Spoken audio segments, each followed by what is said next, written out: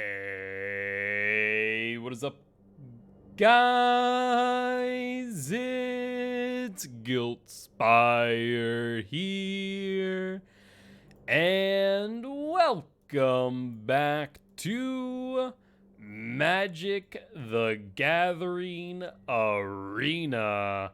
How y'all doing today on this marvelous Monday afternoon? Hope y'all are doing well. You got more riddles for me. All right, looking forward to it. All right, so I want to say I played a majority of my decks that I've already built here on stream. Actually, you know what? I don't think I showed off Death and Taxes. It's almost there. This deck is like almost to the point of being good, but still struggles in some ways. Basically, if you don't know what Death and Taxes is, basically it's a deck that, for all intent and purpose, well, taxes your opponent and, well, deals death.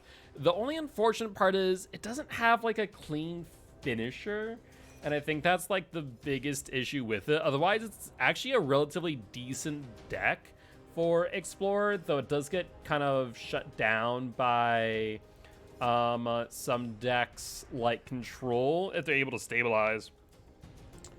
What can hold you in your right? What can you hold in your right hand, but you can't hold in your left? Your left hand.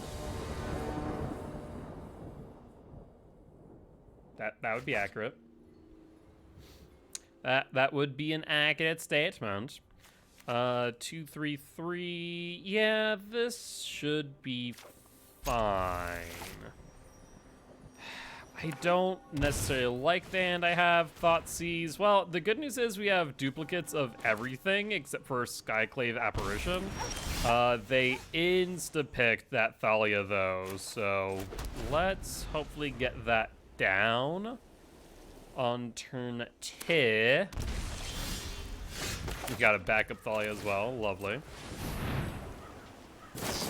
I fly without wings, I cry without eyes, what am I? Fly without wings and cry without eyes.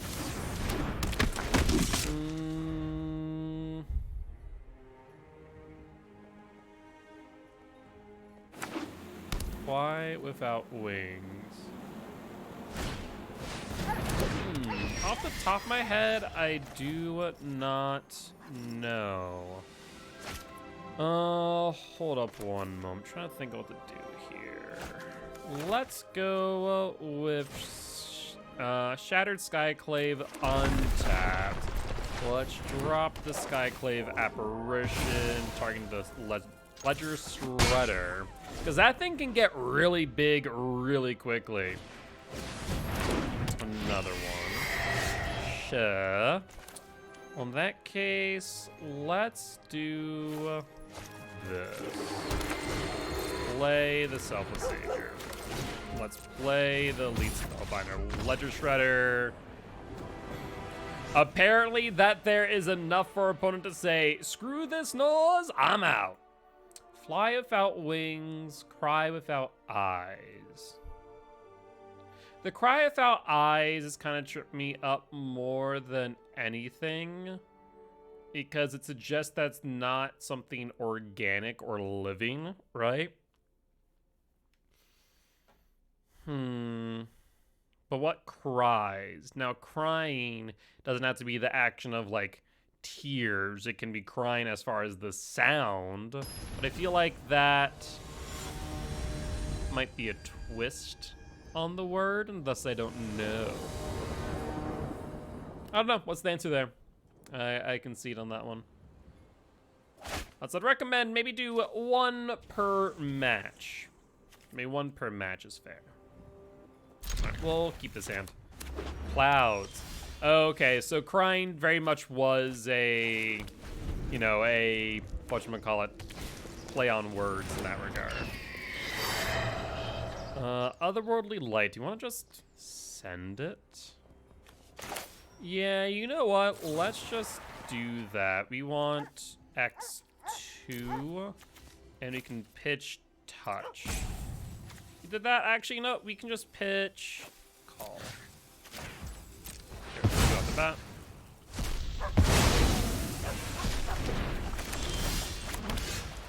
And let's go Charming Prince. Scry to Spellbinder top seems good. That way we can tax them a bit more. Ledger Shredder. They're not going to be happy about my next card. They are going to be very unhappy about it. Okay, 2-4, draw a card, draw a card. You got it, opponent. So I think in that case, we just Windmill Slam the Archon and pass. This means that we can't play a second card every turn. Shard, of course, that's fine. So that's their one card they have played. Archon of Emeria is kind of nasty at times. It really does slow down decks a lot. That's a big ol' oops right there, friend. Yep, that unbasic land does come into play tapped, even if you request it to be untapped. It does not matter. Let's go Elite Spell. No, let's go. What do I want to do here? Yeah, let's go Elite Spellbinder. We'll go Elite Spellbinder. They can't Fatal Push the Archon, so that's fine. Consider Noxious Grasp. So let's...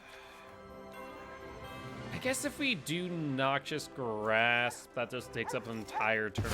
Let's do that. It's not ideal, but not the end of the world at the same time. Once again, friend, you need to understand. This says non-basic lands. Non-basic lands. Can't cast more than one, which means we can run out Touch Channeled. So let's do X to hit the other March. Hit Shredder. I want them to fire off Noxious Grasp this turn so I can touch the Archon back. Perfect. We then Channel Touch. That's going to blink it out of existence until end step, then bring it back. So our opponent, once again, can only play one card a turn. That's their only card. Faithful Menda not doing much here today. And then it's our turn. Let's go to combat. Okay, they found another eliminate. 5. That just mean that comes in tap. Yep. Not much I can do there, so we'll deal you 5.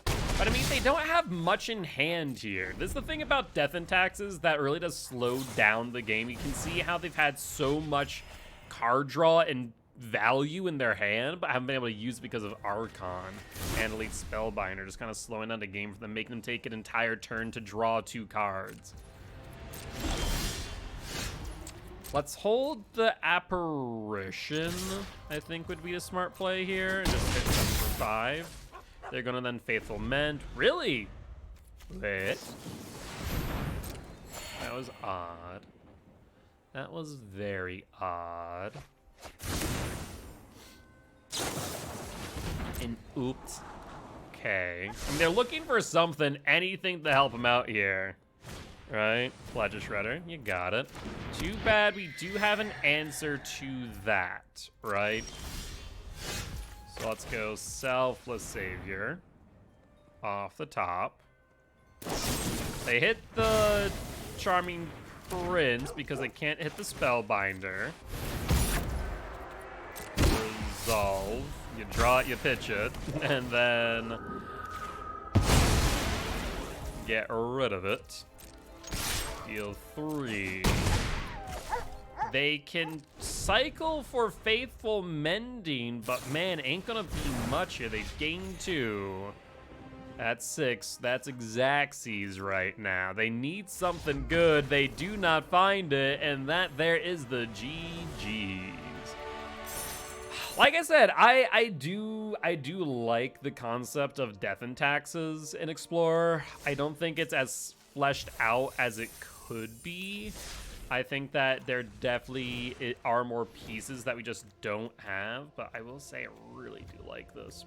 I also need to, oh no, it's a freaking Modern Horizons card, isn't it? Yeah, we don't have access to that. Never mind. A slender body, a tiny eye, no matter what happens, I never cry. What am I? Slender body, a tiny eye. Slender body, tiny eye. A tiny eye.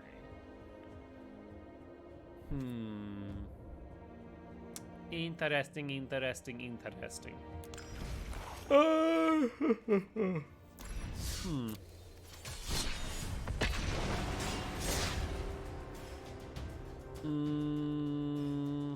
So tiny eye could be a play on words for something like a camera, for example. Not sure if that is the case, however. A tiny eye. I think it'd be a stretch to say like a lowercase I. It could be like, you know, if it's slender body, it could be like a phone, slender body, tiny eye, never cry, but doubtful on that. Coming up blank on that one. Coming up blank. 2 lands. Yeah, we can keep this. It's a bit aggressive, but I think we can keep just fine. Alright. Alright. Let's bring this into play. Tap, save our 3 life. We'll drop planes, go straight into Thalia. Opponent thinking. Thoughtseize. I mean, it's black mana, turn 1 Thoughtseize, right? Like, there's no question there. It's just straight up Thoughtseize. I would recommend taking the Archon. We'll see what they bring. Maybe they fear the Thalia more, slows them down. They're thinking on this one. This one's a bit of a hard choice, but I'd say Archon. Archon makes the most sense, because it can slow down a game unless they have hard removal. Thalia, if they have hard removal at 2, they would need to do now. Surprisingly bringing out the Spirit Realm. I'm not entirely sure why. So fail to push, they would need 2 mana. Any 2+, they'd have to do on 3. Harvester, that's fine.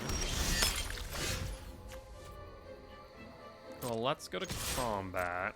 Could this be vampires? I don't think vampires only runs Thoughtseize on 1, though. I'm trying to remember my own deck. I mean, we mainly just go for the turn 3's Windmill Slam Sorin into Xander, right? So we just mainly try and just drop our bomb on 3. No blocks. Okay. United Even Legion. So this looks like Vampire Rakdos aggro, more or less. So let's drop the Selfless Savior.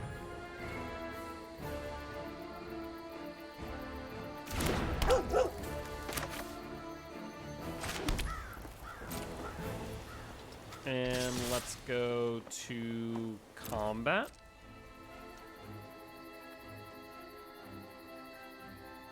Do you have insta-speed removal, opponent? If they would, now would be the time to use it. Though actually, the time to use it would have been when I cast the Selfless Savior, right?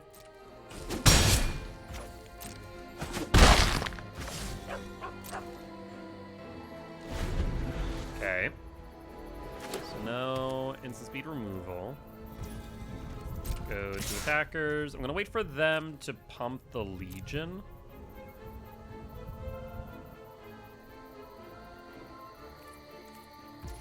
They do not pump the Legion. Yeah, that's fine. See what they drop on second main, if anything. In that case, we're just gonna X1, submit 0, hit the Legion out of existence. Stop that from growing.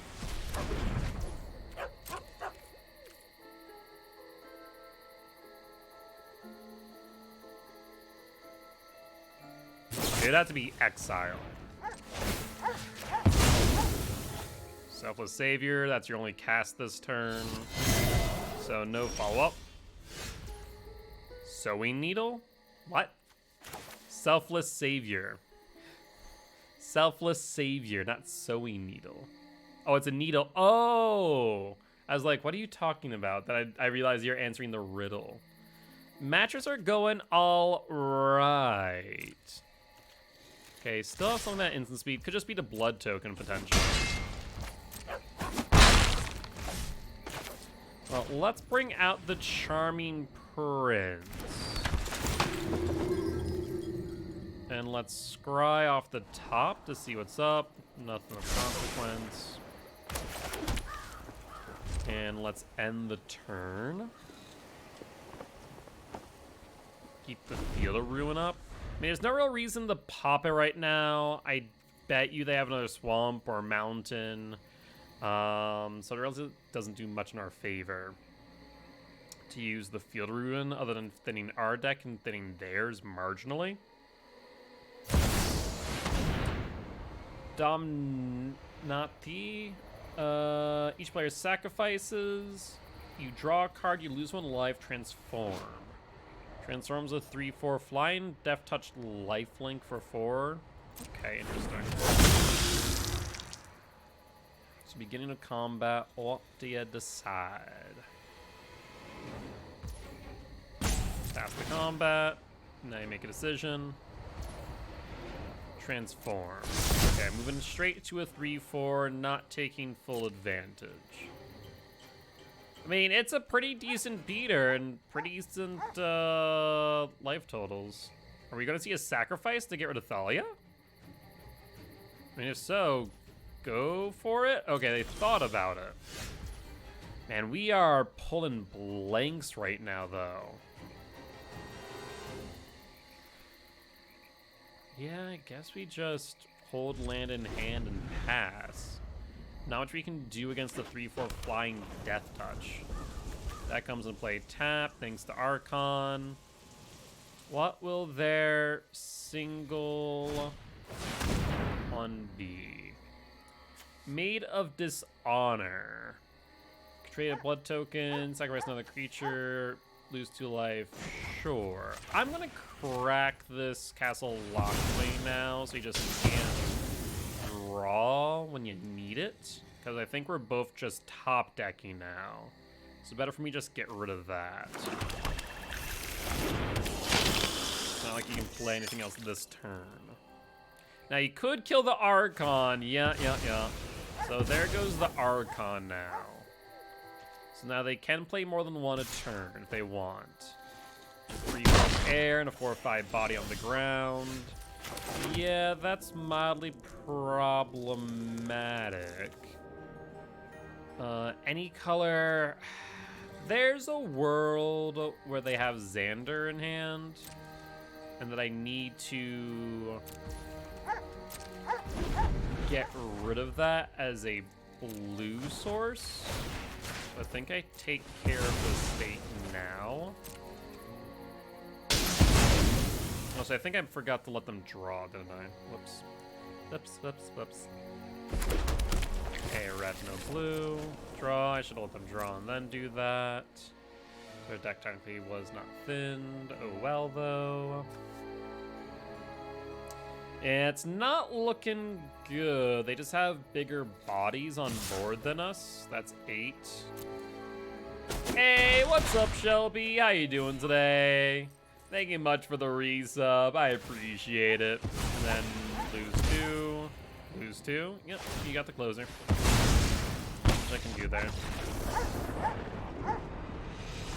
Yeah, that's unfortunate. Curse's Silence. We can slow them down. It's not great. If we go first, Soul's Saviors are going to be very beneficial. Probably not. So let's go Curse of Silence so we can name Thoughtseize. What tastes better than it smells? What tastes better than it smells? I mean, I feel like there's a lot of answers to this, and also is dependent on the person. I feel like a lot of people Oh, I see a tongue. That would make sense. That would make sense.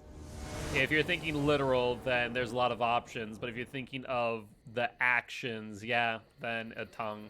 Which technically isn't true. Technically, it's the nose. A lot of taste comes from smell itself.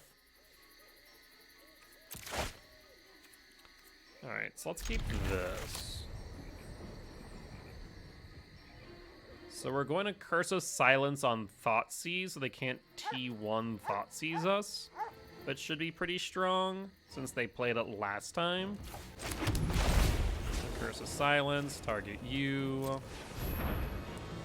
And we're looking at Thoughtseize.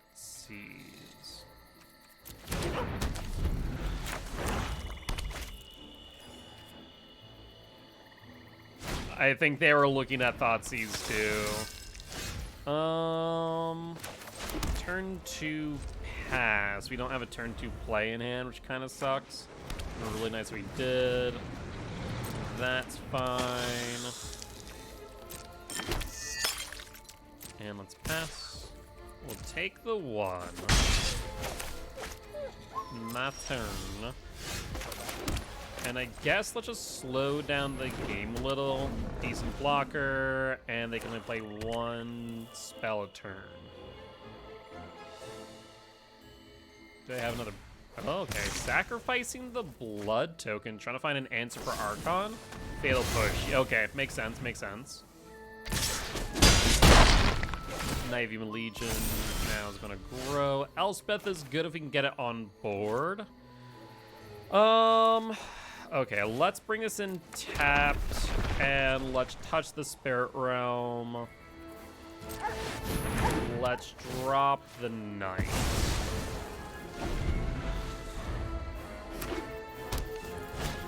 Before it starts getting out of control. 3, that's fine. Thalia. Okay, let's bring in Thalia here. This will give us a decent blocker. And we do have a way to protect it as well from targeted removal. This also slows them down just a wee bit. Looking at Knight underneath touch, I wonder why. Do they have a way to get rid of touch, like a Feed the Swarm? Also, they did not pitch anything. Huh. Interesting. So whatever they have in hand, they're happy with. That'd be why. Yeah, we'll blink it. Unless they want to, like, double cast card removal, which doesn't seem like they even have an option to. So that tells me they do not have removal in hand. We'll have to take 5 for that, though. So it's not a great trade unless we're able to get Elspeth down on board, in which case then it'll be worth. Comes back.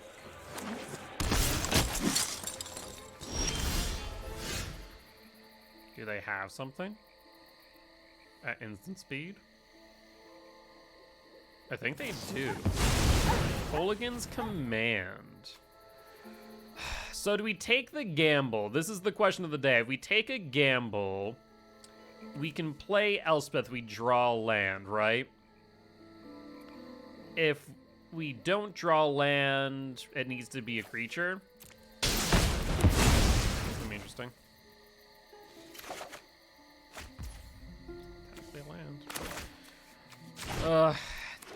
Costs us 3 mana though, so now we need to hit something worthwhile here as well. I'll light your way on these dark streets. May your peace last. I guess Elite Spellbinder. Bloodthirsty Adversary is actually a really good hit for us, otherwise I think we would have died. I think we still have a chance of dying, actually. No, we just die. Yeah, we just die. That -3 kind of cost us there. Yeah, this is where the Death and Taxes deck right now feels like it falls a bit flat. There are pieces to it that it's missing. And I think over time it's going to get better, but right now it's feeling big meh. I run around a garden, but I never move. What am I? I run around a garden. Run around a garden. But I never move. Run around a garden.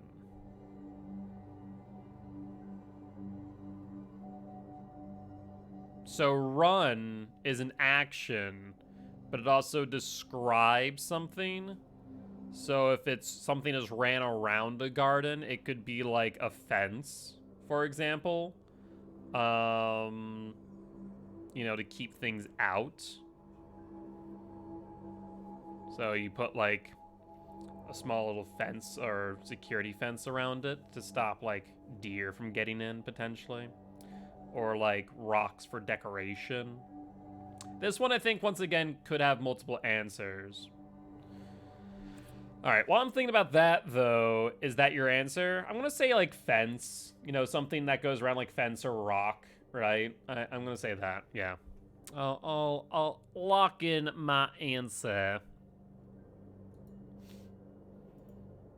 Boros aggro's a thought. Bant spirits. Bant spirits. Yes, it is. All right.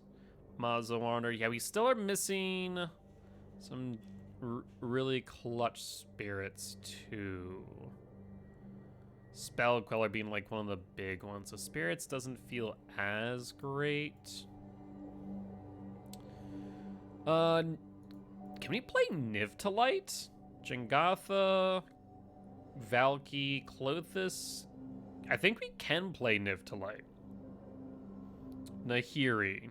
What's the big hit on Nahiri? May discard if you do draw a card, exile, enchantment, target artifact, tap creature. Put on the battlefield. What would be the best thing there? I think Bring to Light. Search the library for a creature, instant sorcery card of converted mana costs less than or equal to the number of colors of mana spent to cast this. We cast without pain. Oh, the Bring to Light. That's the to light part. If it's just Niv Miz, I see.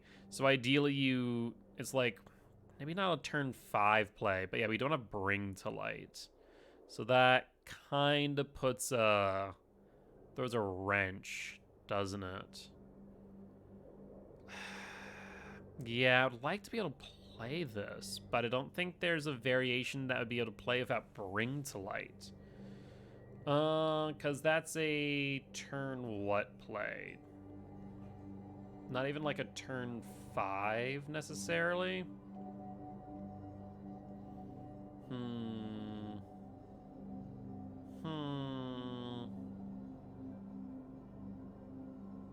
Yeah, I don't know. I think there's a way to play this deck, but we're missing a key piece, and that really is Bring to Light.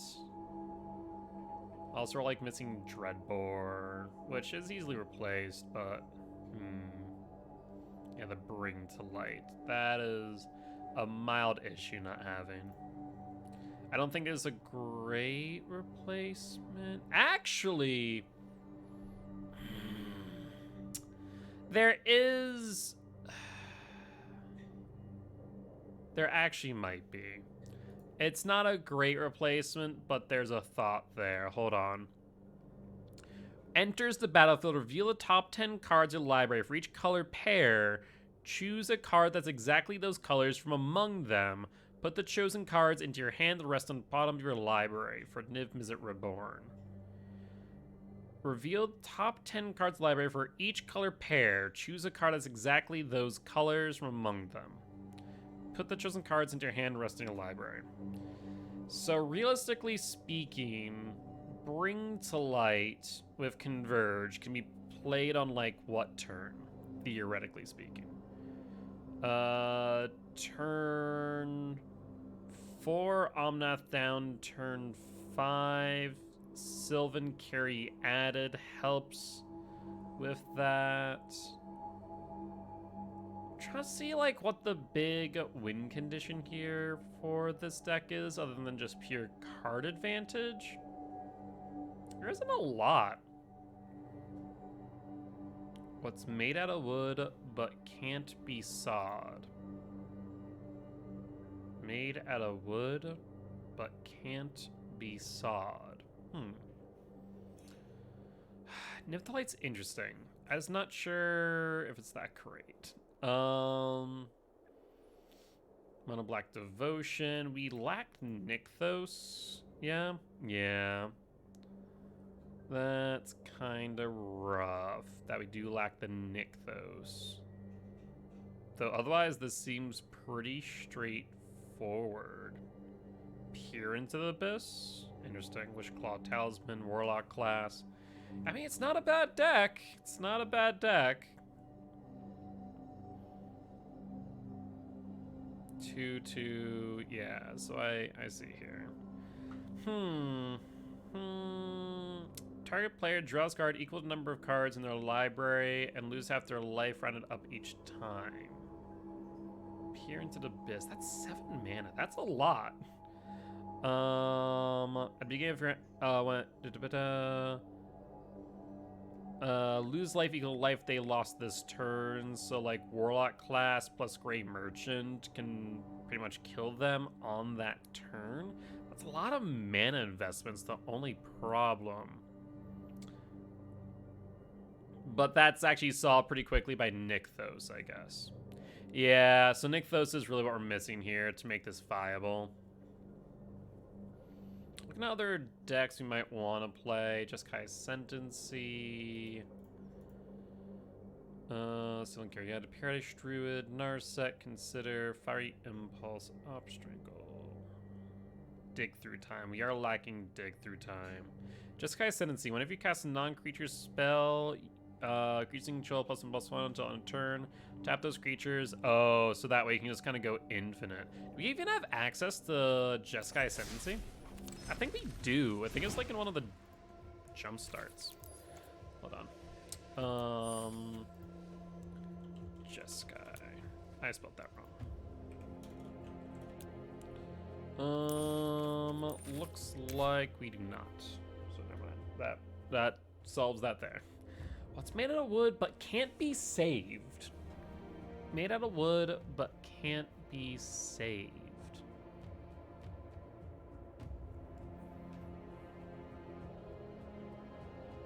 Saved is an interesting word there.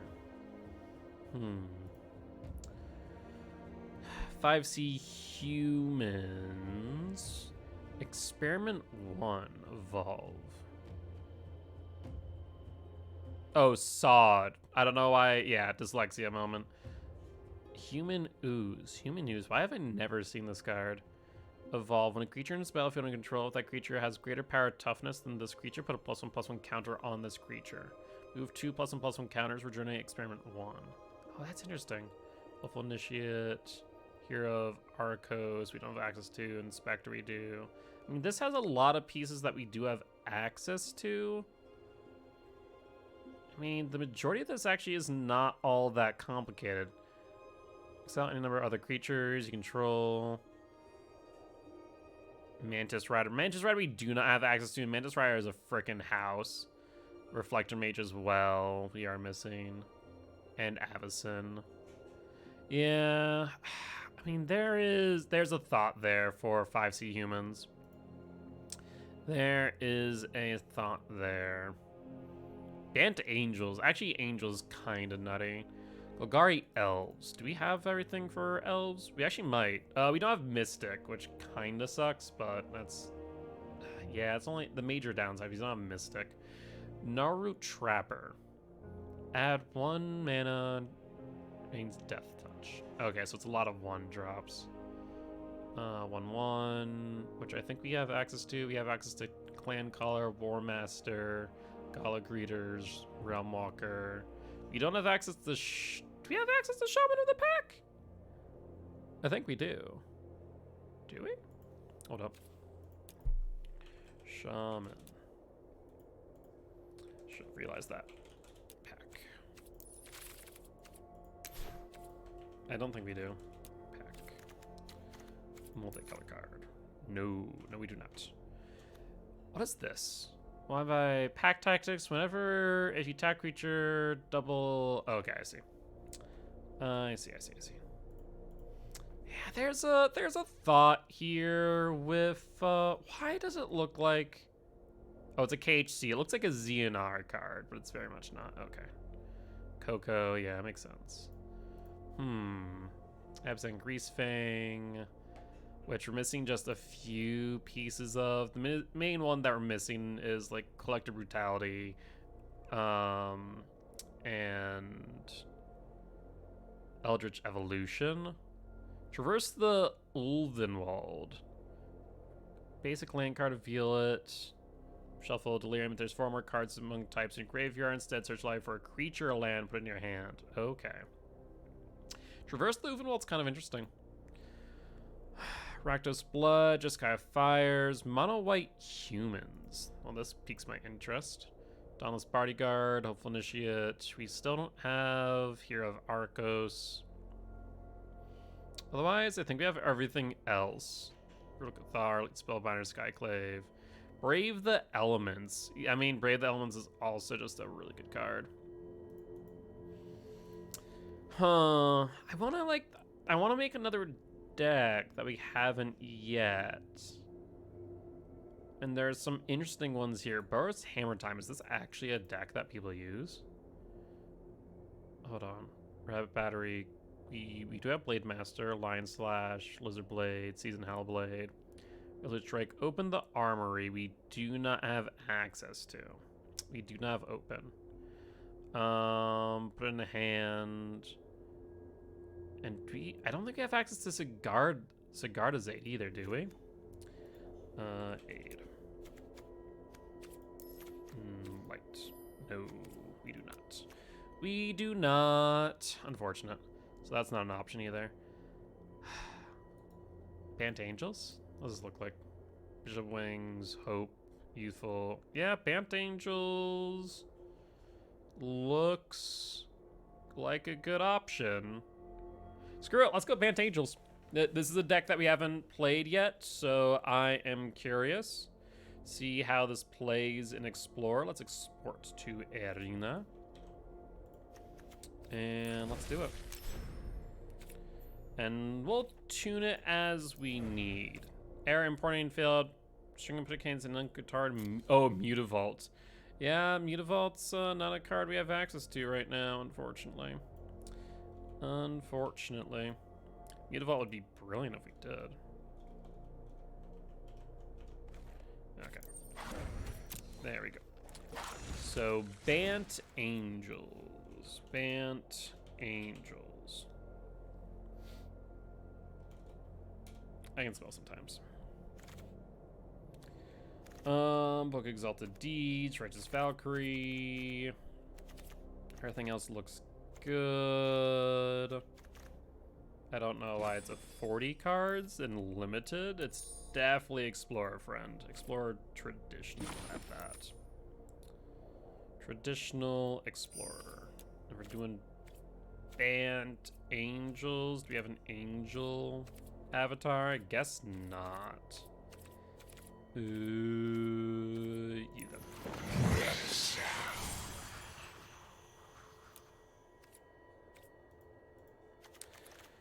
Portable Hold, cheap removal, Bishop of Wings, just a nutty card. Font of Hope, good, yep. Makes sense.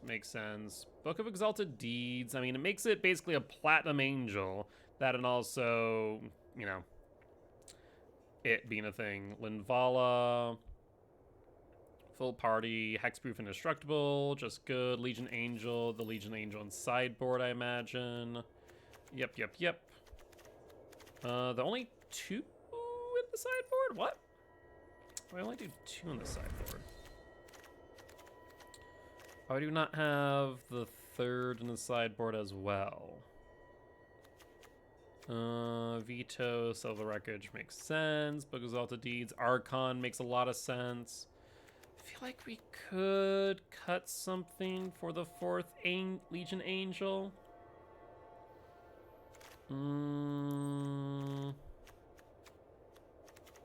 Maybe. Also, probably just like 2 planes. Because Mutavault... Yeah, eventually we'll get access to Mutavault, but today is not today. 1 mana 2/2.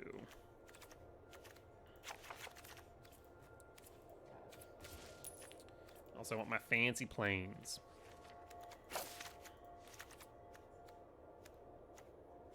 Yep, this makes sense to me.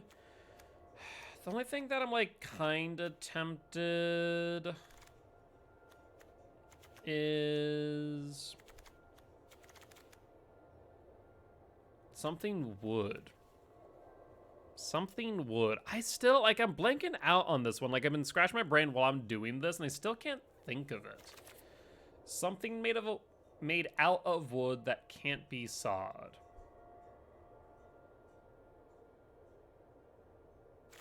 Something made out of wood that can't be sawed.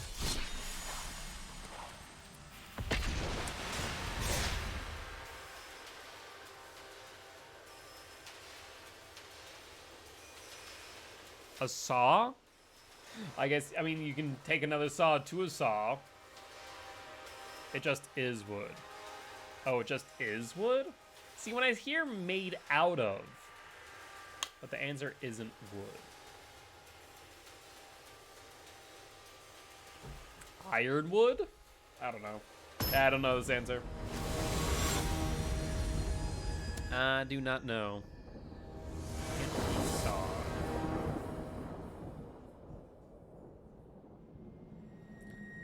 I'm curious, what is the answer to this one? Sawdust.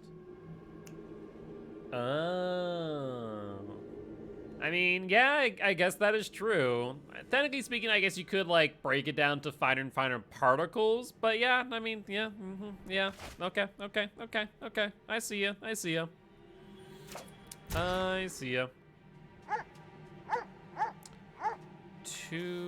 We would need to draw into a land.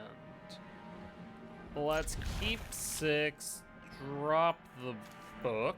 Yo, what's up, Slashy? How you doing today, bud? Hopefully doing well. Thoughtseize elf. Well, we're gonna bolt the bird. No landlord elves allowed.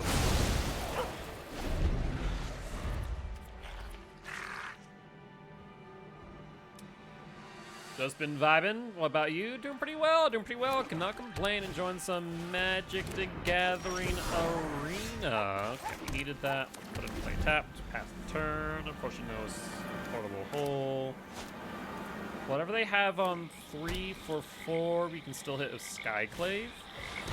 Thoughtseize. Okay, well, they can hit either the Coco. I mean, they could hit one of the 2 Cocos, hit the Skyclave, or spend an Angel as well. Okay, one of the Cocos makes sense. They have a second Thoughtseize. Whoa! I have not seen this card in God knows how long. Yep, we do it on Fridays. Probably gonna do it, move it up to like maybe twice a week. Maybe like Fridays and Wednesdays, but the answer is yes. I have not seen Jadelight Ranger in God knows how long. Holy hell. Okay, let's drop the Valkyrie. We just want a main phase Coco next turn. Ranch Walker. Is this seriously a freaking like Golgari Explorer?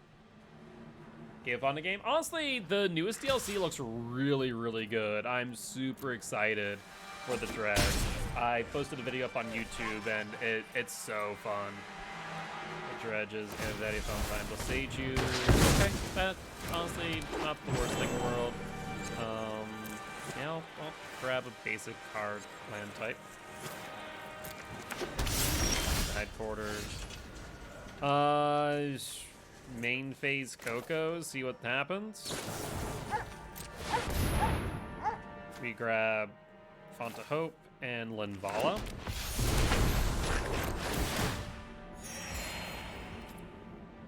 And I think we pass the turn. Just keep up some blockers.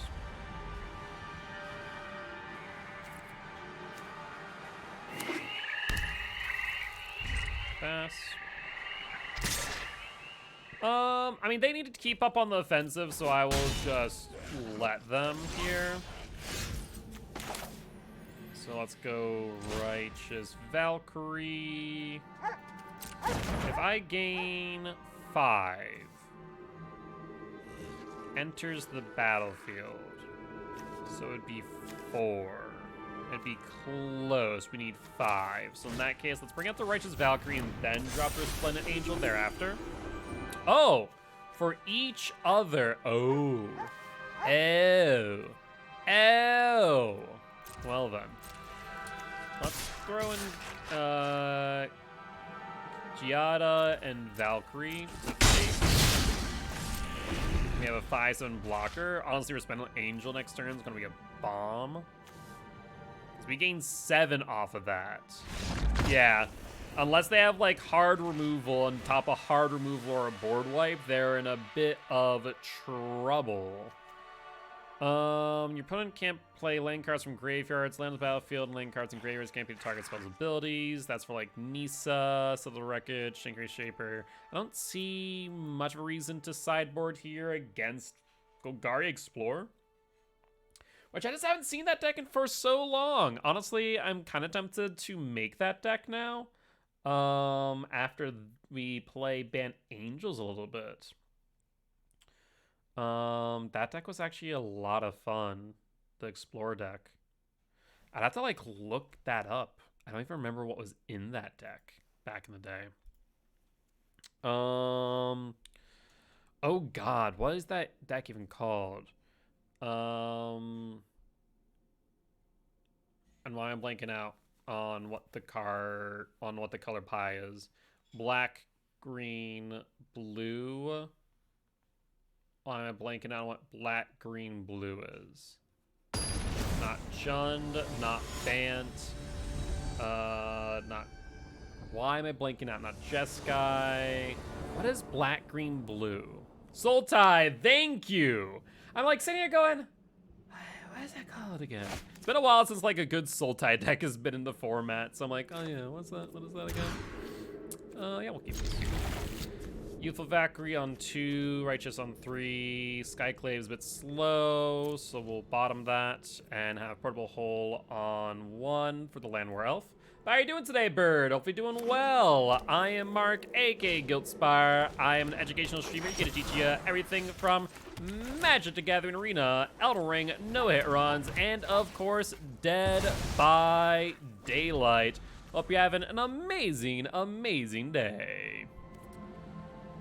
So 2 onto Valkyrie, and then 3 into Valkyrie, yeah.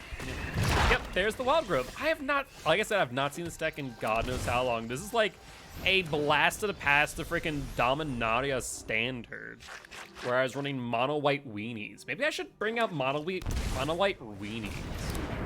Like Explorer feels such a good format right now, because like it's so diverse. I love it. It's so insane. Yeah. And then this. No blocks. It is really diverse. I mean, I have like a ton of decks that I'm just like, okay, let's just try something new. Like every stream they play Magic, I'm like, okay, let's try something new. And like, I remember when I realized that Omnath and Agent of Treachery wasn't banned, like, oh god, we're gonna do like 4C Omnath again. We're gonna do Jeskai Luca. Like, there's so many ridiculous things we can do. I think I'm just gonna keep it throwing. Jade Light on top. Ooh. Oh, that'd be so good if I had an extra land. Okay, Resplendent. I'm gonna have to chump here. We're going to have to chump. Like, we need, if we can survive a turn. So I think we just need to chump with Youthful Valkyrie. Yeah. That seems like we're gonna have to do in the main phase Coco and just hope for the best. Yeah. I'm gonna have to make Sultai Explorer again. That's so much fun. So we block here, we block here, and that's 10. I don't think this deck runs combat tricks. We could theoretically take the 10 down to 1. Risky. So in that case, we take the 7. That way. Yeah, like I said, I don't think this deck plays combat tricks. So main phase Coco. Yeah, main phase Coco. We hit a... Skyclave Apparition's actually not bad here. Skyclave is actually really good because that just straight up gets rid of their main threat. I think they ever committed to that last attack, unless they have a board wipe in hand. So if we go Skyclave Resplendent, Resplendent will get us back some life. Bishop would be nice, but we have no more action in hand. So I think Skyclave Resplendent. Get rid of the Walker. And now we can go onto defensive. Actually, you know what? Let's play this tap so we can draw an extra card next turn. So we can go onto defensive now. Yeah, we can just full swing. They've gained a lot of life, but we have the potential to gain just as much, if not more. And Apparition is definitely... I mean, if you're playing white, Apparition kind of is a no-brainer. I feel like you should always run 2 of in many cases, unless you run removal. Oh yeah, Crossus. I forgot that was a card. Not gonna lie. I did forget that was a card for a moment here. Okie dokie. Cycle. Well, we did pick up another bishop. Let's slam the bishop. Gain some life. Hold land in hand for a... I don't think this deck runs Thoughtseize. Don't think it does, but we'll pass. We'll pass. There's no reason for us to really do much here. They can bring out Hall of the Storm Giants soon. I think wouldn't be necessary by them, but they could. Crossus gets straight up blocked by Valkyrie. Trying to remember what removal this deck used to run. I think if they ran anything, I remember like Chupacabra was back in that format. But like, I'd have to think that they'd be running like Heartless Act here. They don't have much in a way to activate Fatal Push. So Heartless Act probably makes the most sense. Cycling for potential answers, not finding anything, and passing. Well, let's play Valkyrie then. This should get us enough life to where Resplendent Angel turns on. Sinister Sabotage. Wait, this deck plays counter spells? Since when? When did this deck play counters? Maybe it's in the sideboard. That could make sense. I'm trying to think off the top of my head when this deck played counters. I don't think it ever did. Yeah, no. It's not coming to me. I play this deck too, and I don't remember counter spells. Maybe like some Mystical Disputes? Is that in this? Meat Hook Massacre. Oh, that's one way. I mean, both are, like, I still have a board, but that's my answer to that. Attacking for 2. Pass the turn. This way we can double block the token. We have a Hall of Storm Giants, which is going to be really difficult for us to deal with. We don't have instant speed removal. Yeah, that's going to be problematic. Do we take the 7, remove the 2? Yeah, we'll do that. Once again, they don't have combat tricks. For a second, I thought they were thinking about instantly removing one of the tokens. Yeah. So we now need to gain life. Otherwise, Meat Hook Massacre is going to kill us. This is ugly. You don't have enough mana to get rid of your own ward, friend. No. Don't even try. You do not have enough mana. You physically do not have enough mana unless it's a spell that cannot be countered. Which I'm trying to think for 2 mana. I don't think there's anything.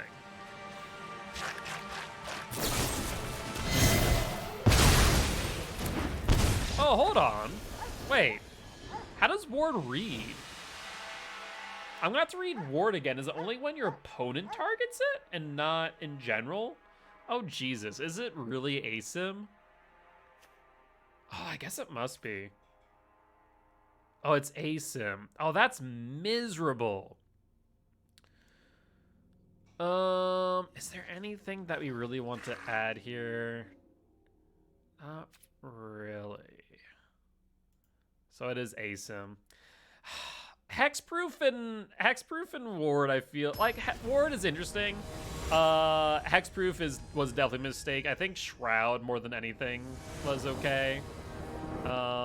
Because at least it was symmetrical, but like ASIM protection's always so punishing. His hand's really slow, but also has a lot of decent removal. It's reliant on us drawing into something. Sure, why not? It's not my preferred hand, but I'll take it, I think.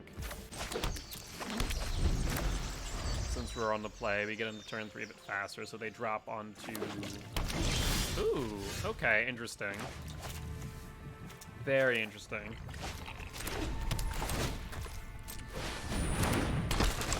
Bishop.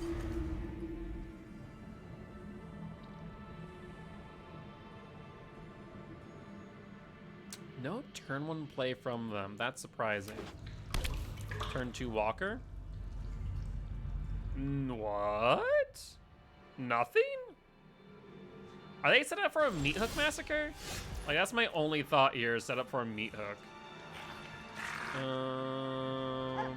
There's no point in me rolling that out right now. But actually, I mean, if we draw into an Angel next turn, yeah, might as well. We don't need any more green sources. We can go solely into white. Exalt the Deeds. Do you have a counterspell?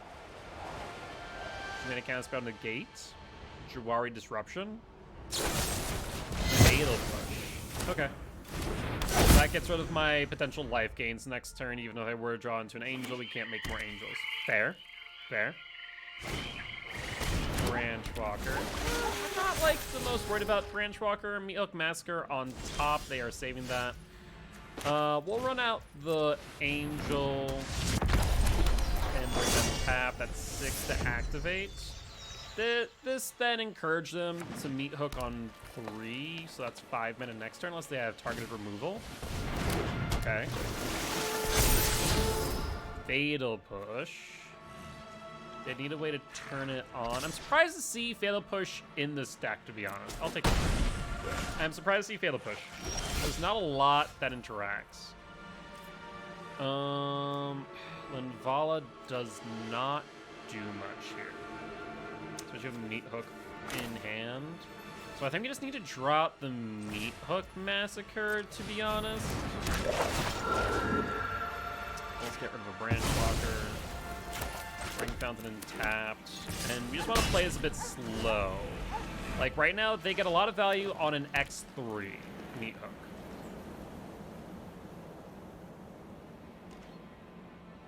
Meat Hook X3. Okay. We took it, we coaxed it out. And that's what I needed. That is what I needed.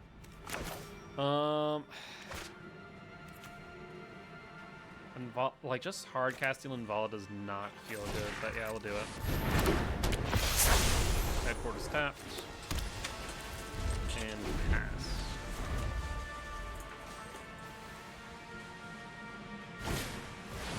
Okay, so we have an answer to the Walker, which is what we wanted.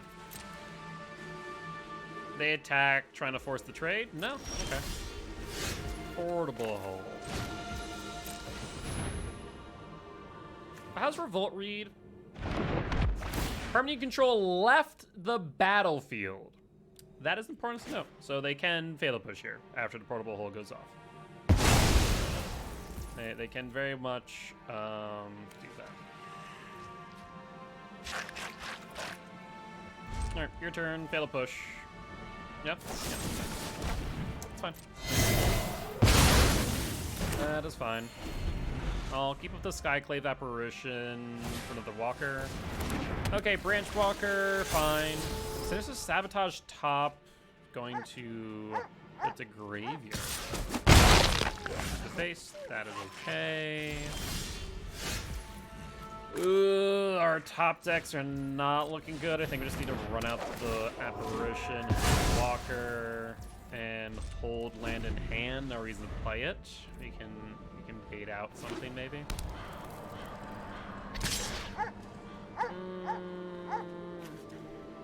I mean, it doesn't feel good either ways, right? So I think we'll just take it through. This is a -1 for us. So many lands. Draw into Bishop, play the Bishop. So now we have a blocker. So it's actually good that we did not play into the tactical, because then we have a decent blocker. We have a decent blocker and a way to gain life to activate Book. So what's the opponent thinking here? If they have another Meat Hook Massacre, I mean, that's an easy board wipe again, with advantage to them from the Apparition leaving board. Yep! Oh, I need to shut up sometimes, don't I? Youthful Valkyrie, so at least we have a blocker again. Let's see if they have target removal. Pass the turn. Jesus. Walker, fine. Ranger immediately after is a bit terrifying. Lol. Ooh. Okay, leaving Lolth on top makes sense. 3-5, we can still block 2-4. We main phase Coco? Main phase Coco, Apparition. So, Apparition hits the Walker. Unfortunately, we only gained 2, which really sucks. Like, those hits could have been worse, but they could have also been better. And we pass. Like, I actually would have preferred something that was an Apparition. I would have preferred another Angel. Drench their hands in the blood of my enemies. Subservience will be rewarded.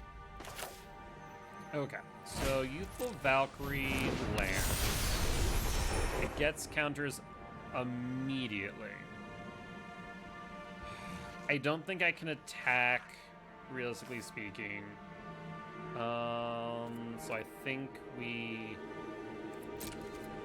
pass here. We'll get another Angel, gain some life, we gain some counters. The Angel's a 6/6 now because of Giada. So that's gonna be pretty Good minions are loyal and deadly. Ooh, playing that untapped, why? Could this be... What's that 6 mana pull a thing from graveyard until your life's depleted card? Could that be that? Why untapped? Card removal? Or is it... No, they can only do X5 for Meat Hook. So they don't have X6. They miscount? They may have miscounted. Do we main phase Coco again? Screw over main phase and Coco. Counter spell? Yep.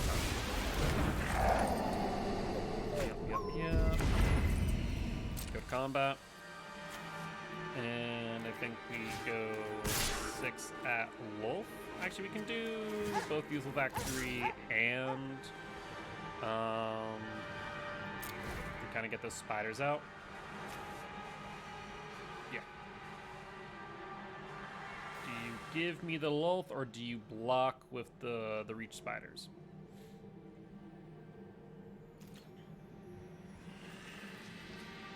Ooh, they had something that they could do during combat. Telling me that they might have instant speed removal.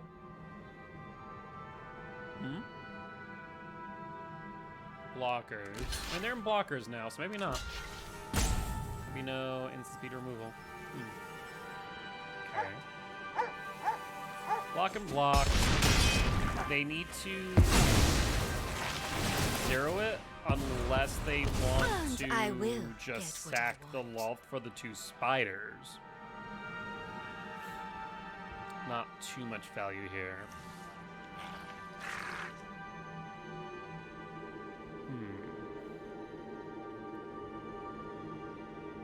They really, really need an extra land if they have a Meat Oak Massacre in hand. So we need to just hope that they do not draw into a land off a wolf or otherwise. Otherwise, it's going to be rough. Okay, draw a card, lose 1 life. Hello, my children. Looking at the Meat Hook. Land.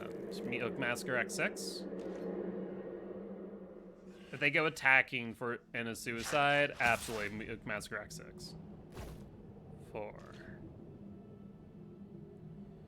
We'll take it. Maybe try to not make it obvious. No!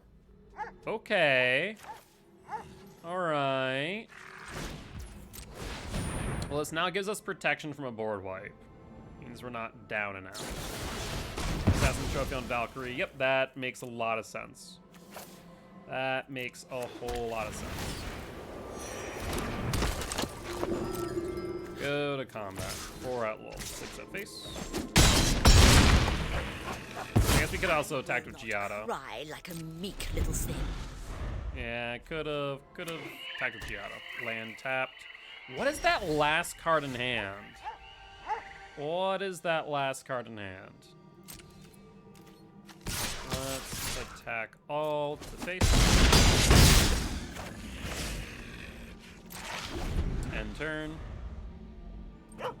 Good game. Good game.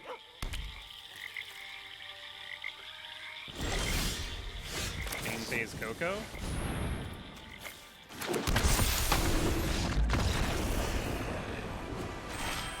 Yeah, I mean, Bant Angels does feel really good. All right, before I forget though, I do want to Sultai Explorer. Explorer, Sultai Ultimatum, no. Sultai Reanimator, no. Jeez. Sultai Explorer. Explorer, Sultai, is this it? It's always fun trying to find like older decks. No, that's not it. Sultai Explorer Standard. Oh, I think this is it, the video. I mean, Dreadful, Sultai Ultimatum, Sultai Explore. Sultai Explore worth exploring. Is this it? Sultai, like it's Sultai mid-range, quote unquote. Is this it? Hostage Taker, Crosses, Ranger, Elves, Branchwalker, Rider, Troop. I mean, yeah, Sultai mid-range was a really good deck for a while. Explore mid-range, Pioneer MTG. This was 2 years ago. Let's take a look. Assassin's Trophy, Cast Downs. Oh my god, Cast Downs. I remember when that was used. Incubation Druid. Don't know why Incubation Druid would be in here. Jadelight Rangers. I mean, it's very, very straightforward. Like 4 Jadelight Rangers, 4 Wild Growth Walkers, 4 Branch Walkers, 4 Landwar Elves.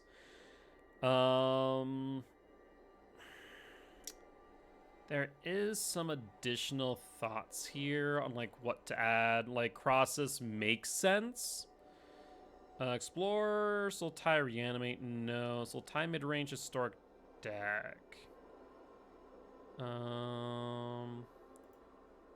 These are top Explorer decks. No, I don't want that. MTG Goldfish.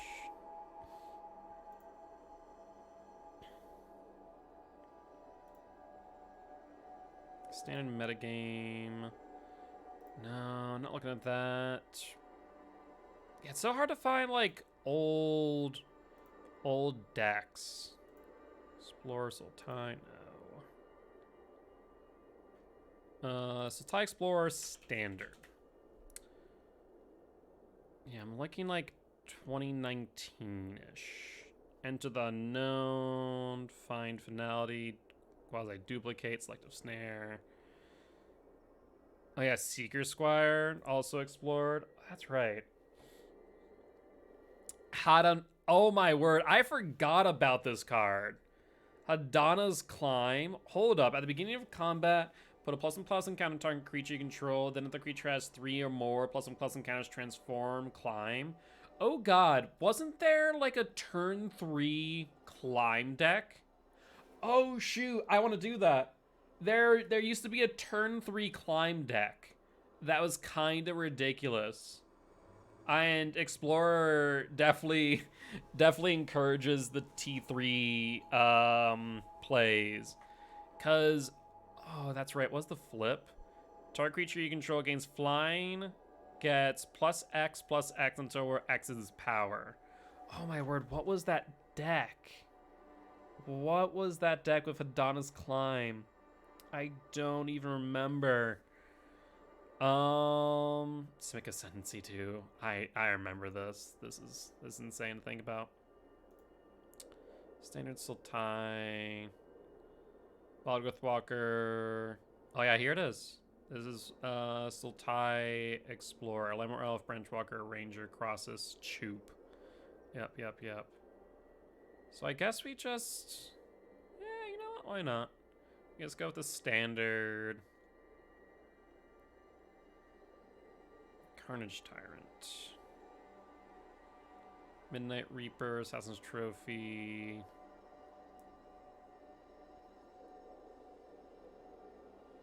I guess Assassin's Trophy's not bad. Incubation Druid.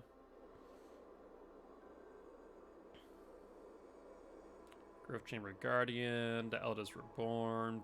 Eldest Reborn. Jeez, Vraska, Relic Seeker. House of Taker, Acrossus, Golgari. Yeah, I mean this seems like a pretty straightforward list. This seems like a pretty straightforward list. So let's grab this deck and we're gonna modify it a little bit, I think.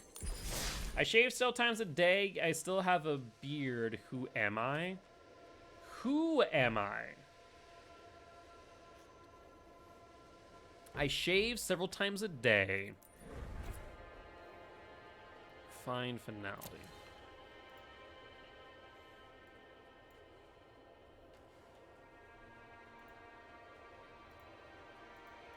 Can't get rid of that. Well, we can just do it this way, the old-fashioned way. Traditional Explorer, we're going Sultai. Hi, pressing all the wrong buttons. Explore. And we got... Enter the Unknown is interesting. Target creature control explores. I have one hint that's really good at think whatever you want. Like, I'm thinking about it off the top of my head. Let's do 4 of you, 4 of you, 4 of you.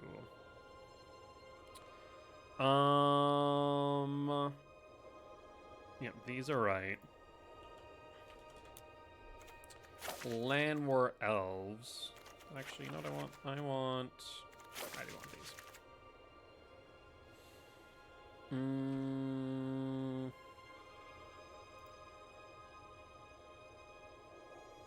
Crosses just makes sense. Like I said, I completely forgot this was a card.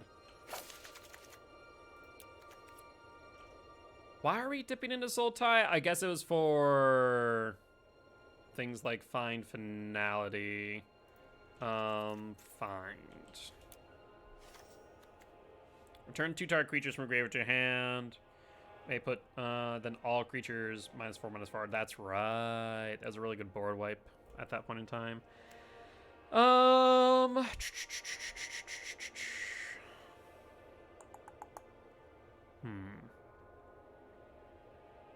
Yeah, I still have a beard. I shave several times a day. Okay, what's the hint? I'm curious. Do we need Find Finality? And if not, what are better options? For 2, return creature cards, graveyard to hand. Let's look up graveyard to hand. Let's see here. Not collected.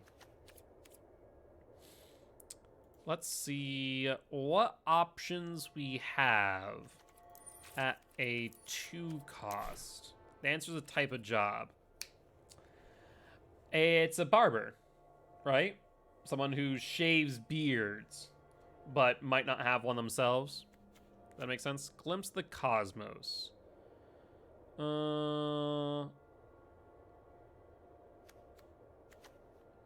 Look at the top 3 cards of the library. Put one of them into your hand and rest them by your library in any order.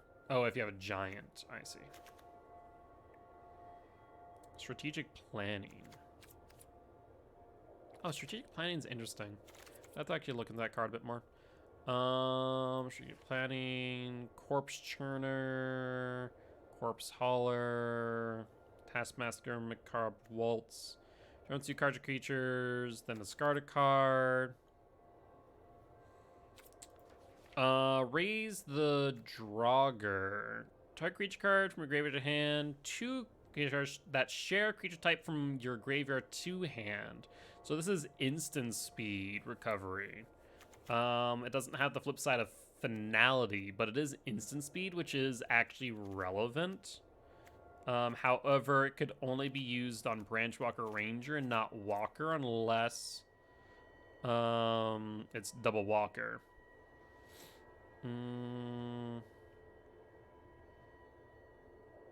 Roots of Wisdom. Kami, no. Valkyga, no. Bond. Turn target human creature card, and then non-human. We do not have human here, just non-human. So that's a moot point. Tapping at the window. Deadly Brew. No. Find, of course. Salvage.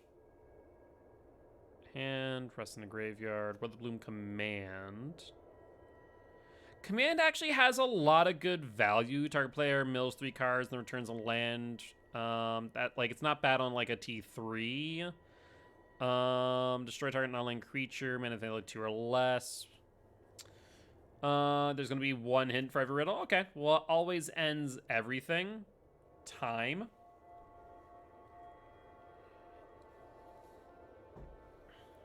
The 3 seasons.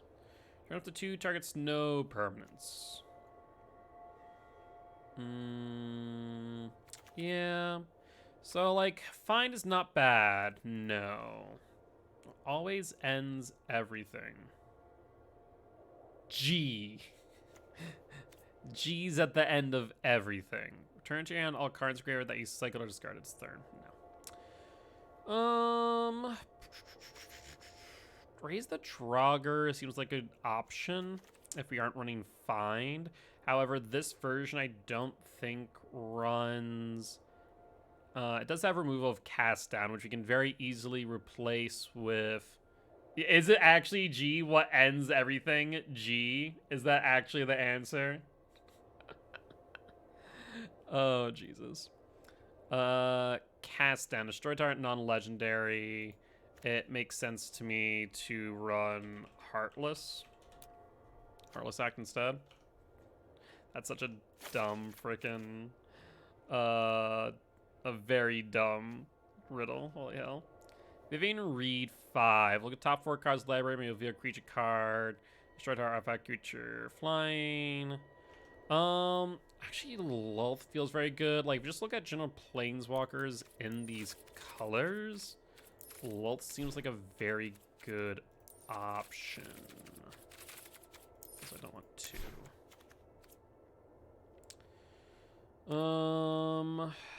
Nothing at a glance here. Liana Untouched, no. Walker of the Dead, no. Actually, Walker of the Dead's not a bad shout. The main reason being is target creature gets XX, where X number of cards in your graveyard, and we are exploring a decent amount. Put that card in your hand, it's a land, otherwise put a +1/+1 counter on this creature, then put that card back into your grave, or put card into your graveyard. Walker of the Dead has some value. Lulth is just overall good value card.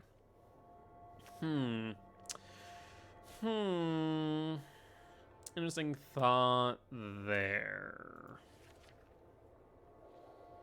Anything else? Champion of Wilds. No. Getic. I'm tempted to make an elf deck. I'm tempted to make an elf tribal.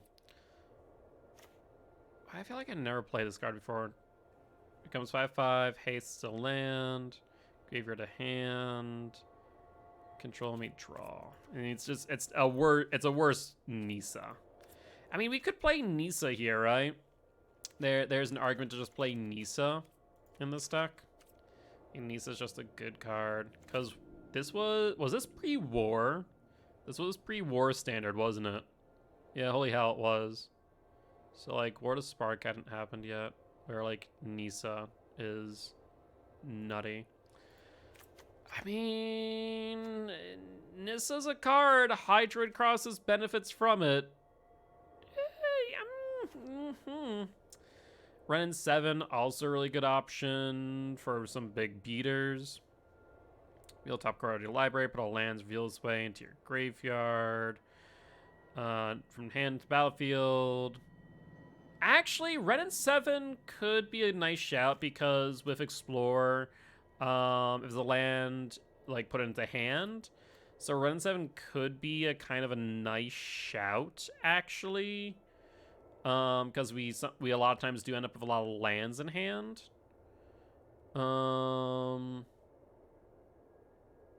Yeah, that could be a good shout actually.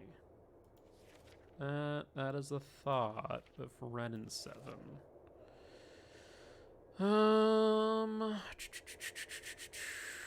Anything else that really speaks to me here? Not really. I think. Also, what is? Hold on.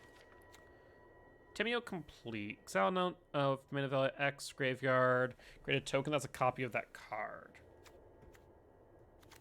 That intrigues me. Might have to think about that card eventually. All right, I think we look at Renin 7 or Nissa. Nissa, we could just like ramp into, drop Nissa, like turn 1 Llanowar Elves, turn 2, you know, Walker, turn 3 Ranger, turn 4 Nissa, 5 crosses. It does feel slow. It does feel slow for this format, I will say. Like, if you're not, like, if your bomb's not on 3, that's the thing I will say about this format. Like, it's turn 3, turn 4, you need your bomb. It needs to be big. It needs to be significant. It needs to give you card advantage or slow down, you know, your opponent. I will say that is something that I'm a bit concerned about with this deck.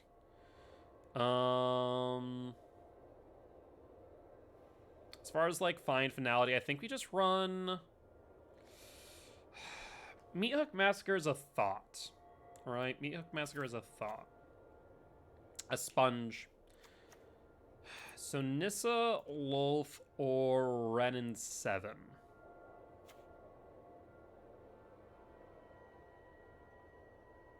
But a land's real this way into your hand, rest in your graveyard. Nissa, Lolth, or Ren. I think Nissa makes a lot of sense. Exile. And we're looking specifically at, let's say, instant speed. Exile, probably in black. Baleful Mastery. They draw a card if we do 2. Otherwise, it's a Vraska without the upside of life gain, debt to the Kami. I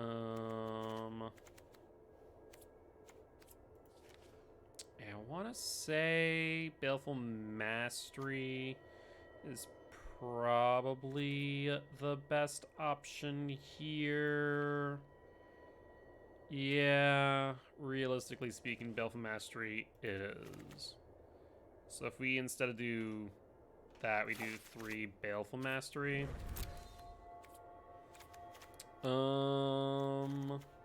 Harlessack, Baleful Mastery, instead of Find Finality.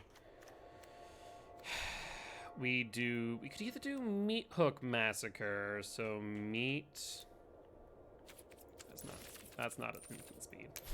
Meat Hook Massacre. Yeah. Do 3 here. And we did 3 Nissa. And now we're just missing.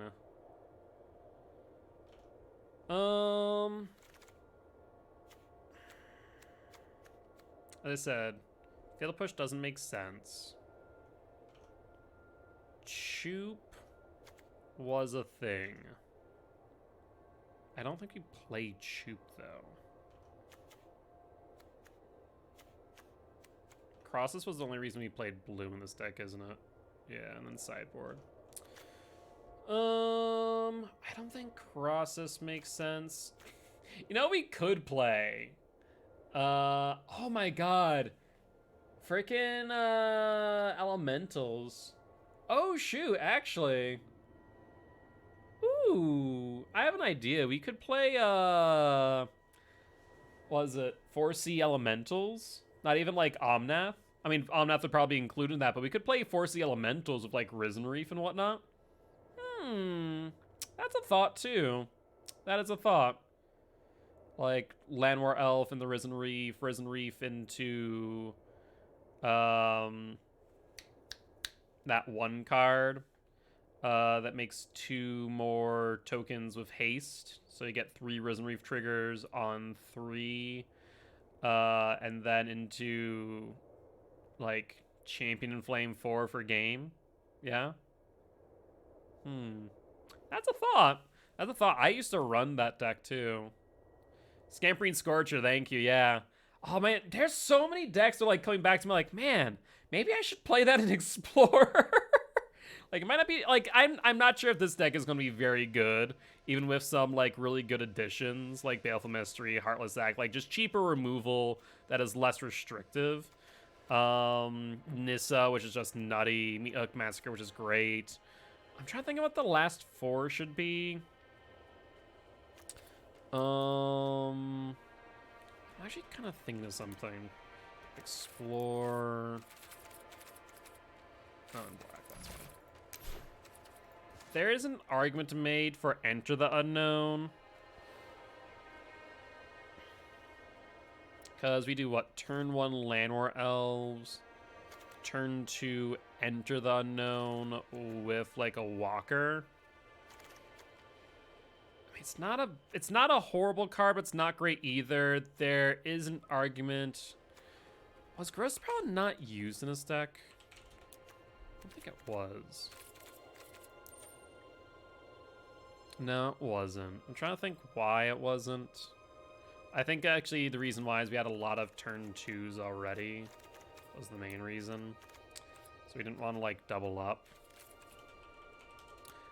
I'm trying to think what else we would want in this. Like we could go with like Seeker Squire for another 2-drop. I feel like it might muddy the waters too much and disrupt the curve. Enter the Unknown has some really fun potential. Because we enter the Unknown, we have Walker, Explore, we draw into a land, play the land. Get some additional value there. Let's do that, and then let's start a mana base. So Triome. This deck is green, black, blue heavy. So let's do this. We're doing a lot of what, like turn 2, so we could do like Blooming Marsh. Blooming Marsh would make sense. Definitely going Tomb. Definitely going Breeding Pool. 2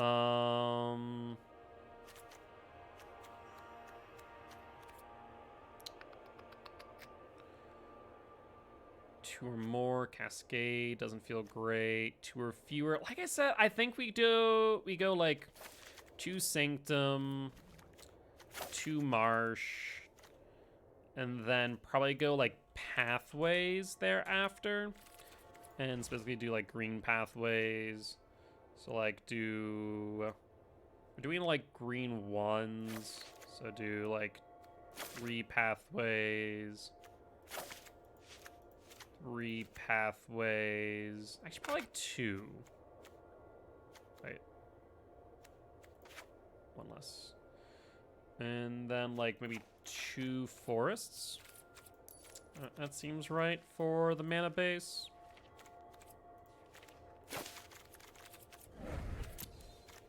Yeah, that mana base seems right. Okay.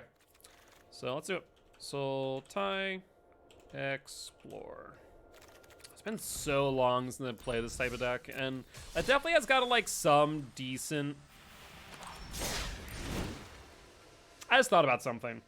You know what this deck didn't have access to, but I could use, and it would be pretty powerful because we're in green, and the majority of our cards are under 4. So, Bird, let me ask you this question. Since you're here, you're in chat. Thoughts on adding Coco? Like, we're in green. Most of our creatures are under 4. Is there no reason not to add Coco? Like, I just thought about that. Like, why is there no Coco? I mean, it would make sense, right? Like, run Coco? Am I crazy for thinking that? Like, enter the battlefield still hits. It could be an explosive, either combat trick or an explosive, like, end phase. Yeah, Coco seems right. The question is what we cut for Coco. Do we cut Nissa for Coco? I mean, Nissa doesn't get hit by Coco. And if we run Coco, this throws a wrench and everything, because if we run Coco, I think there's an argument to run Squire as another 2-drop, and we move our mana base down.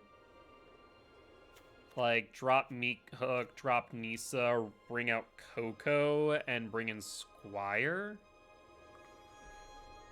Because how many creatures do we have? We have 20 creatures to 16 non-creatures. We would take out however many for the Coco. Probably like replace Nissa for Coco or Meat Hook Massacre for Coco. We could go a step further, increase by 4 or 3 more creatures, keeping the Mastery, keeping the drop 1 Enter the Unknown. Drop 3 Nissa for Collected Company. Go 3. Enter the Sponge. Oh, I said Sponge. You may have missed it. But have a good night, Frost Up. You have a great one. And then go Explore and do 4 Squire. I don't think that really changed our mana base too much. No, it really doesn't. Yeah, I think this makes sense. We lose out on the Nissa, which doesn't like ramp in the crosses all too much, but we're still doing a lot of ramp anyways. So yeah, I think we do this. Let's try it. Hold on. I need to change you. I will aid you. Yeah, I guess you will.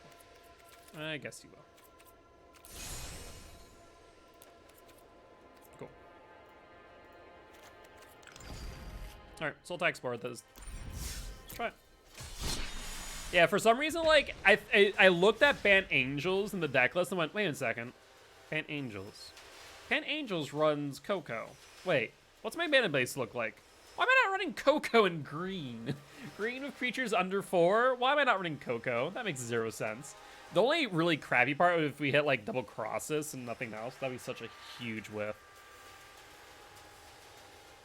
I'm trying to think, like, what else really bolsters this deck. Can't think of anything else off the top of my head. Yeah, if you're in green, most creatures under 4 run Coco. I think, you know, I want to build after this. I want to build Golgari Elves. I think that's what I want to do. Golgari Elves. I don't think we have every piece, but we have a lot of good pieces. So we don't have Walker on 2. No Walker on 2 feels bad. Is Shaman here? Which Shaman? Like Elvish Shaman? I'm not sure. That's a good question. I don't think so. Maybe Mulligan. Oh, that's worse. I probably should have kept that. Screw it, we keep this. Drop Act. Keep a Noon. Yeah, no. Drop the Known. Keep the Jade Light. Land War in the Jade Light. In the Cocoa. Yeah, let's do it. Let's do it. Keep blue. Hopefully no Thoughtseize. Gutter Bones. Rakdos Aggro. Rakdos Aggro seems right. Gutter Bones. Gutter Bones. Gutter Bones. Gutter Bones isn't used often. Could be Rakdos Zombies? No, that's Skeletons. Bolt the Bird. That slows you down by turn. Elves again. So tapped Elf on 4. We could T3 Coco, and then hope he spin into a Walker. I think that's right. Nature's Underdog. Okay, so this is just Rakdos aggro. Okay, that's fine. We should be gaining life here. So we hit this on blue, unless they have a fatal push here for the... No, wait. This comes in play tap. Never mind. Bad fetch. Skillful Mastery. Good. We main phase Coco. Is there any reason to main phase Coco here? There really isn't. We can instead bait them into attackers, into collected company. It's not like they run counter magic. It's fine. Yep. Okay.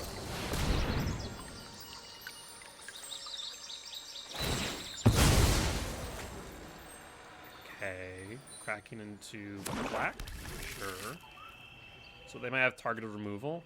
Oh, that's so bad. That's such a bad hit. Like that's probably like the worst case scenario there. We explore. It's a Coco. I mean.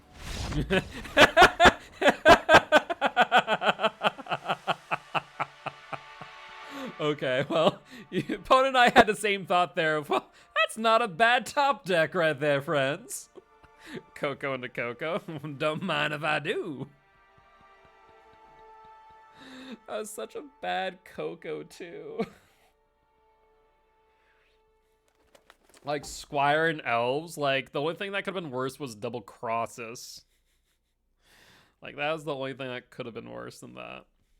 The one thing I will say about this deck, which not a lot of decks run it, you want to know, like, the card that got run, especially by me. I was running mono white aggros, for a while for qualifiers, and Honor Guard. Honor Guard was just like a staple of my sideboard against this deck. It was like, oh, you're playing Explorer, Honor Guard. Like, I cannot tell you how many times that I played against Sultai Explorer and slammed Honor Guard on 2, and opponent just goes, I scoop?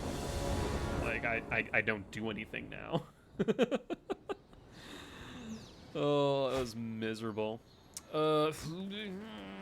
Yeah, it's not good. Mulligan that. It's not great, but apparently it's good enough. I'm so sorry, opponent. I mean, it's like turn 1, land more elves, turn 2, explore, drop an additional land, crosses on 3. Yeah, crosses on 3. See what we land into. Like, it wasn't a great hand. It was like it was workable, but it was reliant on Landward not dying to stomp. Jade Lightron? Sure, as long as Walker does not die to removal, we're good. So Sanctum. Sure. Elf. Do I delay a term? Oh no, we can't bolt the bird. Never mind. What am I talking about? I don't have black mana. I was like, do we delay a turn to bolt the bird? But we don't have a choice here. So we just bring out Walker. And the opponent's probably having the same realization of as me earlier. Like, wait, people are playing Walker? What? Burn Tree Emissary? Sure. Burn Tree Emissary into Emissary? Spellbreaker. Okay, so Gruul aggro. I like it. Trying to get the hits in early. I like it. Okay, fair. Yeah. We can deal Spellbreaker pretty easily. We have no double blue, right? Double blues for sideboard, which I just realized I don't have a sideboard, so moot point. Daylight Ranger. Explore, graveyard. Explore, graveyard. And trigger. And keep up for blockers. Yeah, like this turn right here alone. Bait. Utter bait. So what do they have? Let's think for a second. What do they have in hand? It is either just targeted removal or pump. Let's block Emissary. If it's pump, it's not going to be enough. Ember Cleave.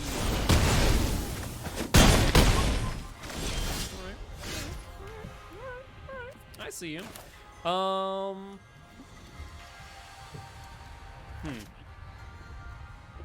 I could use a black source. So let's J-Light Ranger. Graveyard. Graveyard. I need a black source. Protect. I mean, we can block Emissary. They need to put Embercleave on Spellbreaker. Yeah. Which they can do that, but that's their entire turn. So give and take there, friend. Give and take.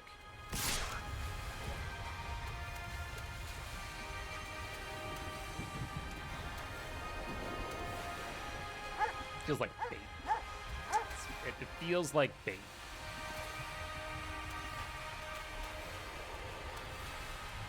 Take the 6.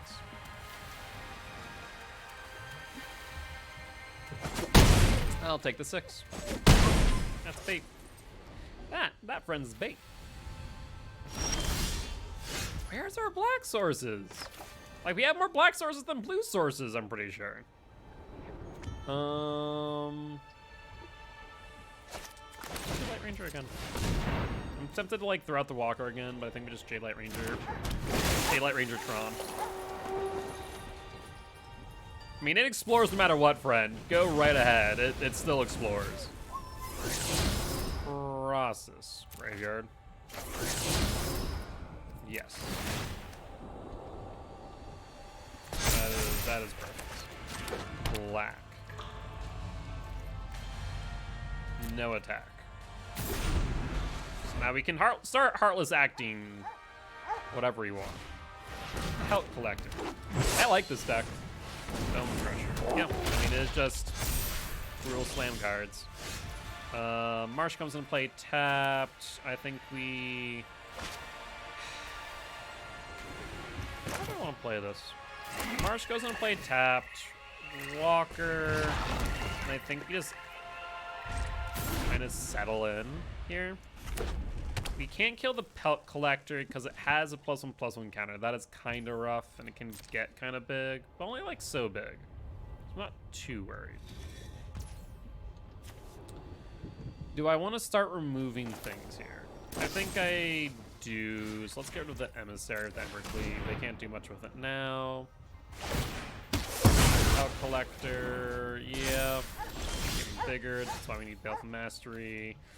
Drawn into nothing but lands now. Feels a little bit bad. We could definitely use a Crossus now. Unfortunately, we did mill over one before. I see you two are a fan of Coco. Yeah, makes sense to me. You know what, though? Double Landworm, all the power to you. All the power to you, friend.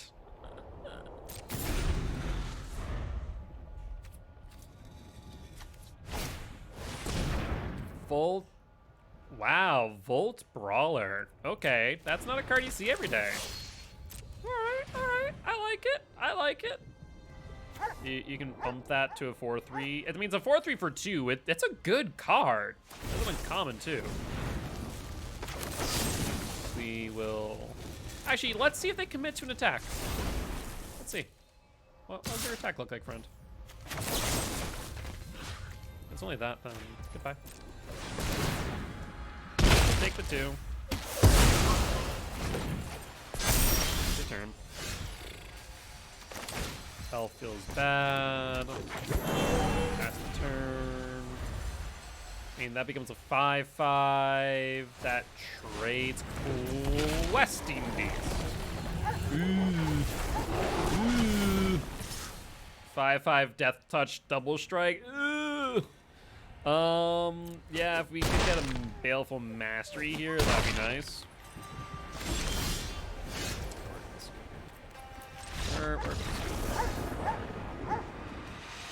Unfortunately, like, our deck just played way too slow that game. That's my major concern with this deck. I'm not sure it's fast enough, as fun as it is to like reminisce and be nostalgic about it. I just don't think it's fast enough in comparison to everything else in the format. Like, even that wasn't like the deck they're playing isn't that even that fast as a thing. It just is still a little bit faster than us. I mean, hard removal, we bolt the bird on 2 and start exploring on 3. Slows them down, but doesn't slow them a lot. Yeah, I think we can keep it. It just feels bad if we don't. On black. Okay, that feels a bit better if we can land some lands. Feels a bit more acceptable. Graveyard. We need lands.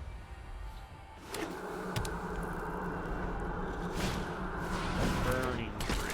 Burning tree into burning tree. Scavenging ooze. Let's bolt the ooze. Not even gonna test my luck there, friend.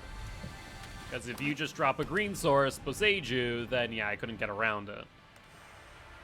Yep. That was the right move. Fortunately, I'm still missing a land. I mean, technically, too. Burning Tree ×2. Burning Tree is such a good card. It is such a good card. Got impression face. There's a land. Walker. If we draw into another land, I think we combat trick Coco, cross it on. Man, so many cards just going back. I love seeing the can't gain life. Means it makes sense to me. So I think we, you know what? We can comp. Benefit.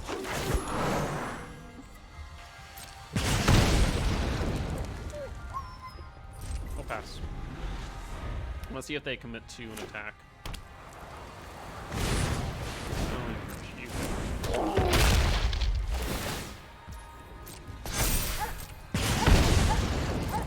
I mean, they could commit past the blockers. We'll take it. Heartless Act, the ferocity. Gain some life here. Land.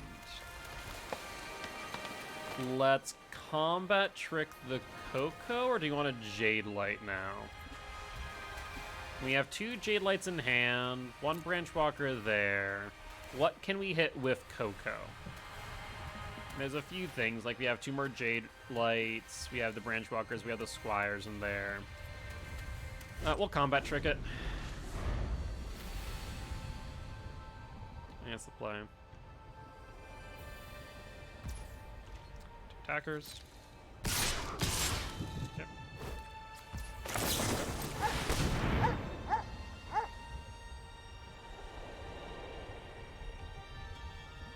Branch Walker, Branch Walker.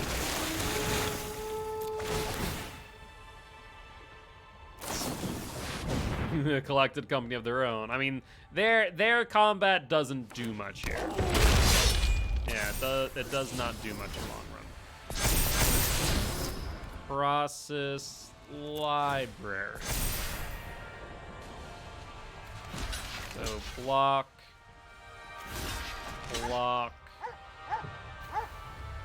and doesn't matter what you want to kill it. So block.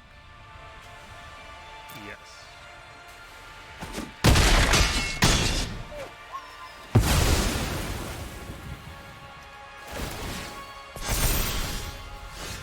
Process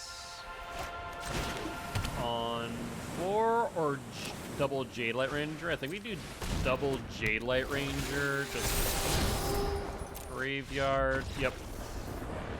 Cool.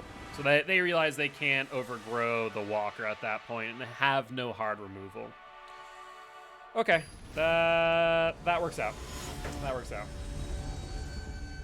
Yeah, I'm starting. I mean, it used to. This deck used to run crosses before Nissa was a thing. So I'm starting to think that it also might be correct because of Coco as well, that we drop crosses. The question is what we drop crosses for, and I guess we could at that point like bring in Ren in 7. Turn 2, turn 3 feels rough, but we do have the removals, so let's do this. So turn 1, Triumph. Then we're elves. I would like to go Bird. Coco feels good. Need another untap land though. Cross it on. We have to play a turn late. Oh, this feels bad. We're playing a turn late here, but we need to kill it. Actually, I should have waited until they played a creature. Yeah.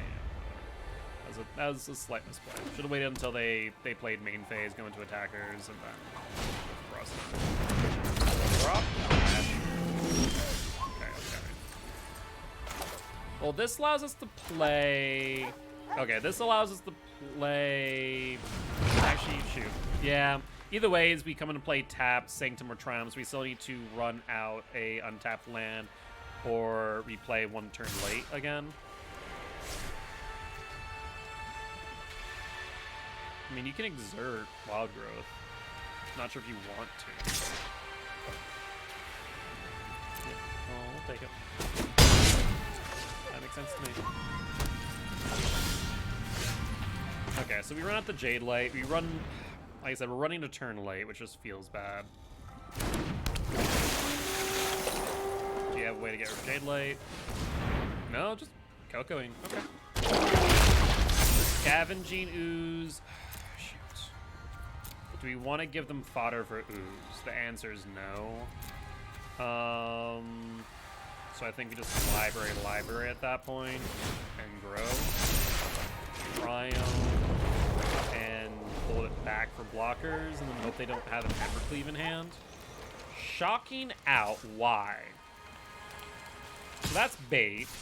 Bait, and bait, right? They exert, get the walker to not block. So bait. That's 3. They pay 3, leave 2.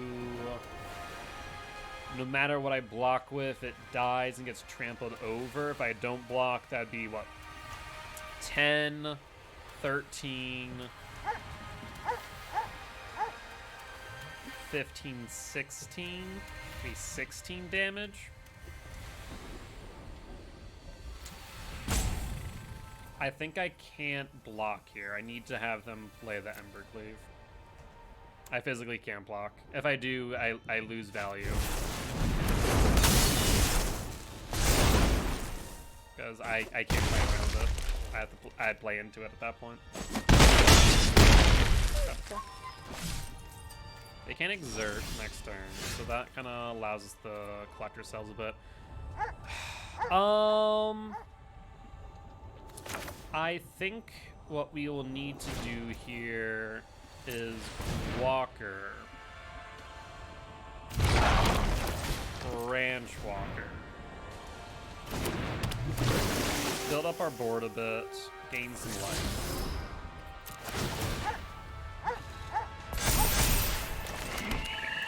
Land. Okay. No attacks. We can now block the Bone Crusher and kill if need be. Crop Crasher won't untap since it's exerted. They can use 1 green mana to grow the ooze by 1, but we haven't given them much to eat, thankfully. It still is a threat, though. The next turn we can Coco. Let's see, there's still, what, 2 branch walkers, 3 jade lights, and 1 walker and deck for Coco to hit, as well as 4 squires. So there's a lot of explorer targets for us still. Everyone's thinking. They have enough mana for 3. They can stomp a branch walker. They can eat graveyard 3 times, but only gain 1 token. Yeah, so that's what I'm thinking of as ooze. They're looking at the graveyard. Sure, I mean, I don't have anything to bring that back. And so now they're going to eat their own creature out of grave. Yep. Makes sense. Makes sense. Okay. Then, sure. That seems aggressive. So we block. We block. We block. We're gonna end up taking, what, 4 damage there? We can keep the branch walker up, so we don't trade down. We lose 1 wild growth. We lose ranger. That's fine. Yeah. This seems questionable. What am I missing here? Am I crazy? The only thing I can think of is that they would need double red. There's no way they have another Ember Cleave. Yeah, we block like that. That's strange.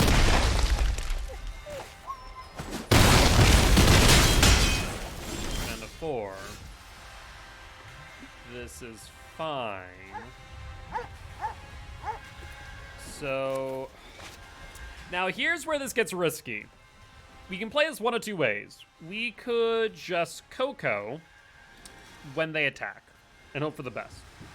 We could Wild Growth Walker, shock out Tomb, but that leaves us up for Ramanamp.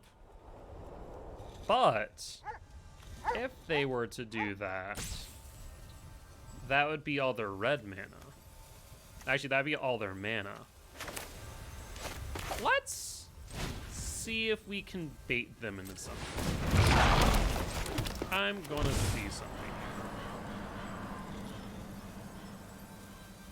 Or I could gain 6 life now and come up with another blocker. Brings us up to 8. Actually, you know what? We whiff on Coco, though. We get so... How do I want to play this? Actually, we just main face Coco. Only have Jade Light. I mean, that's 2 branch walkers, so that's fine. Let's do library, library. That's what, 12? 12 mana, 12 life right there. Yeah. So that's significant recovery. So I think the main phase Coco was the right move there. Now we need Baleful Mastery. So we're just chumping this at this point. Ugh. That's a little bit ugly. Yeah, you just do that. First strike damage. So we just need to... I mean, we can just take the 10. Yeah, just take the 10. Just take the 10. I think that might be the right move. We branch walker.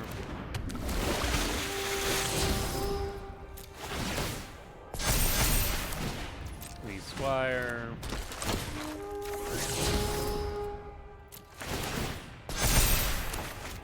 Let's bring this out in green. Triumph cycle, looking for something. This has trample as well, doesn't it? Oh my god. That's actually so hard to deal with here. That is very difficult for me to deal with.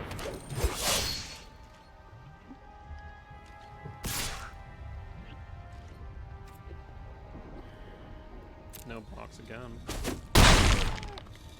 We're just right now riding off of Walker, gaining us enough life to recover what they deal. So, Ranger. This is so dumb. It's literally just a race for how much life I can gain. Land, sure. Crossus. Yeah, I think Crossus is the right move here.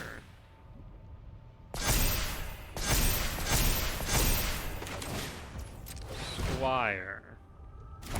Because we need to draw into Mastery. Is what we need.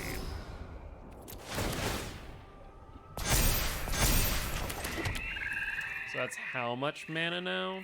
No attacks. 1, 2, 3, 4, 5, 6, 7, 8. So X6 crosses in the air. I mean, yeah, that's so ridiculous, actually. I mean, this is such a fair... This is interesting, because do I think that our deck is much better than theirs? No. Do I think this was a very fair mid-range battle between Sultai Explorer versus Golgari, like, mid-range? Absolutely. And I think what got us there is just the life gain off of Walker. Yeah, that's pretty much it. Now the question is, if we drop Cross... What do we grab? That's what I need to figure out. What do we grab over Crosses? If we drop Crosses, then I think we go with Ren and 7. Like 3 of you in a forest. Pull land cards reveal this way into your hand, rest in your graveyard. What's our creature, non-creature? 20 to 15. It's not horrible. Antidote Unknown feels bad, but I don't know what else I'd run in this. Mastery, Heartless Act, yeah.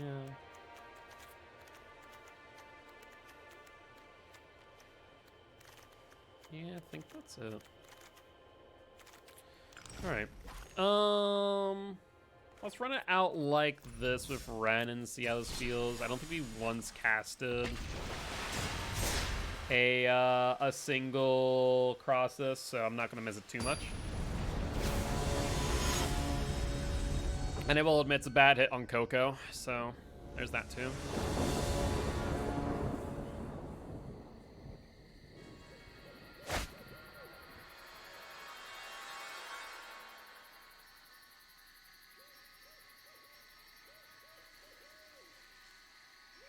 Trying to remember the Climb T3 deck. Lower Elves and a Squire, Ren. Yeah, we can play this. Not the best opening hand in the world, but it's not the worst either. Forest Elf. Halfway Black Squire, unless we draw into a Walker. Walker, so pathway Black Squire. Squire Mastery Graveyard. We don't know we're playing against yet. Haven't seen a creature. This looks like... I'm blanking out on that color pie. Jeskai? No, Jeskai is white.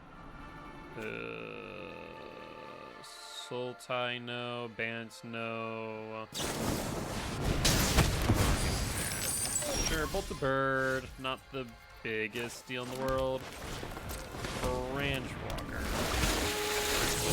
Land.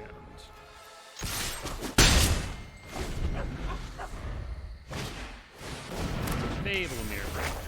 Sure.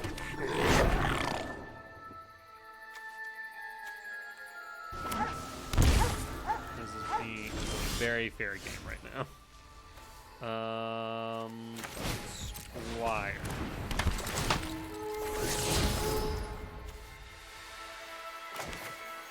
Marsh. Go to combat.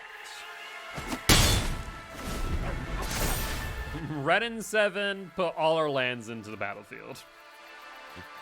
That is what this is looking like right now. Honestly, just going to -3 with a 5/5 blocker is also pretty good, so I think we do run out the Ren. Though if they don't tap down, I'm a bit afraid of a counter spell, I would say. That'd be the thing I'm most scared of right now. Here it is. Oh, this is Luca. So they're going to Dissenters steal. are What do you welcome steal? bargain. I imagine a land, right? Makes sense to steal land off of treachery. Yeah, yeah. So it's just back a turn. Though not enough of a turn for it to really matter. We don't really have anything in blue right now, don't we? Are we running blue? I guess sideboard if we run sideboard differently. So channel. We main phase Coco. Is there a reason to do so? I think either ways, we all attack Luca. We just need to get rid of that.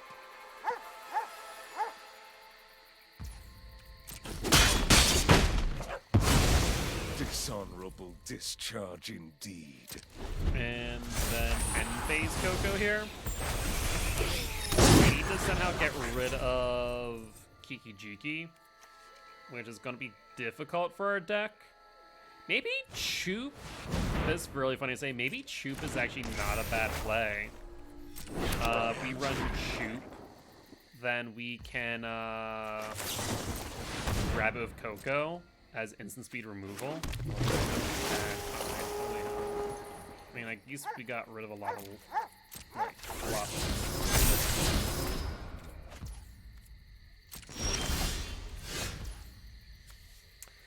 This next turn, it's a feel bad, isn't it? Like, what do we do here?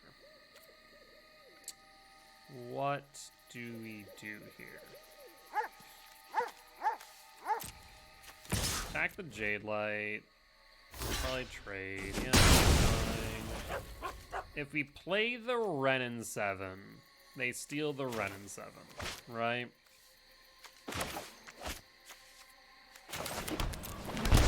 If we don't play it, they steal land. We have plenty of lands to work with. So maybe the move is to just let them steal lands until we find an answer, so we don't give them free value. That might be the play here. Another Luca.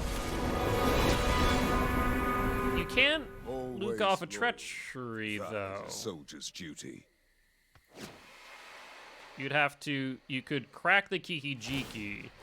Yeah. So treachery hit. Land. Yeah. Ooh, they're starting to steal creatures now. Interesting. Interesting. Okay.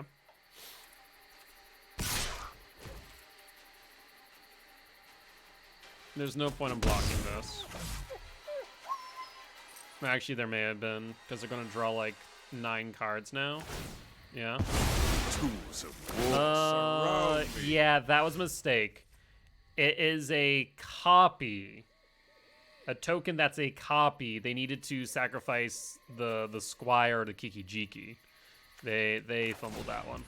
They didn't realize the token copy has the same mana value as the creature. You're coming up empty right now. Like but now they're going to have 2 Kiki-Jikis. They can't do anything to the Luca. Yep, here comes another agent. Stealing a land. That's fine. We have plenty of lands in hand right now. We just need a way. This is where a massacre would be good.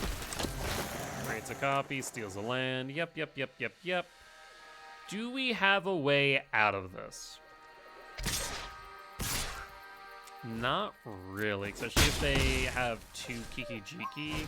We need to get rid of both treacheries, but that would require us to draw 2 cards.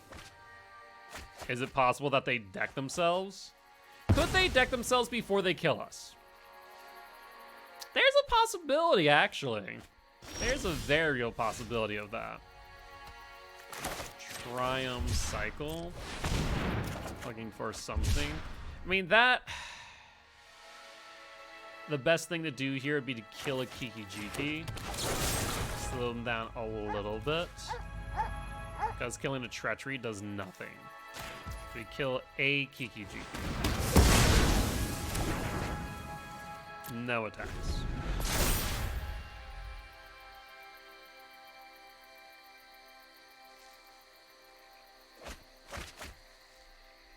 They can now make another agent, steal another land, or steal a creature. I think our best bet is actually for them to deck themselves. There's their third agent. Grabbing a land. Nope, grabbing a creature, grabbing a land. Fine. Kiki makes a token copy of agent, grabs another land. If so, that's fine. Because now they're going to draw, what, 12 cards? They need to be careful here because they're going to deck themselves if they're not careful. Okay, now here's where things get dicey because I think they realize that. And so now they're attacking in. We don't want to block any agents. Let's block here, let's block here. I think next turn I need to bring out the Ren and 7 for a blocker, but even that I don't think is going to be enough. I mean, they draw 12.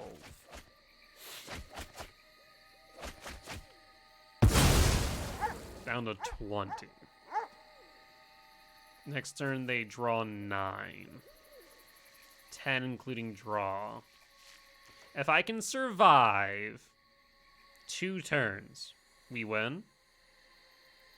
That's a tall order, though. That is a tall order. That'd probably mean a main phase Coco Walker Jade Light just to gain enough life. And even then, I don't think that's enough.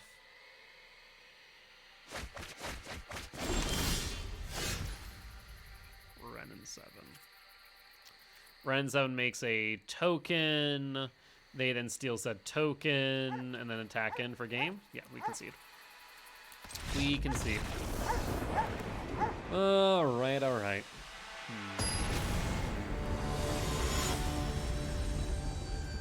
And this is where I was saying before, like the last game we played, it was a very fair matchup. This is like potentially like turn 3, they win. For all intent and purpose.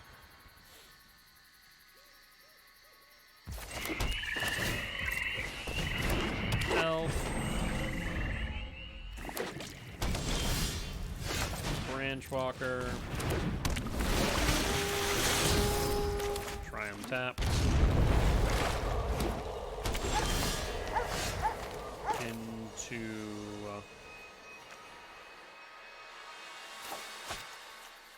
Pathway on green. Attack for 1. And phase Coco.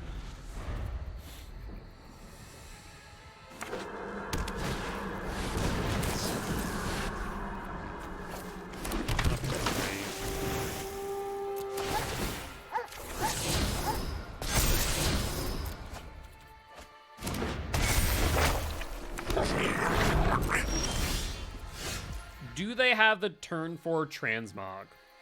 That is a really good question here. On green.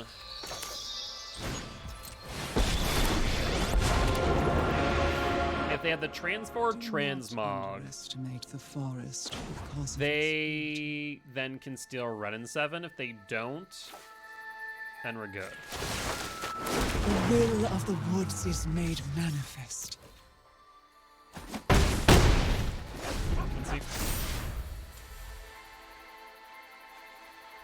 Because they're going frog route rather than transmog Luca and Yorion. Okay, do they have transmog? They're looking at Ren and 7. Why?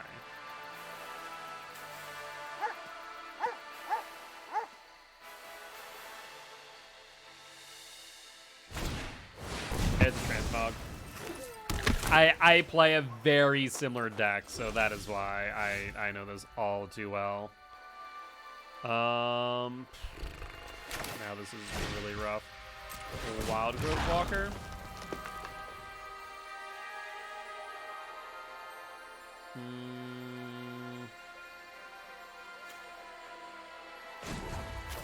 Zero. We stand strong, and the ground supports us.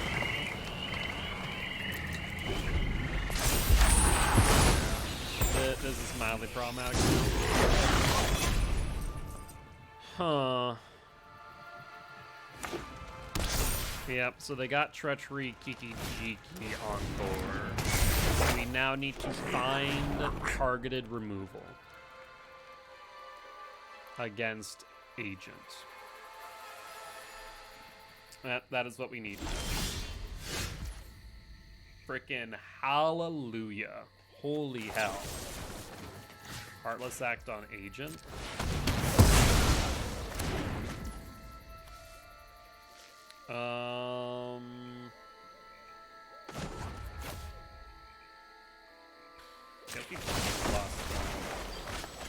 Each soul grows mighty forests. When we pass the turn.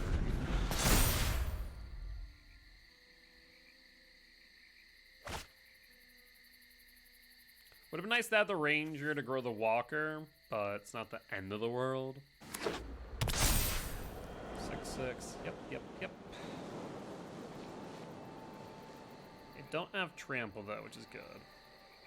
Kiki Jiki can copy the token. Briefcase. Yep, that's fine. That is fine. Like a Llanowar Elf. Yeah,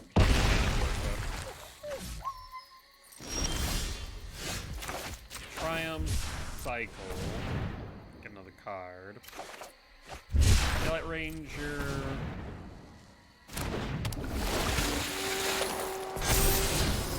Graveyard.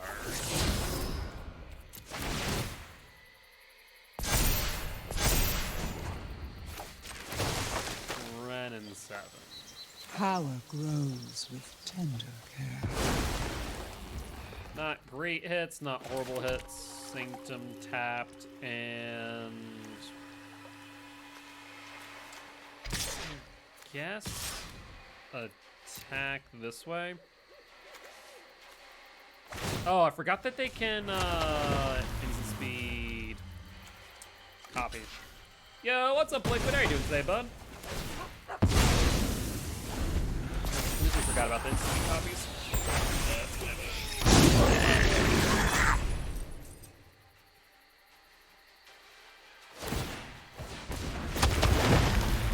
Two 6/6s, trying to hit Ren in 7.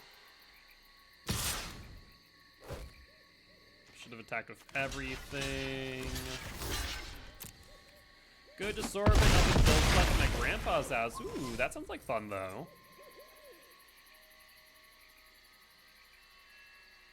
Okay.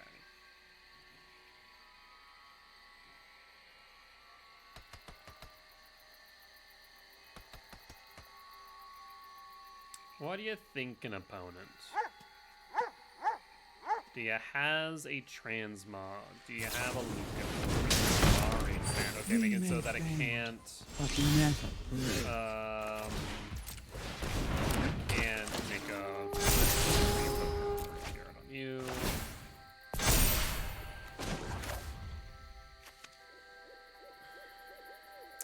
None of this is great right now is the problem.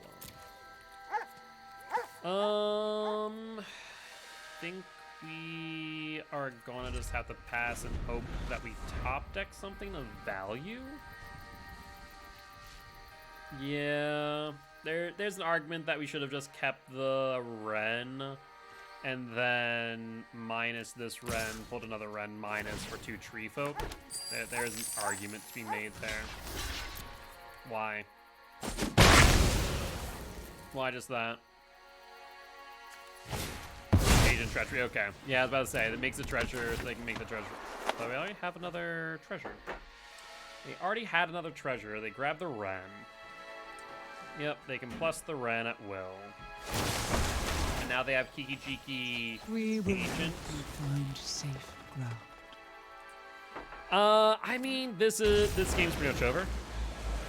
This is pretty much over. I'm trying to think of what my options would be. Coco's great, but they can be agent copies, 2 of them. Jade Light.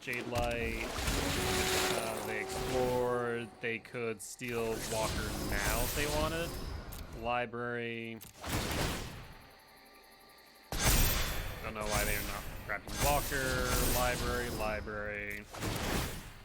Walker. Tapped.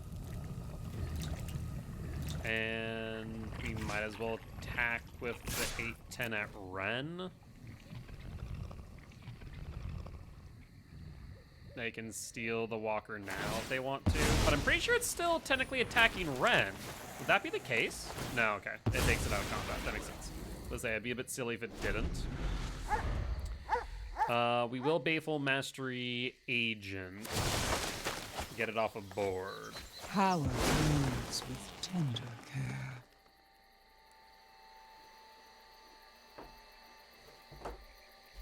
Do they have another transmog? Okay. Yep.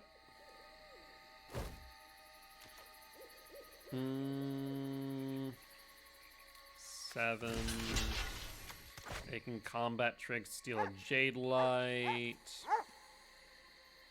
That's 17. We'll take it.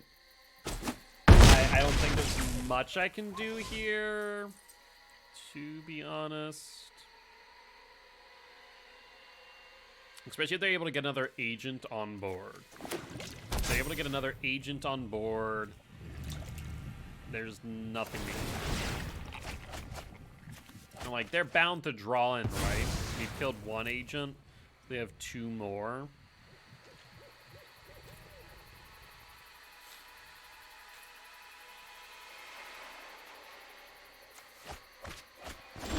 Kitchen 2 Lucas. Well, that tells me that they are going to play another agent shortly. The board's just too wide. We have no board wipes. I think, yeah, there's nothing we can do. They're just so little that we can do, so that there will be a loss.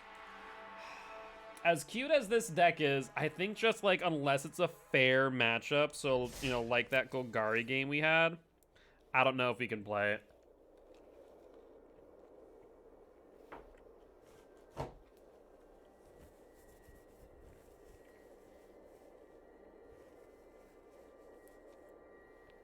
It is fun to reminisce and like think about. I just don't think it's good enough, unfortunately.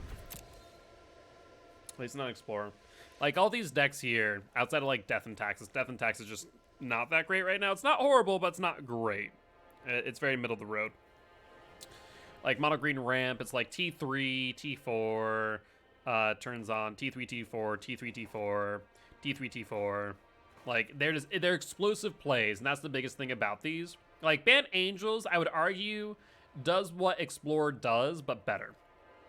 T3, T4, T3, T4, T3, T4, T4. Control. Control doesn't need to play T3, T4 at the end of the day.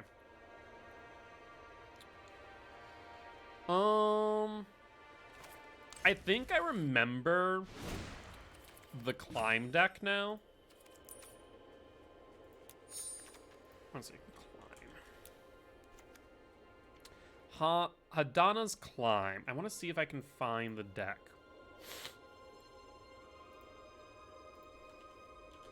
Hadana's Climb deck.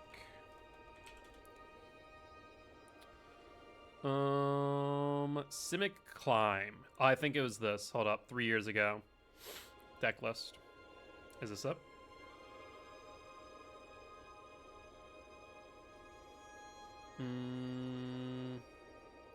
Yes. Specifically, the Growth Chamber Guardians. I think it's what, like turn 4? Because it goes Growth Chamber Guardian into Hadana's Climb. Hadana's Climb, because put into your hand, shuffle. Adapt 1 if it controls 3 or more. Now, what was the line? There was a line at some point. Was it turn 4? It was actually kind of interesting because it's a bit of a riff on what I was already running with some changes. Was it turn 4? Because it was Incubation Druid turn 2, Hadana's Climb 3, which then turns on Incubation Druid for Growth Chamber Guardian. So turn 4, Growth Chamber Guardian, Adept, Hadana's Climb. And does it give flying? Transform. Hadana's Climb. Gains flying. It would be a 5/5. So it'd be a 10/10 on 4 flying. That's not bad. There's a bit of a riff on what we were playing already. Screw it, why not? So let's do Chamber. Let's try it out. Explore. So it's very similar to what we were already playing. It's Simic Explore. So 4 of you, 4 of you, 4 of you. Adept or Adapt? Was it Adapt? Adapt. 4 Biomancers, 4 Druids.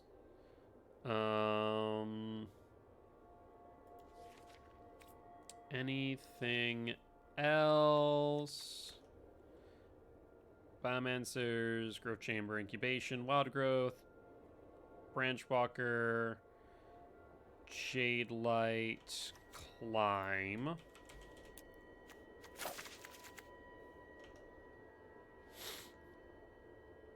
And then Incubation. Oh, that's right. Incubation was used. And then Zigana.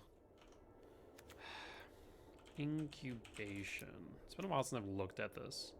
You'll creature card from among them, put in your hand. I mean, it's not bad on T1. Question is there anything else to run out T1 outside of that? Or the Biomancer?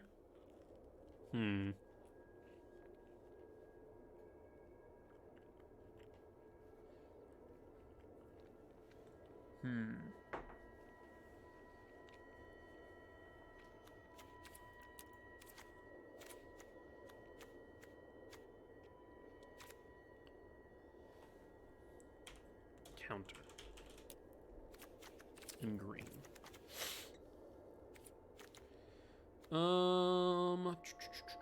Senate Pack Leader. Senate Pack. Why do I not see this card as often? It's a 1 for 2/1. The cookies are good. With a +1/+1 counter, control permanent 4 or greater. That's not a bad card.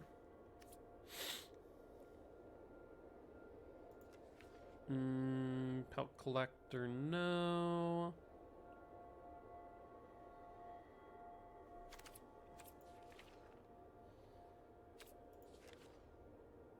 Wait. Scales.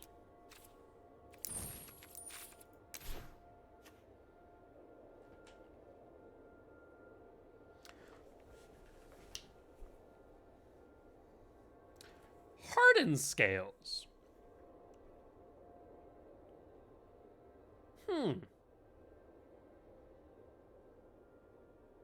T1 Hardened Scales. Huh.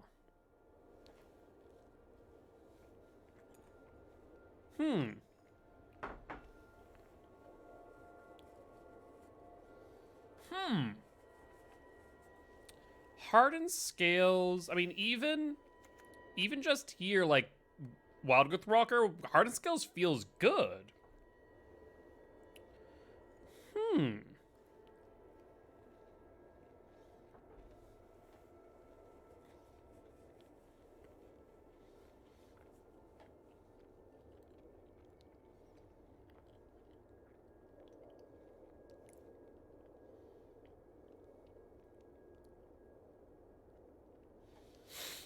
Interesting. Hardened Scales feels really good here on T1. Or turn 1, yeah. Turn 1, Hardened Scales. Turn 2, Growth Chamber or Incubation. Turn 3, Adonis Climb. Then turn 4, go off.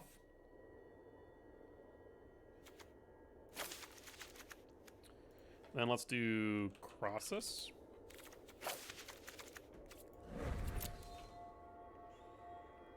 Yeah, this seems right.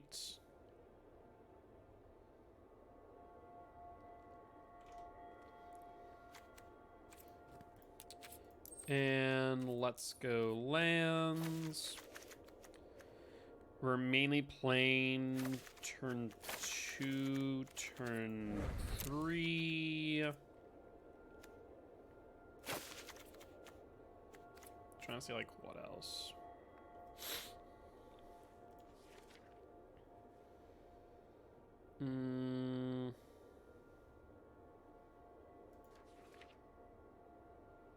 That might be it.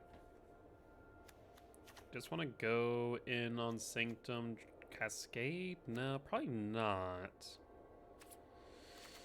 We're already in on Pathways. No reason for us to go into black for Sultai for removal specifically.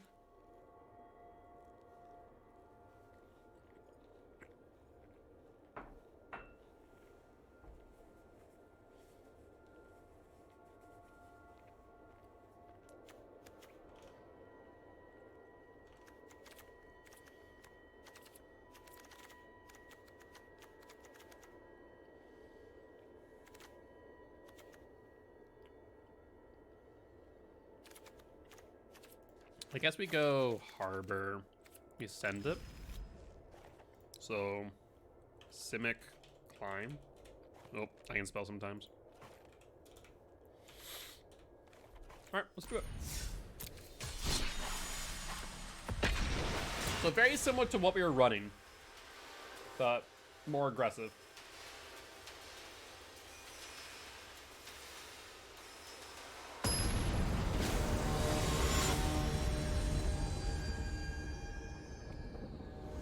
And I think a lot more explosive too.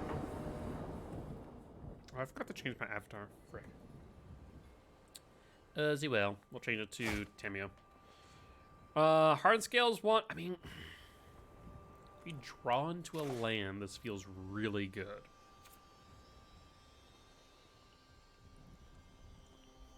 It requires us to draw lands, though. It's risky.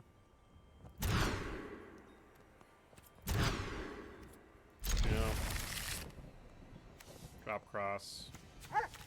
Drop. Breeding Bull. Go. A Tuna Fate. Oh, God. This is... What? What deck is this? The Tuna Bather, is this Voltic combo? Oh, it's just straight up energy. Energy value. That is what this deck is, just energy value deck. Branch Walker.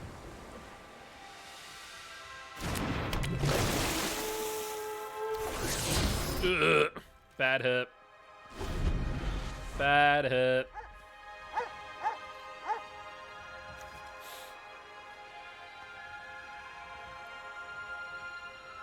Trying to remember what this deck looks like.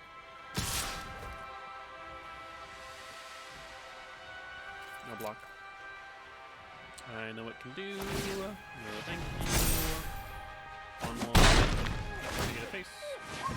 Deals combat damage, gains 2. This card is good. It is a very good card. Long Tusk Cub. Yikes. Yikes, yikes, yikes. Green. Daylight Ranger.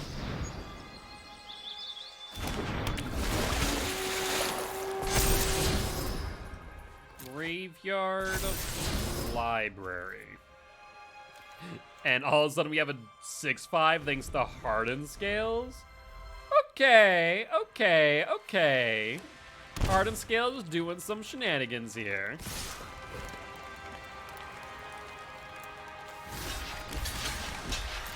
What's going on here? What's going on here? Embercleave? Yeah, you got it. You pump it. Yeah, that's not important.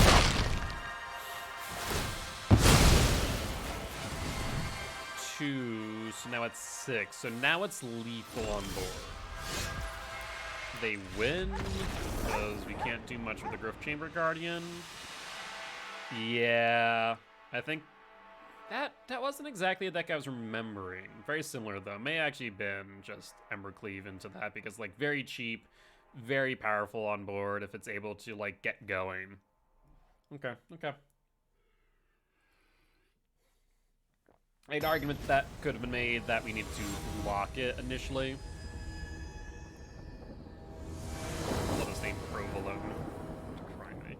Play first, Hardened Scales, Biomancer, Climb. Yeah, this feels good. So T1 Hardened Scales, T2 Druid, T3 Climb.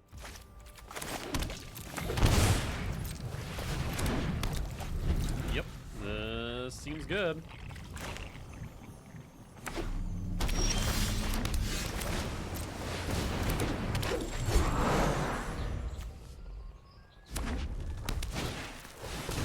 Brawler, yep.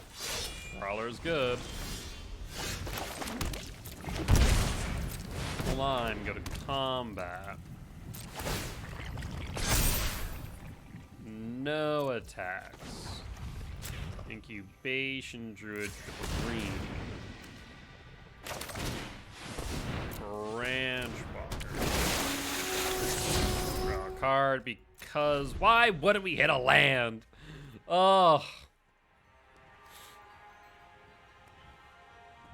So next turn, 3/6 crosses.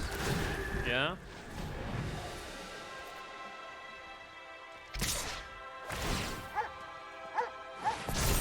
Yep, we'll take it. Down to 12. Pummeler, yep.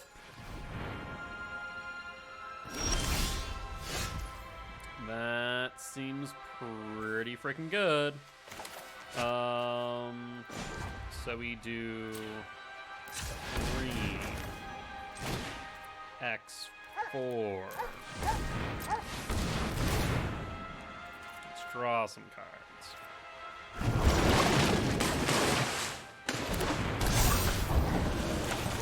Sanctum. Put a +1/+1 counter on the cross eye. So now it's a 7/7 Biomancer.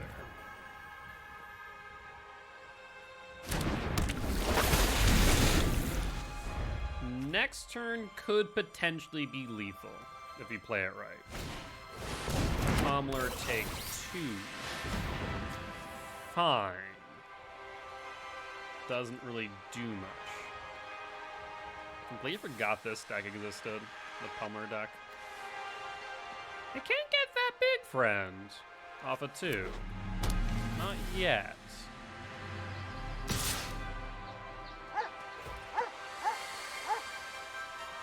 Hold up. Okay. Let's think about this.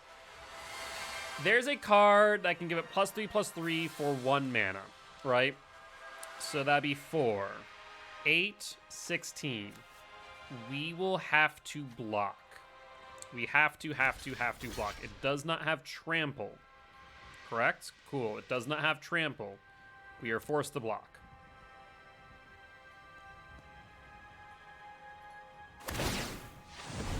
Okay, yep. Protecting itself. That's fine.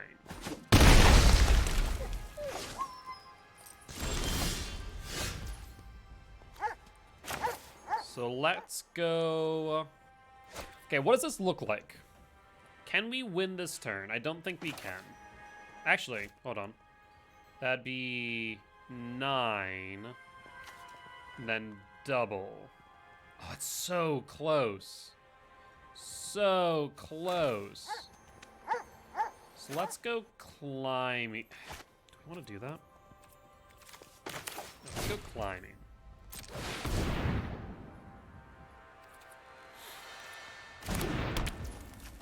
Let's shock out for Ranger.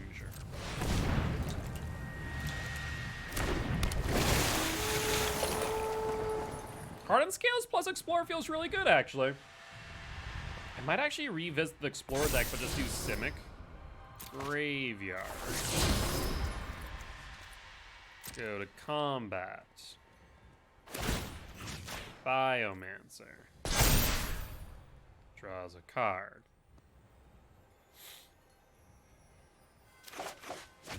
Discard a Sanctum.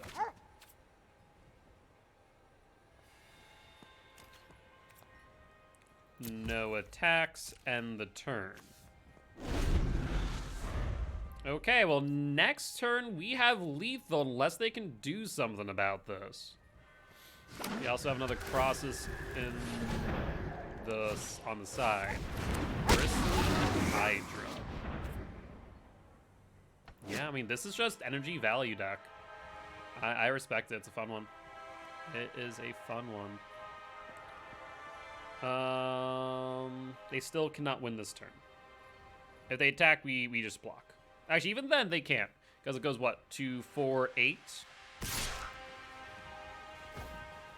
At most, they can pump this to 8. Pump it to 4. And then an energy to 8. We go down to 4. We win. We don't win, do we? Actually, we would have been close. 5, 10, 17. Yeah, we would have been fine.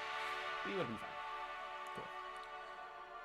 Maybe we go back to just straight up Explore, but with Hardened Scales on 1. We had that 1-drop slot that didn't do much. And Hardened Scales seems really good because Explore triggers multiple times versus something like Adept, which only triggers once.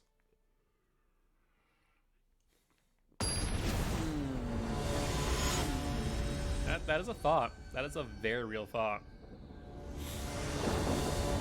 Hardened Scales is it's a very, very strong card. Especially for a 1-drop.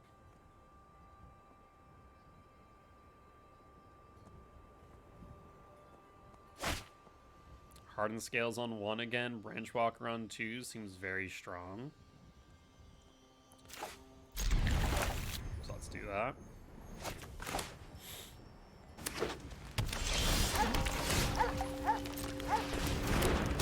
Like, just Hardened Scales 1 pass go is just a very strong start on our deck. And then turn to Branchwalker for potential 4-3. Honestly, I respect that. I absolutely freaking respect that. Yep. I wholeheartedly respect that play.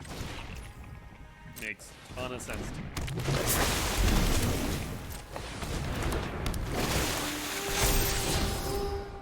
Yeah, we library that.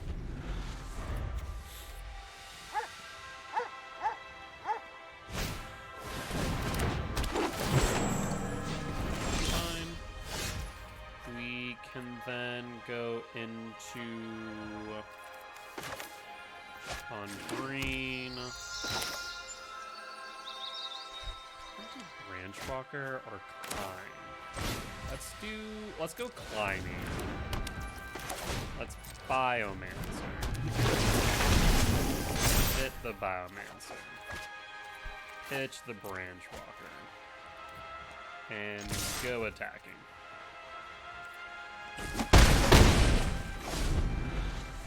Next turn, Ranger, flip climb, and then go 10 in the air. Tomb, that's fine. Well, I guess that it requires us to hit Ranger. Hit Ranger twice, doesn't it?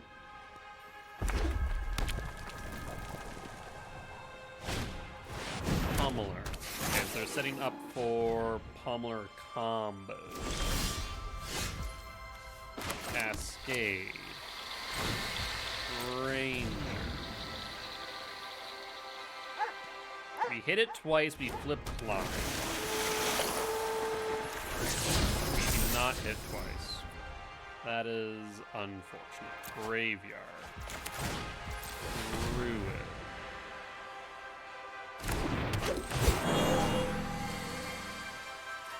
Biomancer. Draw a card, discard a card. Wild Growth is good here. And...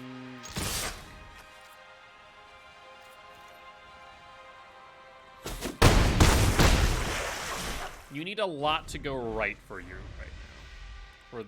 For them to win, they need a lot to go right.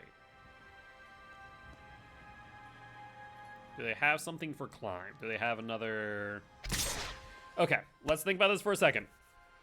What can they do here? Infuriate for 3, bring it up to 4, 8, 16. If they go a step further and pump it again for another 3, so let's say 6 up to 7, that is 14, 28. Infuriate, does it give trample? I don't think so, but I don't know either. Incubation Druid, unnecessary, we block. Let's see. They got it, they got it. Colossus, 5, 10, 20, blossoming defense. They got it. I didn't think about the Colossus. I did not think about the Colossus. 28, wouldn't have mattered. Block 4. Yep. When you got it, you got it. When you got it, you got it. That's an interesting deck. I think there are definitely some interesting variations that you could do there. Do we want to revisit the Explorer deck with Hardened Scales? I'm really tempted to. I also think I want to play Climb again. Like, Climb seems to have potential. Oh, it's you. Rude. I thought I had Tameo as an unlock. Well, I feel like there was, and now there isn't. How this thing goes is up to you, pal. Alright, so if you can go with use. So if we do Hardened Scales Explore, I mean, I think there's potential value there. It was like straight Explore, run the Collected Companies, probably go into Sultai again. Cross this doesn't feel as great. No Hardened Scales, Mulligan, Hardened Scales, Ranger. It's not the best hand, but it's a hand. Actually, I think we drop one Hardened Scales, go Sanctum, Hardened Scales pass, so we draw into a 2-drop. A Walker would be ridiculous. We draw into Walker, able to slam Ranger, that'd be amazing. But we don't. Instead, grab the Gross Chamber Guardian, which is pretty good. Are they going to stomp it?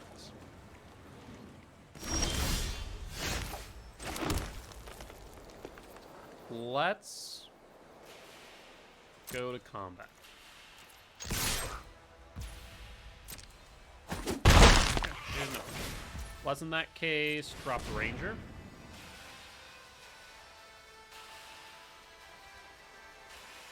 You're going to kill this Guardian before. You should have done it earlier. Such a strange decision, but okay. Opt Sure. Still looking for a teeth bird. Branchwalker bottom. Next turn, Hadana's climb flip. And 10 damage in the air. Unless they bolt it. Second lightning axe. Yeah, that's kind of unfortunate, not gonna lie.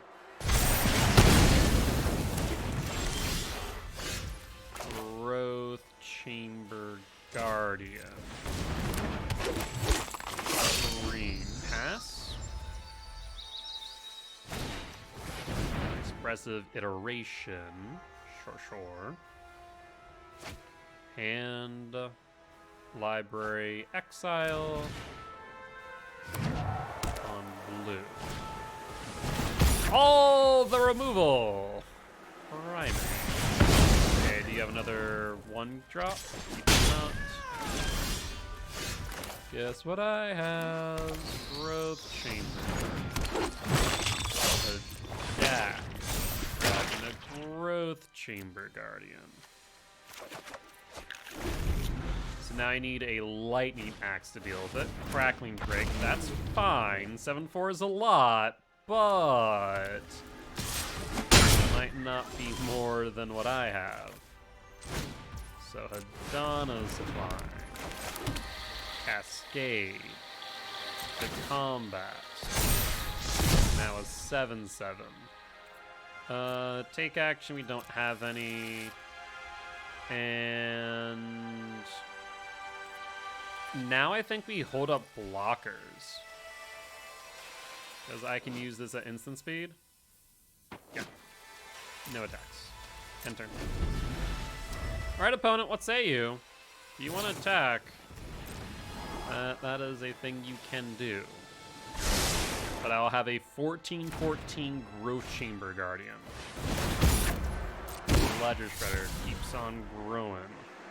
Pitching another Phoenix. They might just be trying to go wide. Makes sense. What was that? 2? Oh, they have 3. Okay, Jesus. Attackers. Move. Grove Chamber Guardian. I need 4, so I cannot grow it this turn, but we can do it at any point at instant speed. Pass. I mean, we're at a bit of a standstill here. Phoenix Hardcast, sure, go for it, friend. To combat, to attackers. Yeah, I was about to say, what are you gonna do here, friend? Adapt. Decline. Second hardened scales. Is there a reason not to play it? Not really.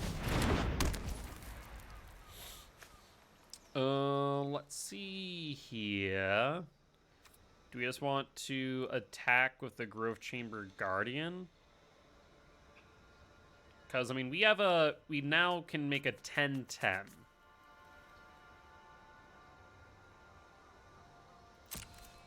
So, what does it look like if we attack right now?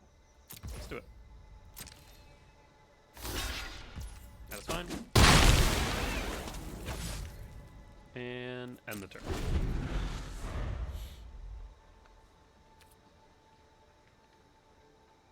Gotta be very careful here. Pass to attackers. My turn. Incubation Druid. Go to combat. Growth Chamber Guardian.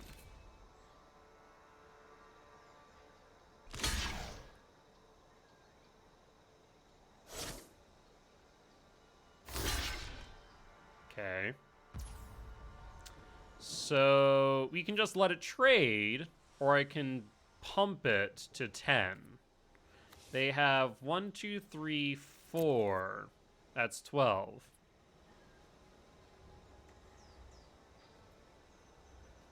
This is fine. Incubation Druid. Adapt 5. That's fine. Pass the turn.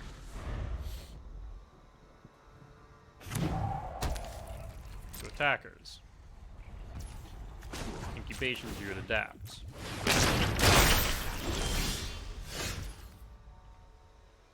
Go to combat. Incubation Druid attacks.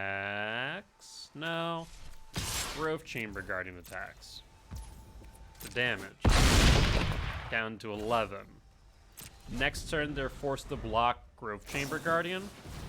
Consider pitching, no, drawing into grow your Ledger Shredder.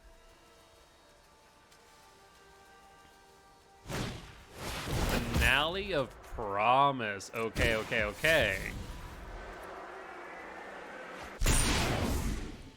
Using Lightning Axe. Curious about that one.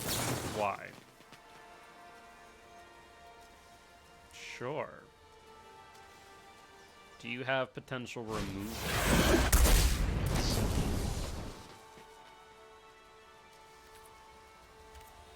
Okay, that's fine.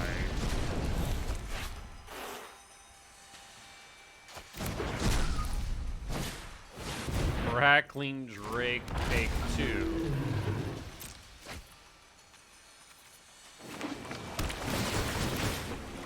Yeah.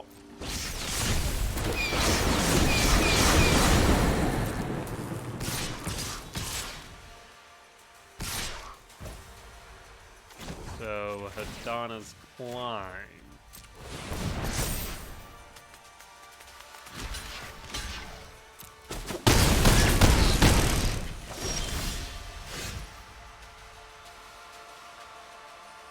I mean, they win unless for some reason they don't block here.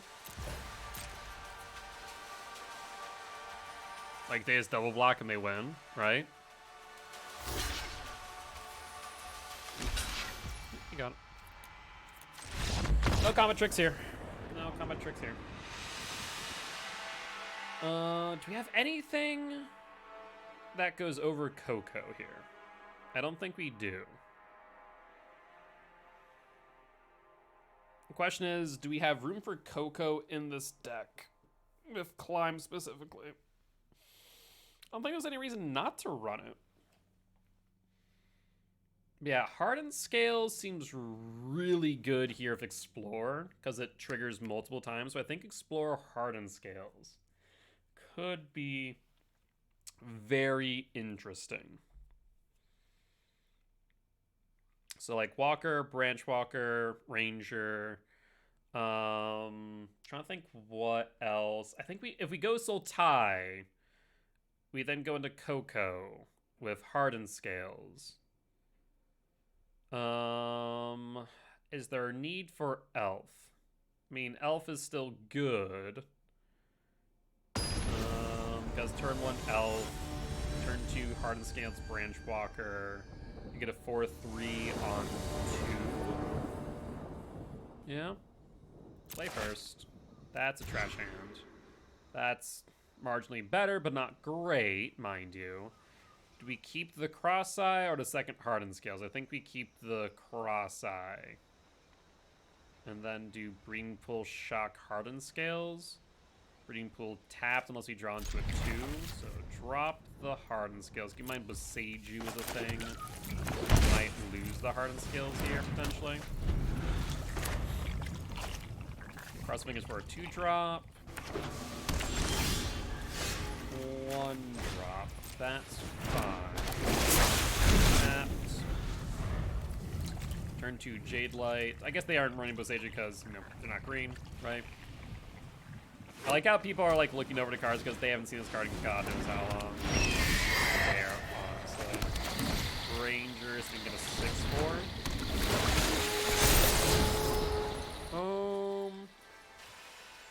We don't need this now. I will keep the Walker. Does a casual turn 3 6/5? Okay, okay. Hardened Scales Explorer feels really good. Do you... Yeah, you have the Lightning Axe. Yeah. Ox of Agonis. You don't see that in this version of Phoenix very often, so that's interesting to me. Golden Shredder, the pitch. Okay, so no birds. No birds yet. No birds yet.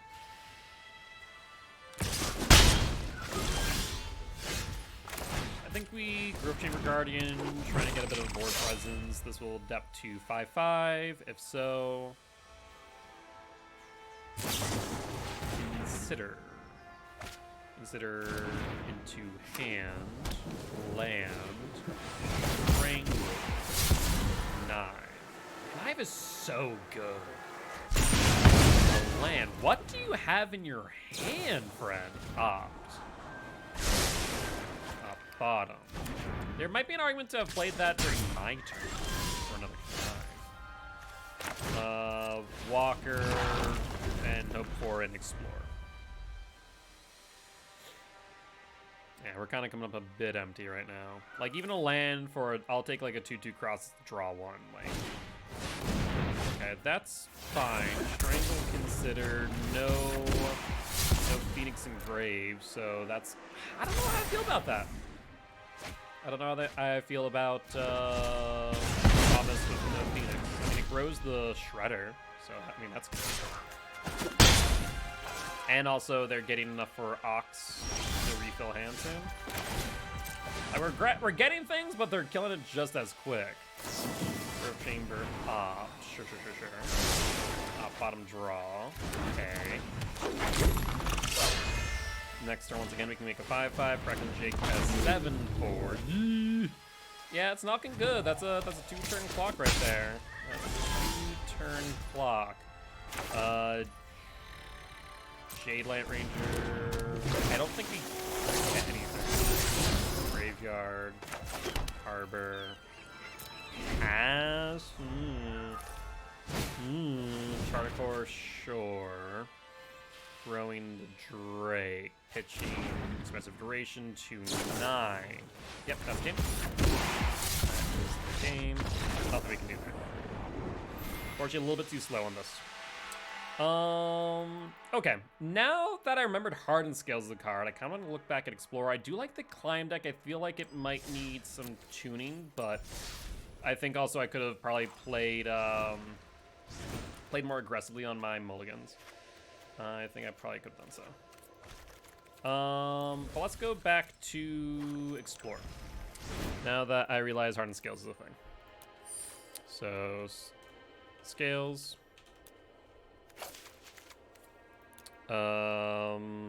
Explore. And Soul Tie colors. 4. 4, 4, 4. Cause Explorer, Hardened Skills. Hey, GG, my friend, GG. Where I'm going kind of back into some decks from the past and tuning them a bit. What did you think about Adana's Climb? I remember that was a surprising contender for one of the Mythic qualifiers back way when during an SCG that I played in. It was kind of nutty. But I remember that Hardened Scales was a thing, and Hardened Scales in that deck feels really good. And I'm actually now, it sandbagged me pretty hard game 1. Yeah, it was kind of nutty.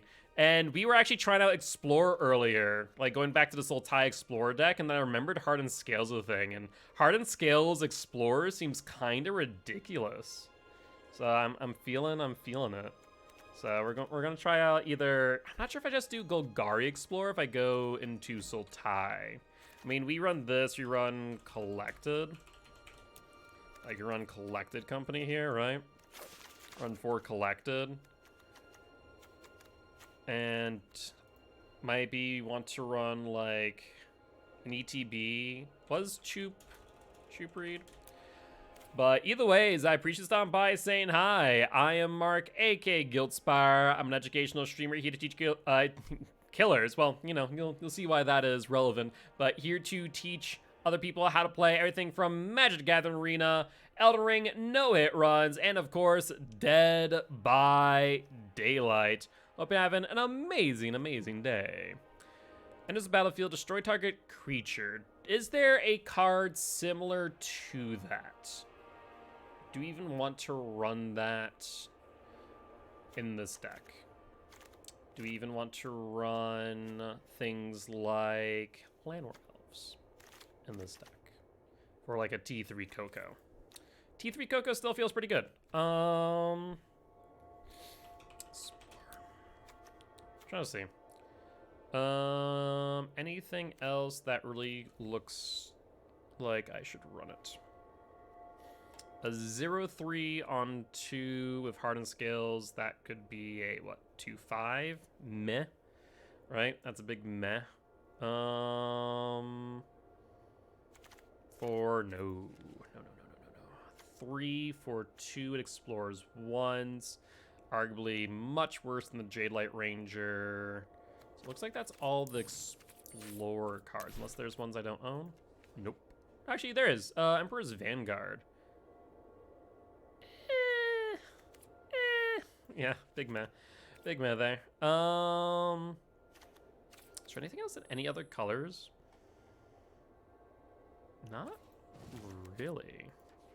Yeah, there's not a lot of, like, this is mainly the Explorer package, like Seeker Squire, Branchwalker, Walker, Ranger. Hardened Scales feels good. What else do we run with Coco? Is there anything else that we want to hit? And I think the answer is no for the most part. Like, we just want to hit our Explorer targets. Landwar Elves allows us to ramp early into Coco, so I still think we run the Elf. If I can type. Landwar Elves, and maybe stick with just green-black. Don't think there's any other reason otherwise. Just run 4 Elves. We have 8 cards left. Probably could move it down as our deck's running pretty low to the ground at a 2.1. Could raise it to like a 2.5 if you want to include things like... Hold on one second. Nissa. Nissa's interesting because it's 3 +1/+1 counters. If we have hardened scales on board, that's 4 4s. I mean, Nissa's already pretty oppressive, but like 4 4s? Yeah, that kind of feels good. Not gonna lie. If we run that, I mean, this is a very aggressive variant where we don't have any removal. Like, we could run removal here. If we go into Sultai, we could run Cross-Eye with Nissa. We want to do that? Splash blue for Cross-Eye. Do like 3 of, and then like... What would we want for the final 2? What's our curve look like? Still, yeah, it's a 2.4. So we could cut like a land for something. Do we want main board removal? Also, could we just do mono green?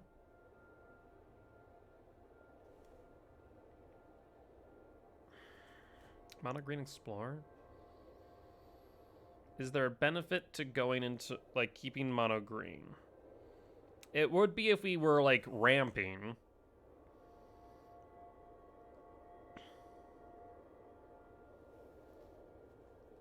And right now, as far as benefits, it seems like there might be a reason just to keep on going with Climb instead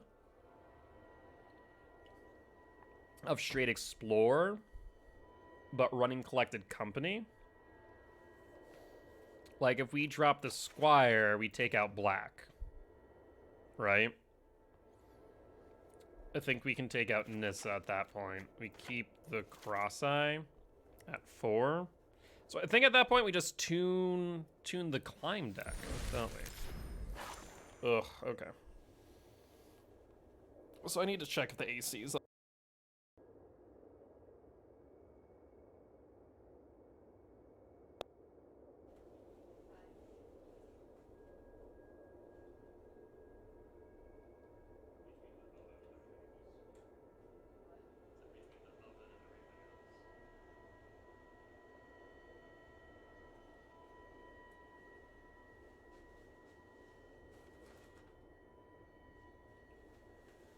Okay, I am back.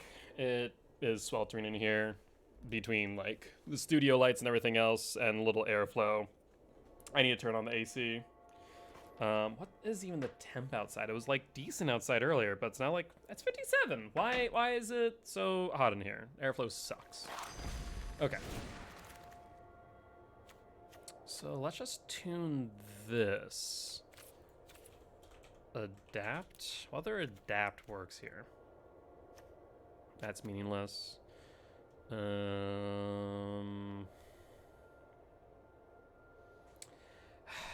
would like that, but it's 5. Meaningless. Meaningless. Tap target creature. Doesn't untap. Meh. Meh. Meh. Okay. So in that case, adapt feels bad unless... I think I have all the adapt cards. We have evolve. Yeah, so that's kind of meh. So I think, yeah, Biomancer, Growth Chamber, Incubation makes sense. Hardened Scales, Branch Walker, Wild Growth, Jade Light Ranger, Climb, Cross-Eye. Do we drop the Cross-Eye for Coco? Yes. So we drop the Cross-Eye for Coco because we're running 24 creatures, so we're guaranteed to get hits, and even better so if we hit like Wild Growth and so on. So it's very fair, but it can be very explosive. So let's try it with Coco and see what that looks like. Because we didn't really drop Cross-Eye for much, did we? And Cross-Eye doesn't really do much in this deck, I don't think, with Climb. I guess you could like Cross-Eye for Climb it, and then becomes like a 3/3. Yeah. But I think this looks good. So we go Scales 1, Walker 2, Ranger 3, Prophet. Like, think about that for a second, what this is gonna look like. Turn 3, how much value do we have on board? If we just explore, makes it 3. Hardened Scales triggers twice, that's 5. That's like 11 power on board, turn 3. Yeah. Like, this is not even with Climb. If we had Climb as well, this would be nutty. So, turn 1, Scales. Actually, yeah, I kind of like this. I like this a lot better than just straight up Explore. Like, it still gets Climb. We have Coco now for 4. Walker, do you have something to kill it? Don't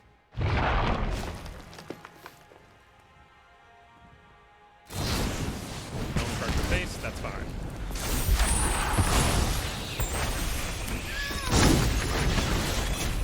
That's fine. Haste? It does have haste. Green. Haste. Okay, Gruul Spellbreaker. Hasting? No. Okay, that's fine.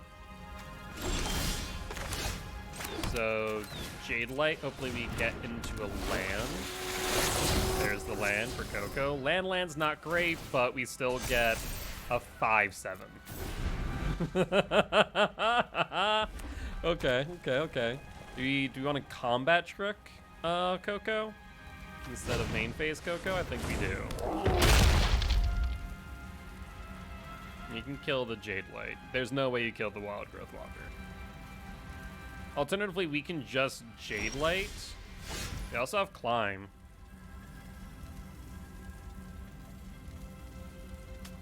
If we Climb, I think we win next turn.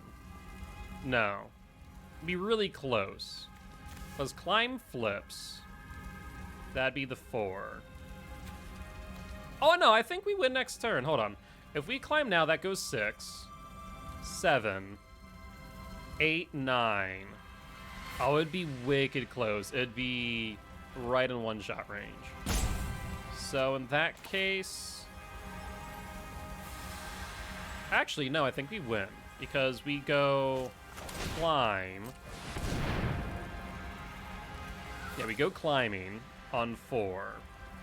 So I think 5 we win. Turn 5 win. We go Island. Combat. Wild Growth. Flip it. Wild Growth becomes a 7/9. No attackers. Branch Walker. It becomes 9 now.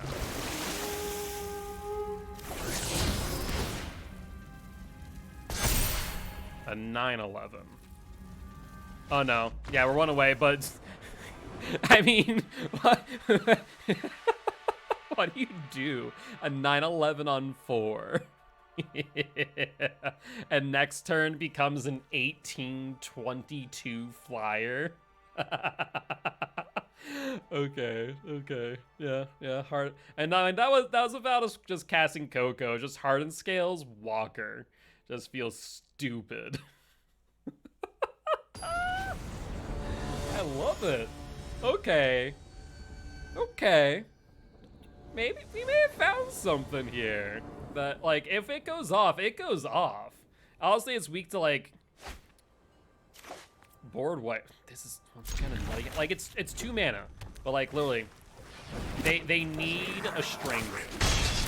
Or actually, I guess they don't need a strangle here. They do not need a strangle here. They could tap Firebrand and then stomp Walker, right? That's an option. That is an option. But, like, that's their turn if they do so. Yeah, let's do it. If they want to take a turn off for Walker, then let them take a turn off. If they want to spend a 2-for-1, let them do a 2-for-1. Nice, sure. So they're not worried about Walker? They should be worried about Walker. Okay, Bone Crusher, yeah, so they take a turn off. To kill Walker. That is fine by me, actually. I'm okay with this. It's not the end of the world. Grab battery, sure. Coco. I need some lands. So let's go Branch Walker. We can draw into another land. We can combat trick Coco. Yeah. That sounds good. We have another land to hasten our friendly giant. If not, we could ping it. Yeah, go for it. 1-for-1. You take a turn off, I think. Yeah, 1-for-1, you take a turn off. Go for it. Pass the turn. Combat phase Coco. Seems reasonable. Trackers.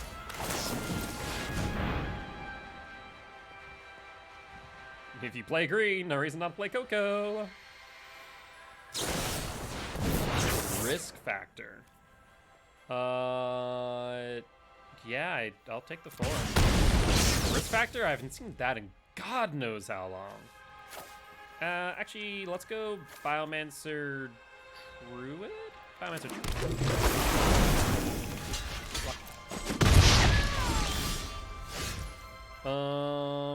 That allows me now to go Growth Chamber, Adapt, 5/5, and take action, grabbing a Growth Chamber.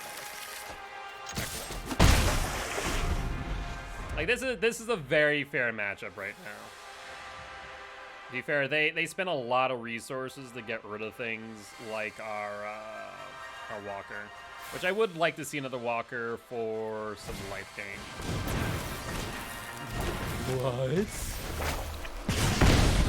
What are you playing?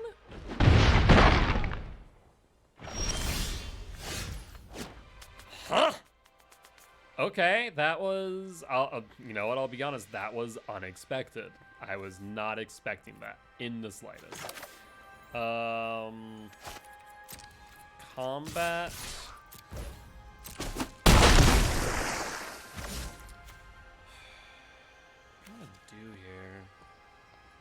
He's coming playing tapped. This we need to. We are going to pitch a druid. We are going to play a druid. We are going to graveyard that because I need something with a bit more substance. Because we are about to die to anything. Anything this opponent could have, we can die to.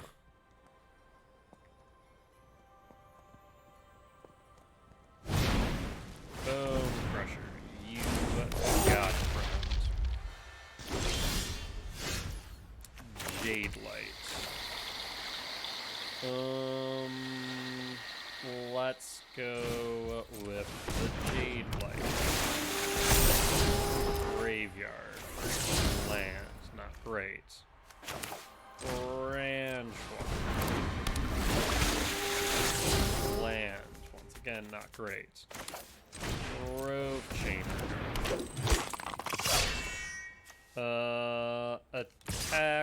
Attack. We need to keep at least 3 back. We'll do the 4th for safety.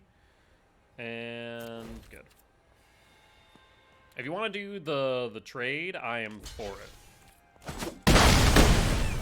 Down to 9. If we can stay alive here, I think we're fine, especially if we find Climb out of nowhere. 2-2. You got it. Do you want to jumpstart? I mean, that forces me to let you draw 3. 9. That's fine. Biomancer. Zap the Biomancer. Pitch the Sanctum. Growth Chamber. Island. To combat. How do they block? They need to block here, here, here. Running through here and here. Yeah, they need to block here no matter what. Yep. How do you block, Sean? Yep. So that is 3, 6. Yeah, 3-5. We win. Fine.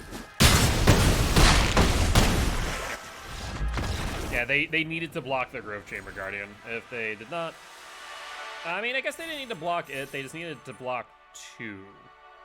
But I mean, that still felt really good. Like the low cost adapt plus the harden scales still feels like a really clean and solid deck.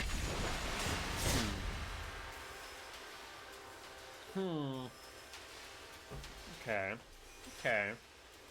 Interesting. I'm liking this. I feel like this deck definitely comes like it's a blast from the past between explore and adapt. Like people don't know what to do with it. And like Honor Guard would like slow down the explore package, but it wouldn't slow down the adapt. And Coco feels good because everything's under 4 and cheap.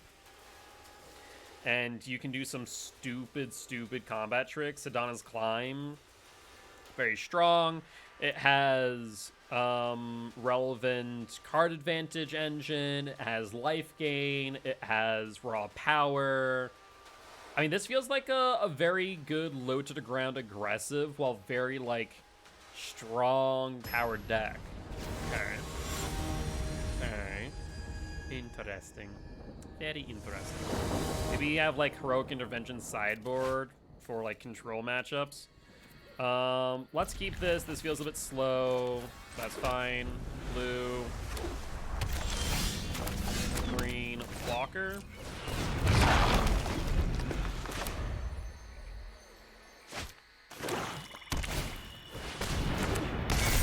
What? I very rarely ever see that card used. That's interesting. What's this deck? World Tree as well? Is this like Niftalite?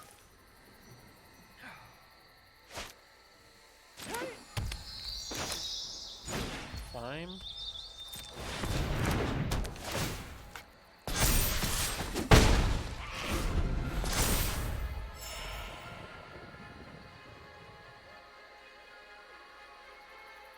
And then Branch Walker, Flip Climb. Just Blessing. Sure. What the hell deck am I playing against? Is this Stacks?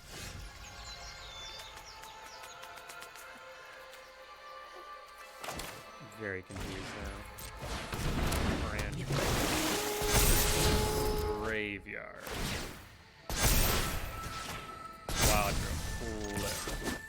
4 damage.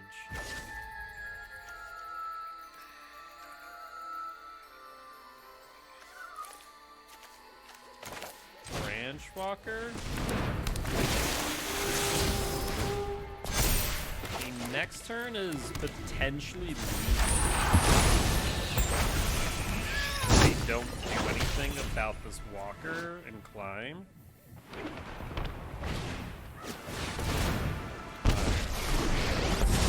They can exile Walker. That's Death is unfortunate. so easy. So in that case, I mean, we can kill Kaya no matter what. So I guess in that case, we go to kill Kaya. You block, that's fine. Whatever. I'll bounce back. Let's go.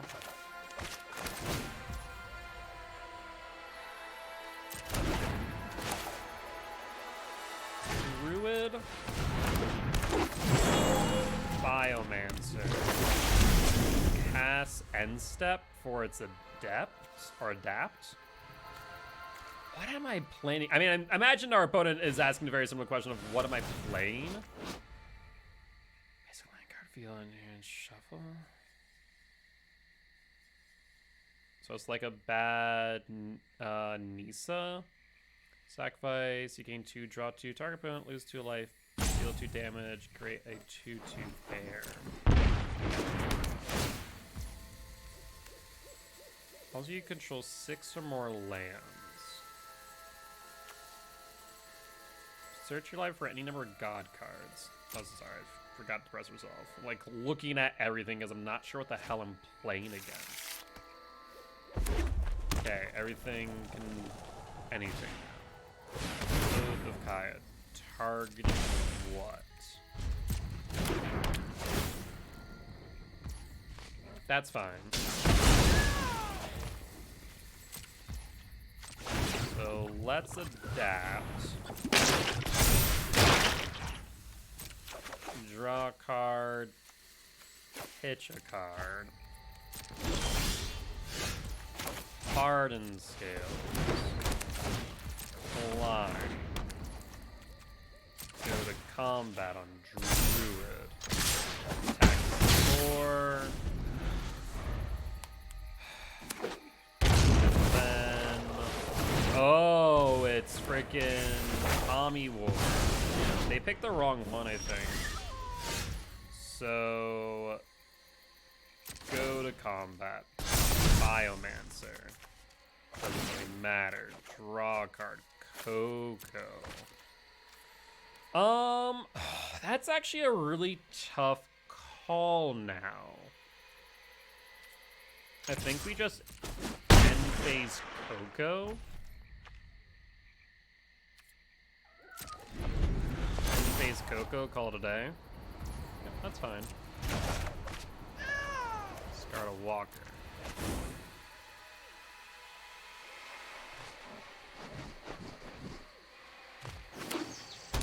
Okay. What are you thinking here, opponent? End phase Coco. Do you have counter magic? You do not. So Branch Walker Ranger.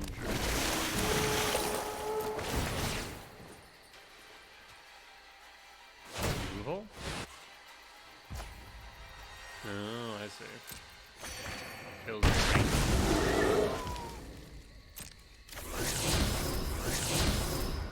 Graveyard.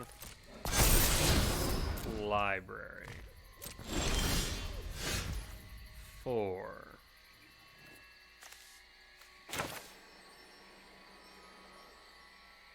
I need 4 total, so let's go Growth Chamber. Green Soul untapped. Give it +X flying. 8/8. Hit ya. If they hadn't gained 2 life. One of you they can only play 2 mana or 2 spells now. You might have a problem, friend. What do you do about the fact you can only play 2 things? I guess you can Yorion, Treacherous Blessing, go down to 1. Go with the Kaya, Pink, Branch Walker. Yeah. So you go up to 4 now. Okay, makes sense. Draw 3 more cards.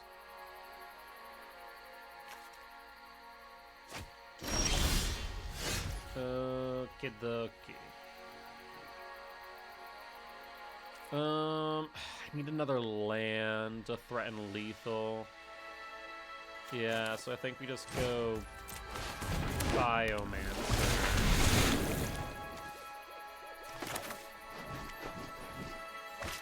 Biomancer and pass. It's not great, but we might still be able to do it. They have 4 cards they can play unless they are able to manage some life gain. That's the biggest thing here. Put that card in graveyard. Non-token permanent. Right. Am I gonna see stacks? Trial.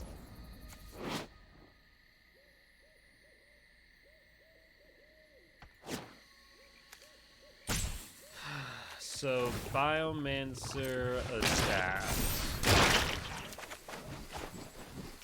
Pitch the Sanctum. I do not want to adapt. Sacrifice a non-token permanent or discards a permanent. You put that card from graveyard onto the battlefield. Yep, that's fine.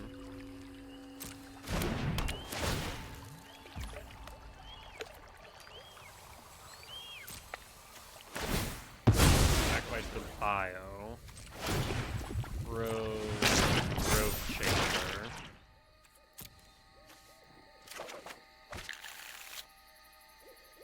You can once again only play 2 cards.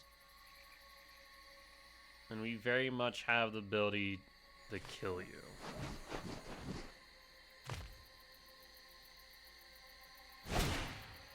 Path of the World Tree, living dangerously, friend.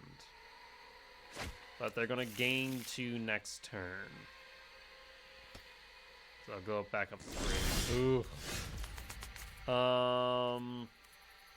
I mean, we threaten, right? There's no way we don't, or do you hold back?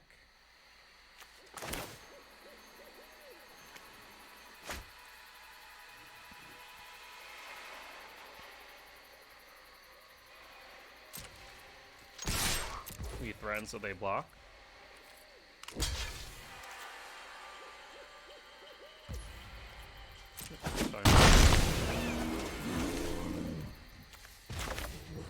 So in that case, let's go. Yeah, let's go. Biogenic Growth Chamber. Growth Chamber. Pass.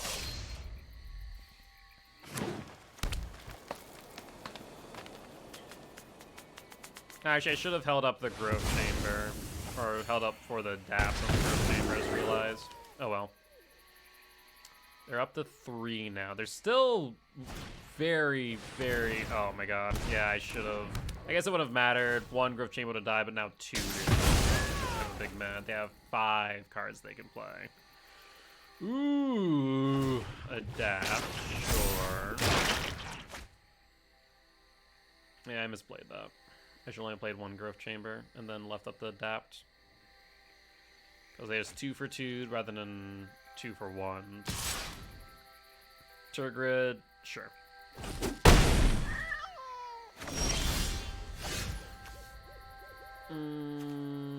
If we do that, that leaves up 4. Do we want to do that, or just want to play this? I think just play Brand. Not great.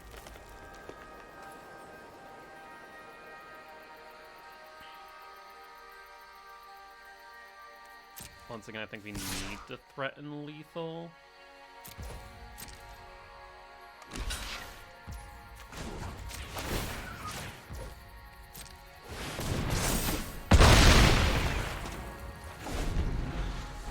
We just need to keep them on their back foot here. They have 5 cards they can play. Don't tell me how they have freaking Soul Sister or whatever it's called. Dance of the freaking Man. Look at that. What is this deck? Yeah, we scoop. What in the world is this deck? I mean, it's a pile. Like, it reminds me very much of, like, oh, Jesus, what's it called? Stacks? What was it? Omen? What's it called? Doom. Yeah, Doom. Doom Foretold. Doom Foretold Stacks. It reminds me of that. Such a strange deck. But it works. It very clearly works. We just barely got there. But we could not cross the finish line. Right, let's play first. Mulligan that. It's not great. Mulligan, be more aggressive. Sure, drop. Drop. 1 Biomancer.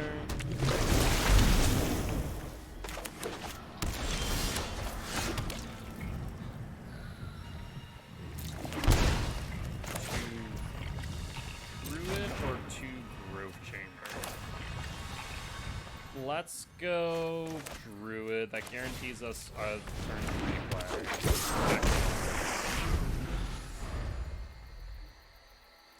It's not a great start, I'll be real.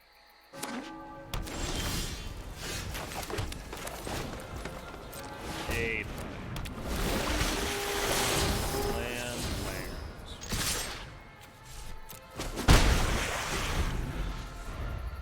Alright, well, at least turn 4 we can gross chamber, I guess. Doesn't feel great. Does not feel great. Half short.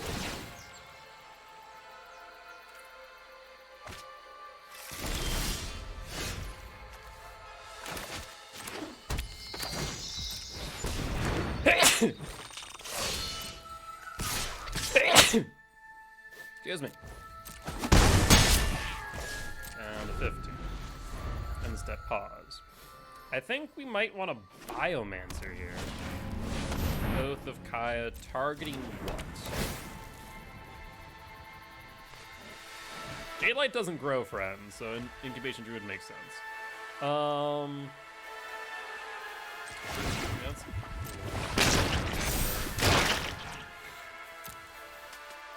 and back.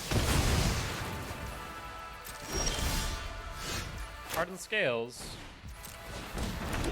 Bit late, but better than nothing. Oh, that's actually biogenic, yeah.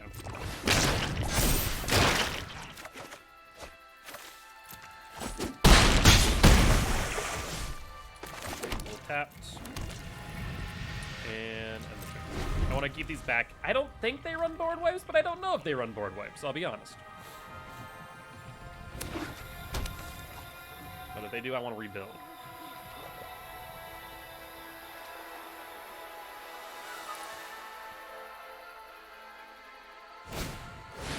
Aya.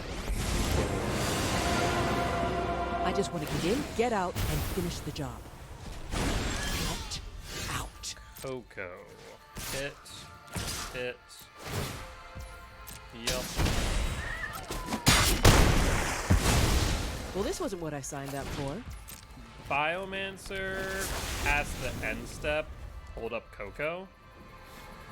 See what happens here. Doom Foretold. Yep, that's fine. Coco. Walker Jade Light.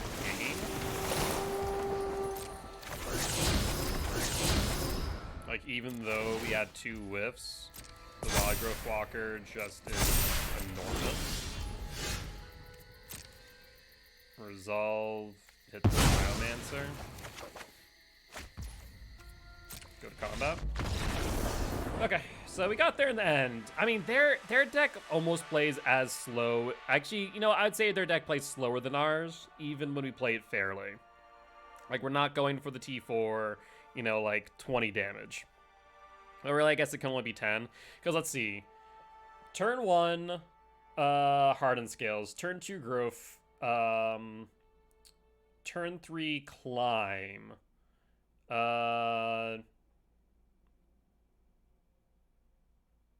Would that work?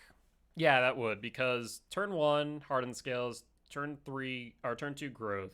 Turn 3, Climb, puts this token on Growth. Next turn, I guess it puts 2, so it's a 4/4. 4 damage down to 16. Next turn, 5. 5, 6. And then it'd be 12 through. I mean, it's close. I mean, this is like T3 Coco, so, you know, yeah. T3 Coco is like a good play. Hard and scales.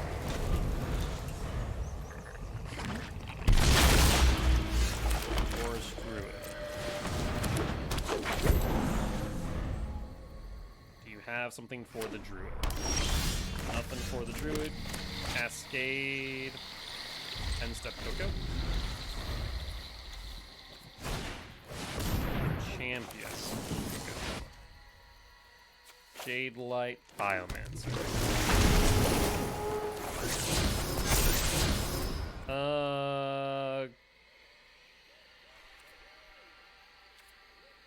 Library. My turn. Let's bring out the forest. Go to combat.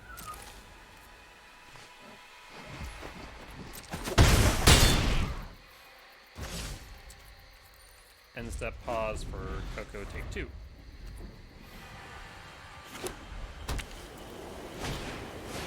Binding of the Old Gods. Targeting what? That is fine. Jade Light Ring. 2. Graveyard. Graveyard.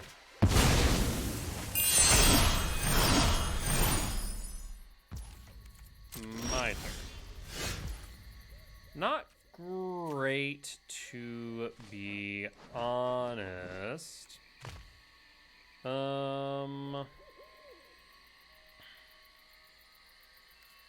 Go to... Okay, let's do this on green. Go to combat.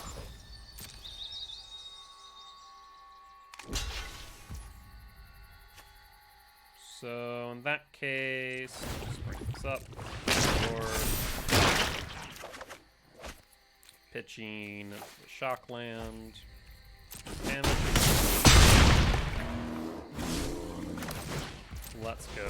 Growth Chamber Guardian. Pass. I mean, right now they're struggling a bit to kind of regroup here.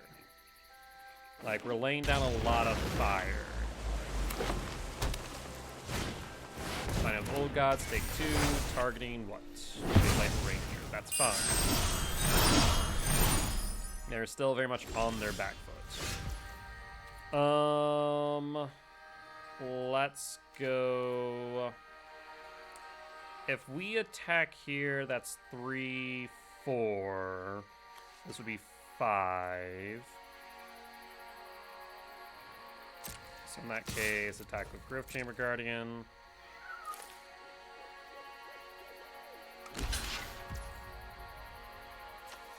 So in that case, let's Growth Chamber. Take action. Grab a Growth Chamber. Thinning our deck. 2 damage. Let us pathway. I've yet to see a board wipe from them.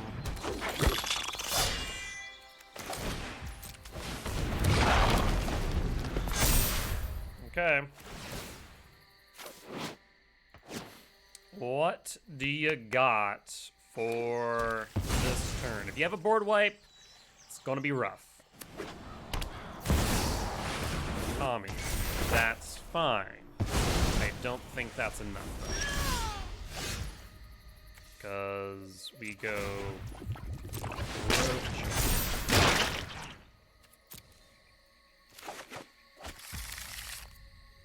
And that's lethal. I mean, hardened skills, Coco, it feels pretty good.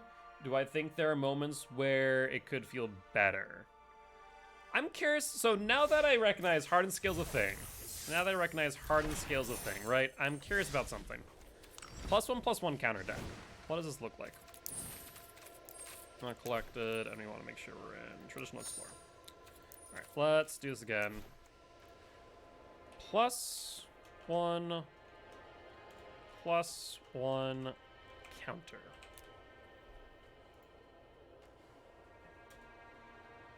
+1 counter.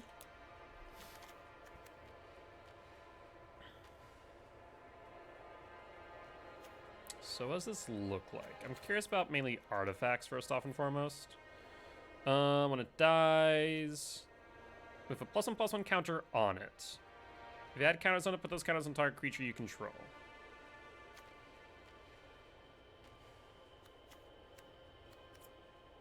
Okay, get a +1/+1 for each counter on it. Sanctum.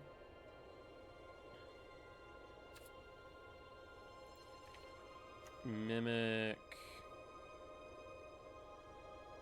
Each other creature you control, the chosen type, enters the battlefield. Chosen type and choose a creature type. Interesting. Whenever you cast an artifact spell, put a +1/+1 counter on Patchwork Automaton. Is there any world? Whenever another creature of chosen type enters the battlefield under control, put a +1/+1 counter on Pretender. So if we did, for example, Construct.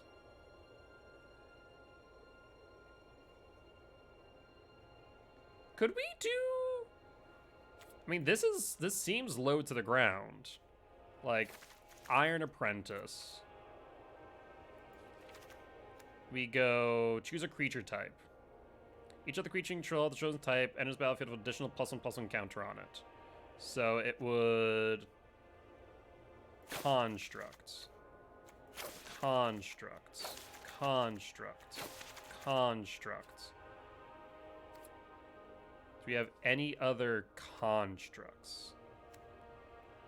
Kicked with a...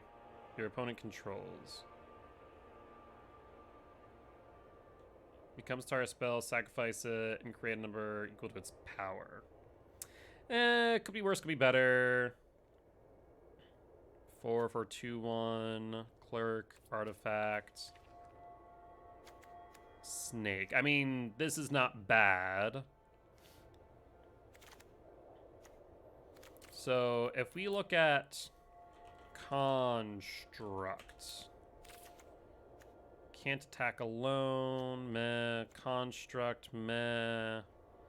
Whenever you discard a card, you may exile that. If you do, play a card this turn. Scry 1 dies. Other artifact creatures you control get +1/+1. I mean, this is a Lord, Construct Lord, and that would also get buffed by Mimic. So there's a thought there. Do we have something that sacrifices? An artifact that sacrifices? When a trash bot, each in your graveyard. Whenever artifact return to your hand target artifact creature in your graveyard with lesser mana value.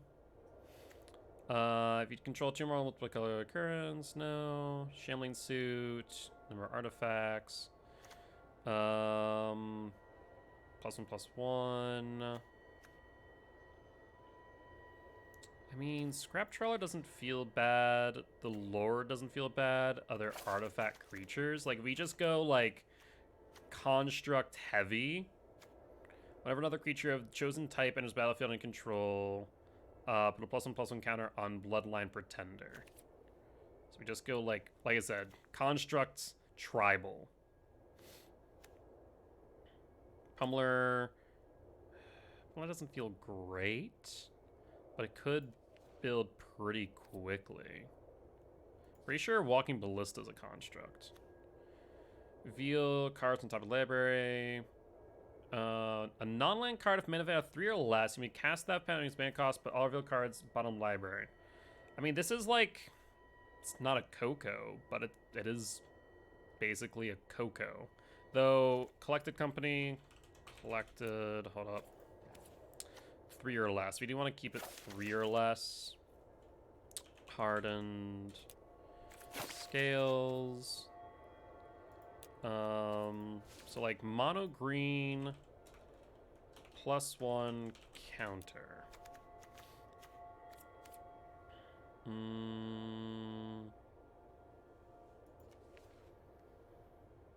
Anything else that would really work here? I mean, Snakeskin Veil is good. So actually, I'm curious. I know I'm going to go over my normal time, but I want to look into this now. Hardened scales. Hardened scales. Decks. Formats. Modern Pioneer. Filter. Pioneer, Golgari, Hardened Scales, and Hardened Scales in Modern. Golgari, Pelt Collector, Resolute, Glint Sleever. Actually, we have a lot of these cards for Hardened Scales. Interesting.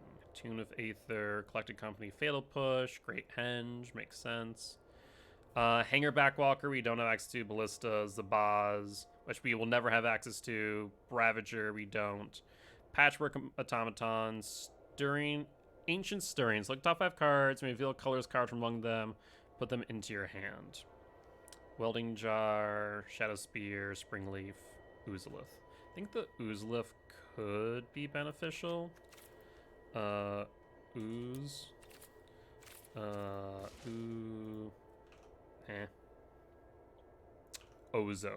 Ozolith. And like run 3 of those. Sacrifice. I'm looking for a sack outlet here that we could use.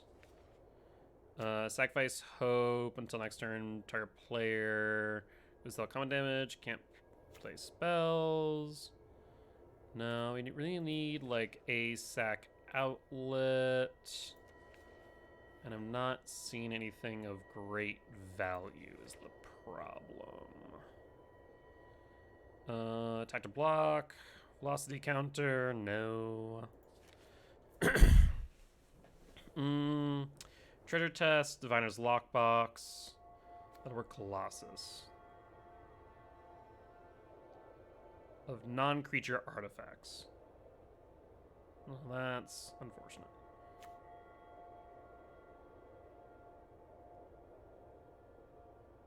Yeah. I mean, we could, like, in green, sacrifice. Trying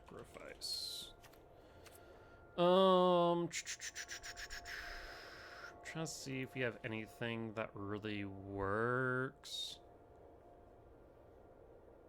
Not really so far.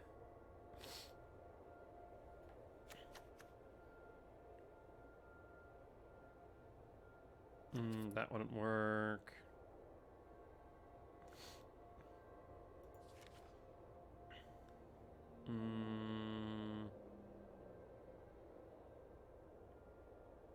I guess we could just run that, theoretically speaking. Fly for a creature card with mana value equal to 1 plus the sacrifice creature's mana value. Put it in the battlefield. Kind of tempted to just play this and see what it does. Does mono green hardened scales. Springleaf, Shadow Spear, Welding Jar, Ancient Stirrings. In this case, it's just like a creature card. So, top 5.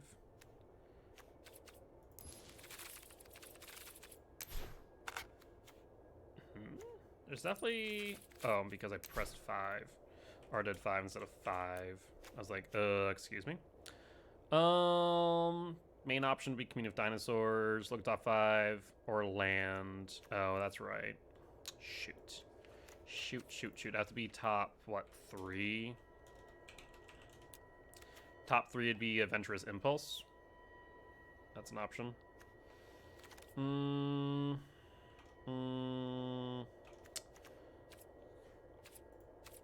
Honestly, let's just run it out like this. I'm just curious to see how this deck runs.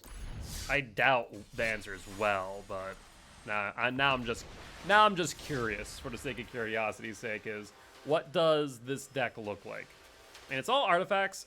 We could go like splash white for like all that glitters. There's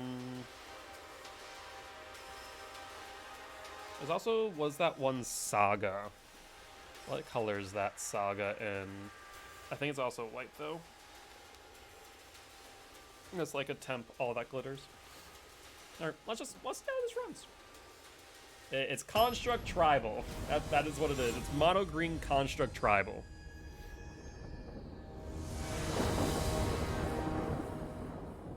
I doubt this plays well. Mulligan. I mean, we're playing first, so Mulligan down. 2/2/3. Drop 1. Drop 3. 1. Uzalith pass.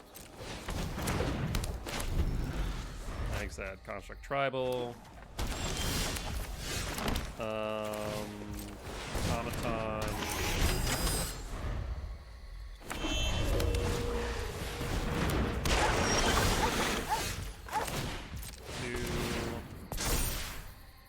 Construct. Probably Super Friends control, based on the beacon alone. Oh, that's rough. No land drop. I mean, we're playing 24 as well. Absence, fine. Actually, we'll crack that now in case there's a land. There's not a land. Yeah, this was not a great start. Let's go Overseer.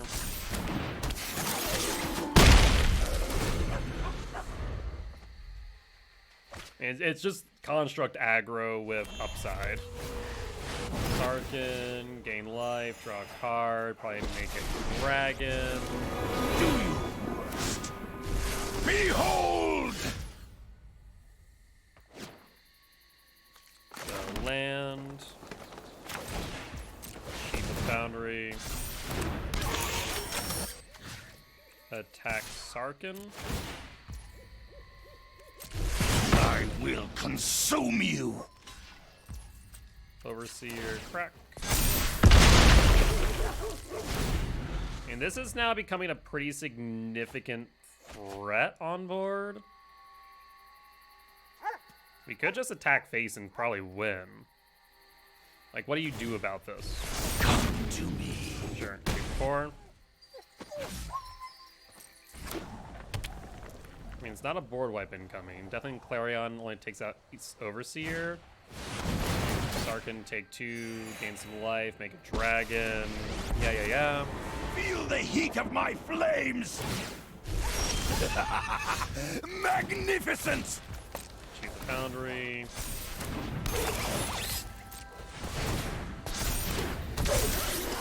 Construct Tribal's working!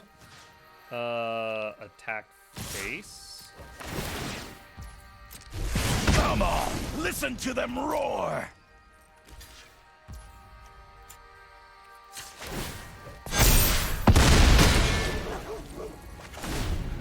Wait, is Construct Tribal working? What is this? What are we doing? Oh, well, you know. Maybe I overplayed. Oozolith triggers. We get one creature, and it's gonna be like in a million. Sorry, a 14/14 minimum. Ideally, yup. Today I craft my victory. Might demands power. Sure. That is very much not a creature. Pass the turn. I mean, is there a chance that we win? Yes. Is it likely right now based on our hand? No, that depopulate really screwed us over. Depopulate, right? Yeah. Skies. Down to 4. So we officially need to attack for lethal here. Land. Probably can drop some lands. The question is, if we do so, what do we drop it for? They're like, if we're running, basically we're running Construct Tribal, right? Under 3. Construct Tribal under 3. So it felt pretty good. If we had like Hardened Skills there, I think we would have won. We were also slow on lands, so we were back a few turns. But that alone felt pretty good. Depopulate is it 5 or 4 mana? I want to say it's 4. It's like just a different version of Shadow to Sky, if I remember correctly. But it cares for multicolor instead of power. Which, I mean, if you're playing a multicolored deck, it makes sense. Then I think that there are less decks that are running multicolor. I mean, it's Explorer, so. We'll need to think about that and maybe hold some cards, or hold some creatures back in hand for the Oozolith. But, I mean, that didn't feel bad. The blowout killed us. But it didn't feel bad. But the moment we get, like... man, once again, this would be great if we had lands. We have lands... It's Coco. It's Coco. So, like, 2 Mimic for Coco. Hope for the best.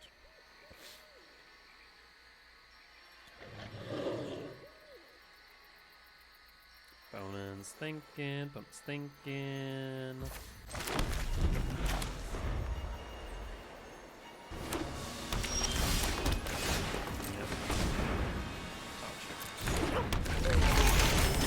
I could use a creature. That is not a creature. That is a hand. Yeah, it's 2 like back-to-back bad hands, to be honest. So this definitely needs to be tuned. It's very like Construct Tribal. What is? End step Coco.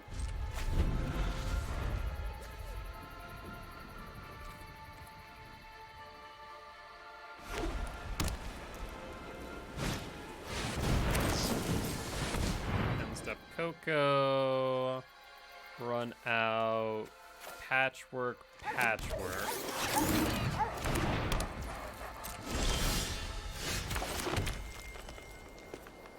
Go combat. End step Coco. You have depopulate.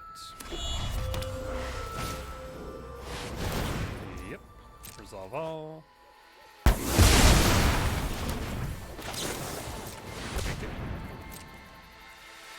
Apprentice Construct.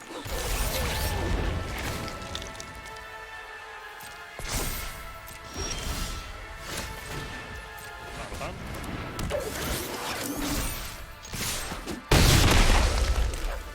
Aster. Do you have another depopulate? Question of the day. Pick up the patchwork down contact. Apprentice. Pass. Arcane. Yeah, actually the life gain I think is what saved them last time too, and it might do so this time. We concede.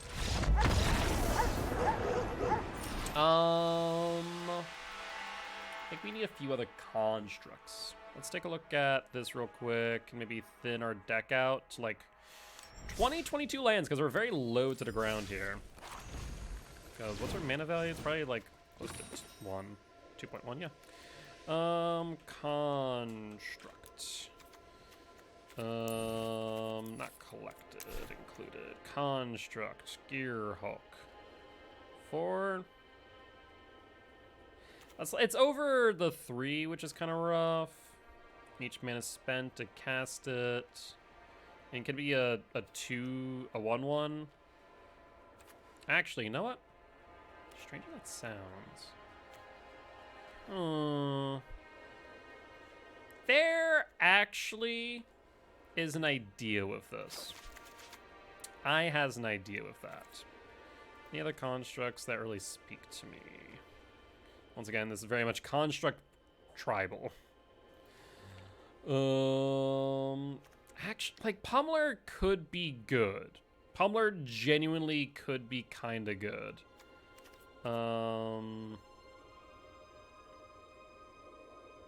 Like, if we do, like, a Tune of Aether, Pummeler... I'm not sure if we do anything else, though. Dolls of Horrors, Chrome Replicator, Treasure Keeper. Like I said, we want ideally under 3. Walking Skyscraper. I don't even know there's a card. For each modified creature you control.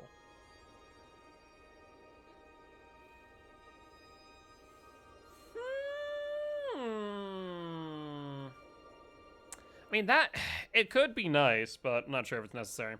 What I think we will do, though, is we do this. So, like, green, whatever. And we go with suggested lands. So, like, 1, 2, 4. 4.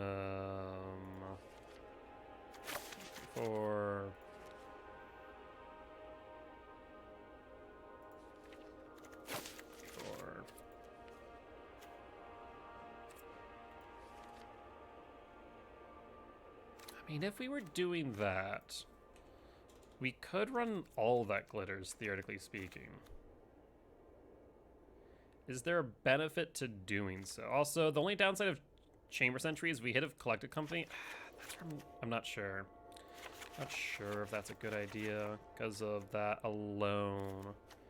Jeez, yeah. That's kind of rough. That's kind of rough to think about. Constructs. White construct. I want to say constructs under 3. Let's take a look at that. That one top X artifact, top X. Or construct. It's like this creature put a soul counter. If there's 3 or more counters on it, move through those counters, transform it. Attacks may exile creature from graveyard. X number of creatures exiled with creeping in. It's kind of a fun card. Scrounger is nice as it has recursion. And it's a 3/2, just overall good card. Courier, also not bad. If we were to... The thing is, that's red. Like, if we splash black, that's fine. That makes sense to me for Scrounger. Just an aggressive body. Though no upside, still very good.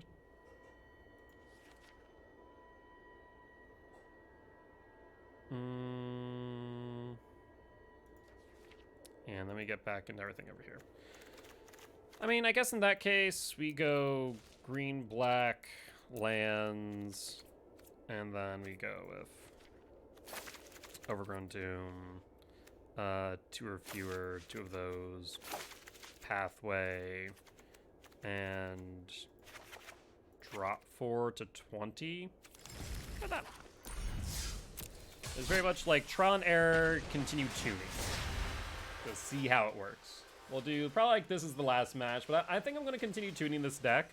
I think that like Construct Tribal Pioneer / Explorer could work. Could could work. I think it's a very aggressive. It'd be a very aggressive deck.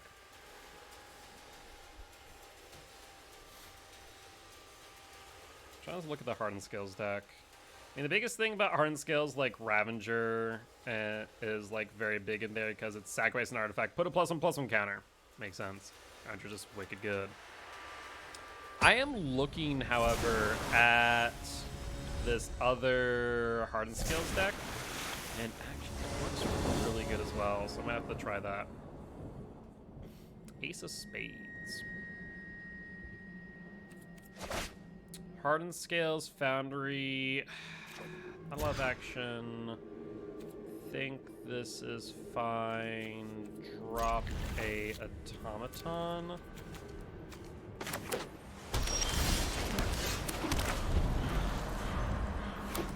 Snow. Mimic. Response. Construct. Additional land coming up soon would be nice. They're looking at it. Probably haven't seen Mimic very often, to be fair. I wouldn't either. Rattle Chain. Okay, Mono Blue Spirits makes sense. Sure. So now they can start countering things we play. There's Obsession. They can start countering for 1. That is strong. Dealing 3 in the air.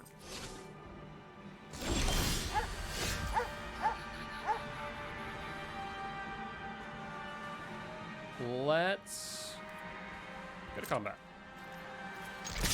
Guilty. Okay. Mimic. Do you counter it as a construct? Pathway on green. Each construct now coming with 2 +1/+1 counters. You got it. 4 cards in hand. About to be 5 with Rattle Chains. Next turn, try to Windmill Slam Chief of the Foundry. If we draw land, maybe Scrap Heap and Automaton. Down to 10. Looking a bit rough here. They could present lethal on board.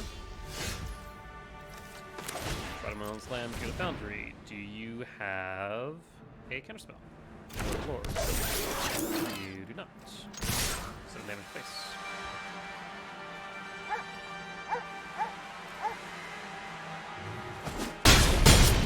Down to 11. I mean, we're keeping up with them. I just think that they have lethal. Sailor, 2, 3, 10 execs. Yeah, they just outraised us. Makes sense. We're also a land down. They have evasion, so evasion's going to win over us. If we had Hardened Scales, maybe could have been a bit more aggressive, but we did not.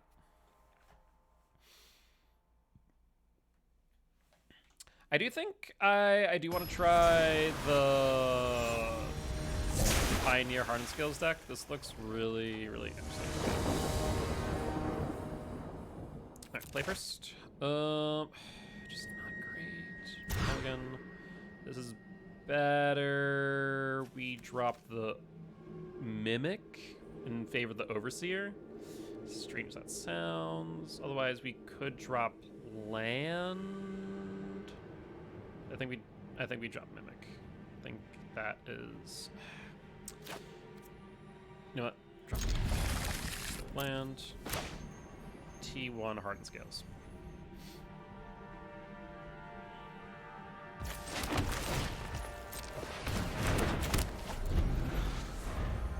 Then pathway on black. Pathway Tomb Shock Overseer.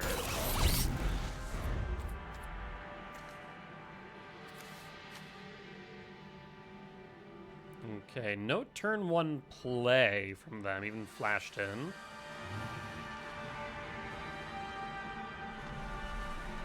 Do you have something for the Overseer, like a bounce?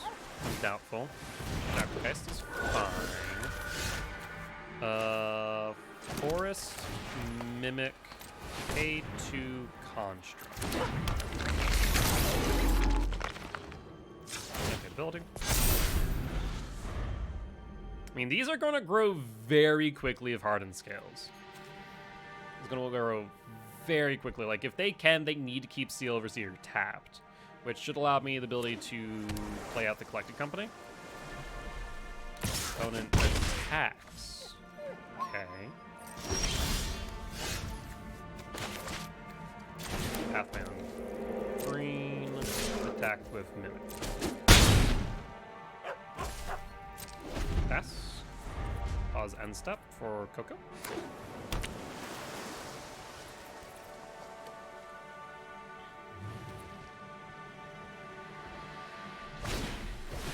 Shackle case. You got it.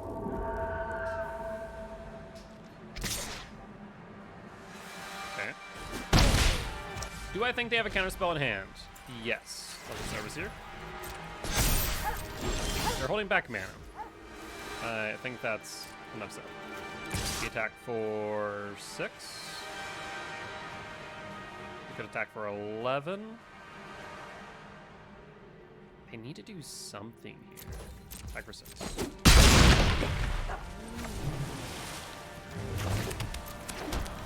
Faster. Pause on stuff. They're holding up a counter. I know that for a fact. Faces Haven. There's a blocker. They need 3 mana for the Faceless Haven. They cannot afford to counter the Collective Company. If they do, they lose.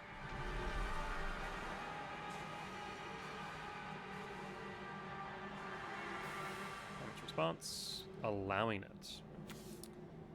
Lord.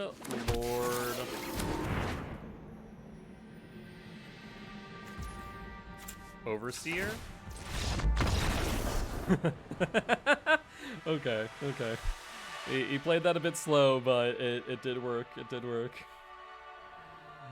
Yeah, Overseer, like, hardened scales into Overseer, like, what do you do? It's just, like, for a turn. Like, unless you have target removal or board wipes, it's kind of a feel bad. So, okay. Hardened scales into Overseer, it feels pretty good. Feels pretty good when it's allowed. Oh, criminy. Okay, this will definitely be the last match of the day. I think I need to wind down. I do have work tomorrow. After all, tomorrow we're going to be playing some of the Elden Rings. We're doing our no-hit run attempt, which I'm very excited for.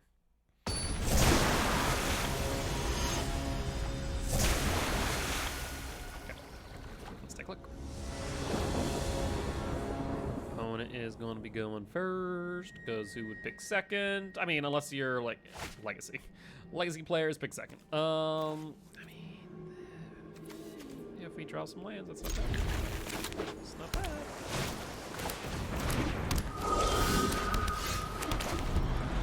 That's not a land. Could use a land.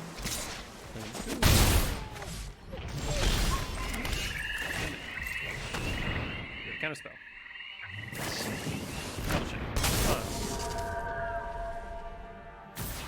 Yeah, not having that hardened skills might be rough. We did not draw, so we need to draw into lands back to back. Otherwise, we're in a feel bad moment. We do not block. They can pump it. Looking like it might be a race. Jesus, how? Scrounger. Do you have a counterspell? Or 3, 2.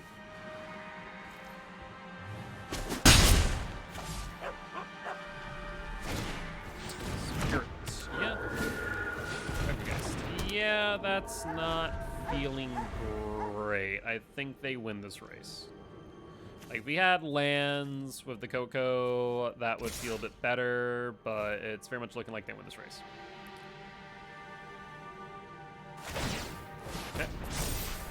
means no counter spell. But down to 9. Then they're able to make this a 4, 5, 6, 7, 8, 9. So we are going to be forced to block here. Apprentice. 2. Attack. We block Apprentice. 12. Yeah, like I said, they won this race. Even if we block, that is 1, 2, 3, 4, 5, 6. We down to 3. We still have enough to win. We're missing our land drops. With our land drops, maybe in a race to the bottom, but without our land drops, it's feeling a bit meh. Just a little meh.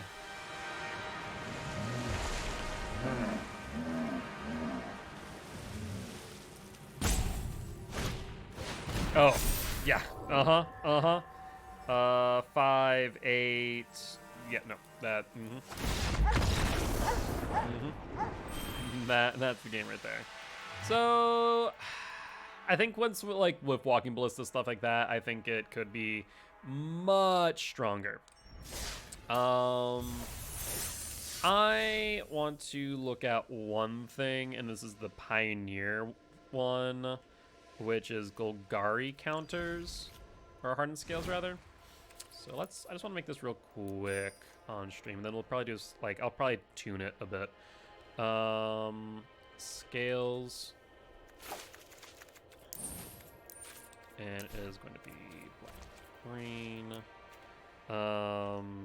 We are looking for. Do we have access to Constrictor? We do. Constrictor's great. Drana.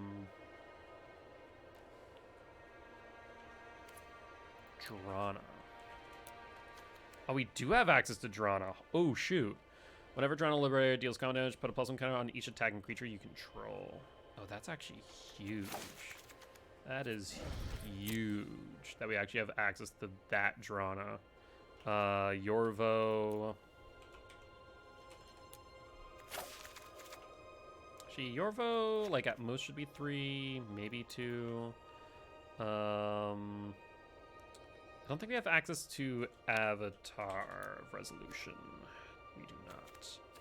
Avatar Resolution, it's a 2 for a 3/2. Oh, that's a nutty card. Holy hell. Glint Sleeve. Glint. We do. At the beginning of keep your mate pay 2. If you draw a card, lose a life. Menace. I don't know why that's a card in here. I'll be honest. Hi, Meep. Can you not? Hold on one second. My cat decided to say hi. Hi, how are you? I left that door not so you could enter, but so cool air could enter. Yes. Hello. Hello, small kitty. There we go. How are you? You happy now because you're in here?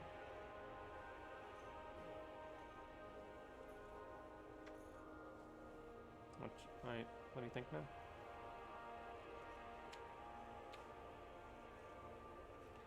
Alright. Let me make this duck meep and then I'll give you some attention. How's that sound? How does that sound, small cat? Does that sound fair?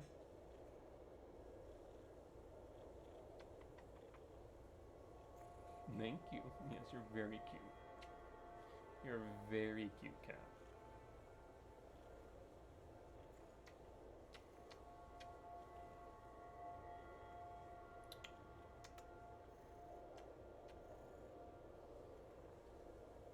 You're very happy right now, it would seem.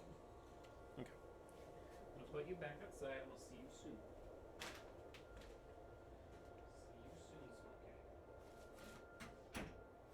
See you soon, okay.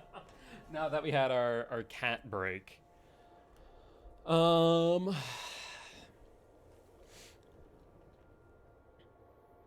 was thinking, it's only running 2 hardened scales in this deck. Pelt Collector. Like, Long Tusk Cub makes sense. cub. Only suggesting 3. The Hydra. Oh, this is Mana Gorge. Whenever you player casts a spell. Oh, geez. Whenever a player casts a spell. Jesus. That is kind of nutty. Not gonna lie.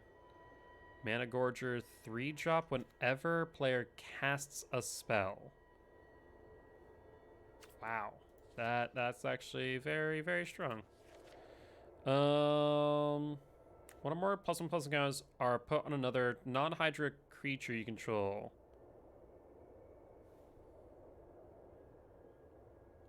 Huh. That's...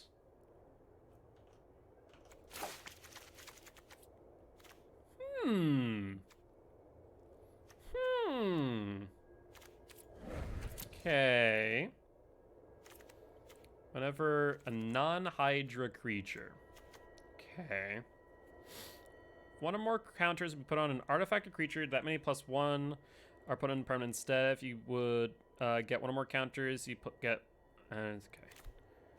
Interesting. Put a +1/+1 counter on each of the 2 target creatures. Each creature... So let's check a look at +1 counter. Take a look at this again. Mainly looking in green, I think. And we want to be looking at creatures right now.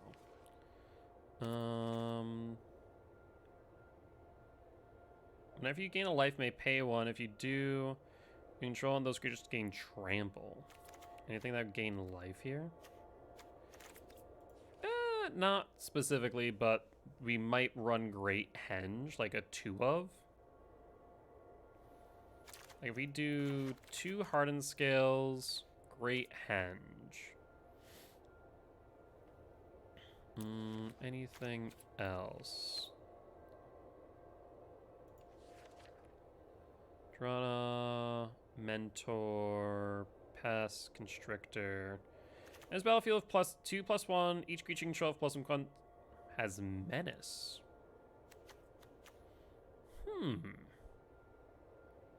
mean, that's actually relatively strong here when built around. Let's see. Anything else? When a creature opponent control dies. Gains Indestructible, Undying Partisan, meh. Move any number of +1/+1 counters from a permanent you control onto Marauder. If that had, like, haste, that'd be kind of nutty. If you control a creature, +1/+1 counter on it, creatures your opponent control, -1/-1 until end of turn, meh. Dissector. Aeronaut. What was this? Lore Mage. No. Shadowcat. Blood Host. Vampire. Swarm. Drana. Most of these not looking great. Whenever you cast... No, that's not great. Servant of the Scale with a +1/+1 counter on it. Dies. +1/+1 counters on a creature you control or X number of scales on Servant. I mean, this is basically like that other one. The Construct, in a nutshell. Pelt Collector just makes sense. Like 4 Pelt Collectors. Servant of Scales is kind of nice, but not entirely necessary. There's no real way to... I mean, there's Drana to grow it. Anything else?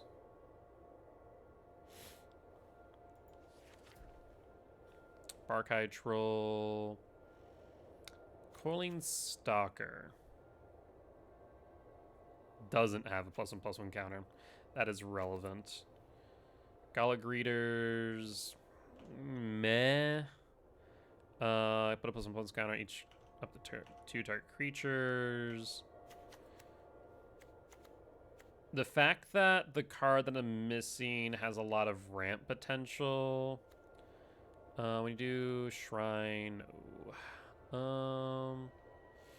target creature, it's a changeling, meh. Target creature. Target creature. You control another wolf. No. Proliferate. Cute idea, but no.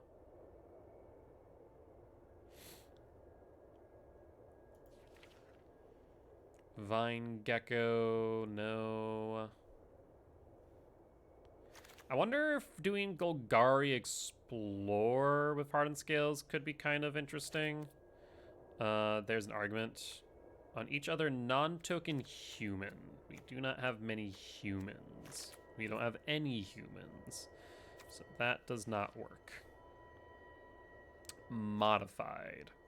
Things that care about modified are also relevant here.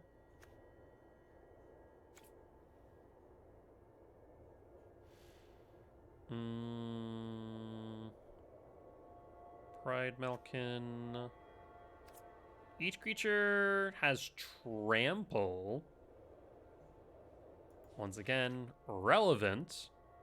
Oh, hold on. We do have this card. Oh, shoot. I did not realize that we had that. So there it goes, oh, well, I don't have it. 2 target creatures, and then, yeah, that's pretty good. Yorvo. Anything else we're really missing? We don't have, like, the Avatar of Resolute, which is unfortunate. Attune. Take out the creature filter. Company. Henge.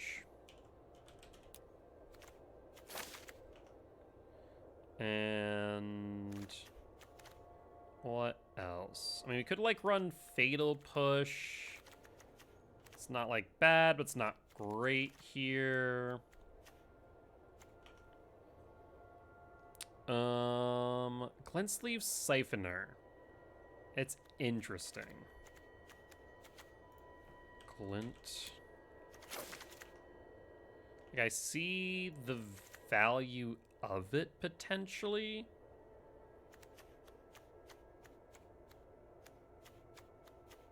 Yeah, let's do that. We're not gonna bring in the Fatal Pushes. And let's go with, obviously, for review. Lair of the Hydra. Where's the lair? I don't think we have it here. Blooming Marsh. Like 2 of you. 4 Aether Hubs.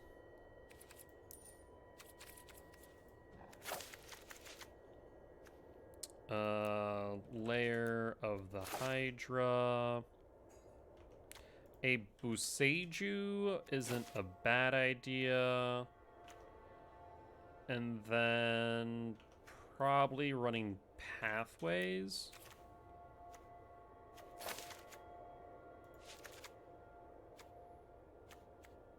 Oh, though we need to cut some cards, don't we? We aren't playing a lot in the way of black, so I think we just go down on forests. And just go with Golgari Hardened Scales. Alright, let's do it. That though. Change the avatar. Do we have a Garrett? Don't test me. We do have a Garrett. Cool. Let's try it. I know I said that was my last game earlier. I want to try this Hardened Scales deck. Hardened Scales is very much like my pet card right now. I'm like, what can we do with Hardened Scales? I'm very, very intrigued. So I think this is going to be my last one. I want to make that real quick and see. The Constrictor does give me ideas with Golgari Explorer as well. I think it has potential.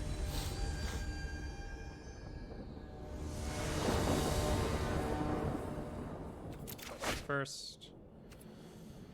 I mean, Constrictor 2, Drana 3 isn't bad. I don't exactly want to mulligan, so let's just go for it. I'll go Forest first. A Hardened Scales in the sand would have been fine. Actually, any one drop would have been fine here.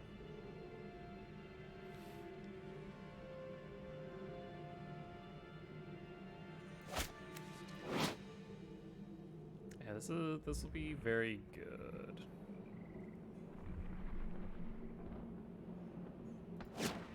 Opponent's thinking very hard.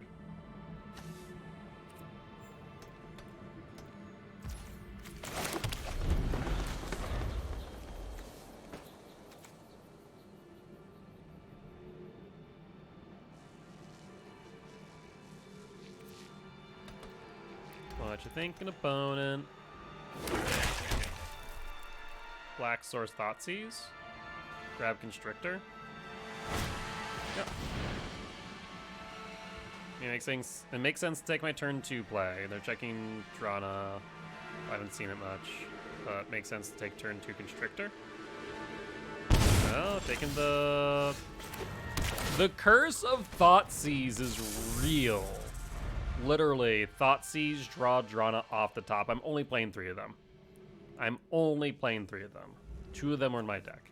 That was a 2 out of 53 chance there. Please Thoughtseize me again. Feel the push, fine. We'll Aether Hub into Drana here. Actually, we could just Glint Sleeve and then draw a card. Isn't a half bad idea.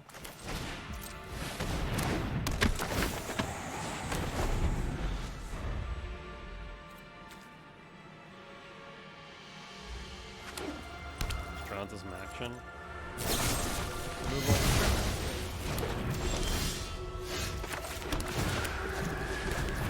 Drana take 2.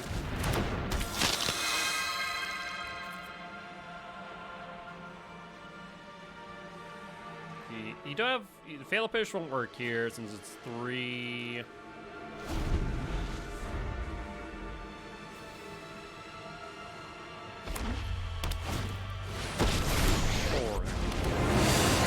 Makes a 2/3 flying lifelink. I bring my own army. X4.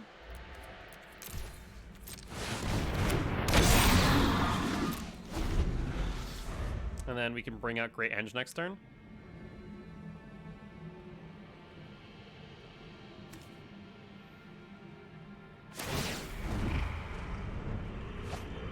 Sidewalk Tutor, grab a land. My Sure. ways are not for the weak. Cycle, looking for something to deal with the board state. Fatal Push the Scourge.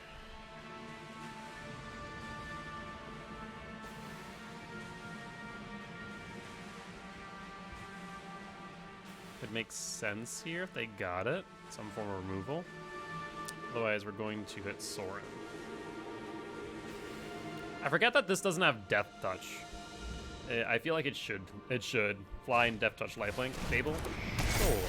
This protects the Sorin, potentially. That's interesting. I think we just go Great Henge here. And then we go hit Sorin, hit you. See how you protect it. Okay, makes sense.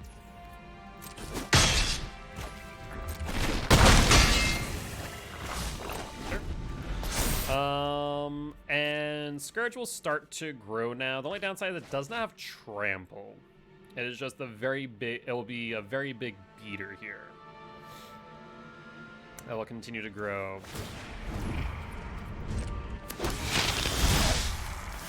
Fine. You can deal with my servant. Yeah, I'm just gonna gain 2 there. There's no reason not to. So I'll gain some blood tokens.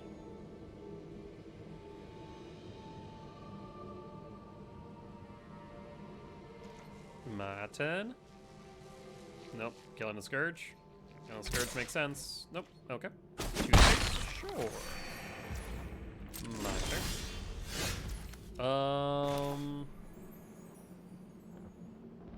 We go with Rishkard.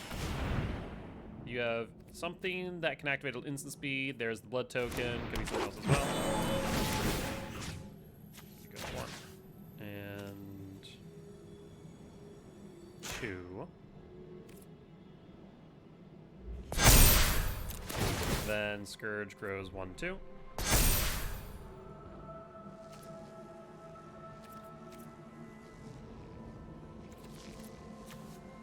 Henge draws me a card as well. Another counter is also pushed on Rishkar. Imagine if this had Trample.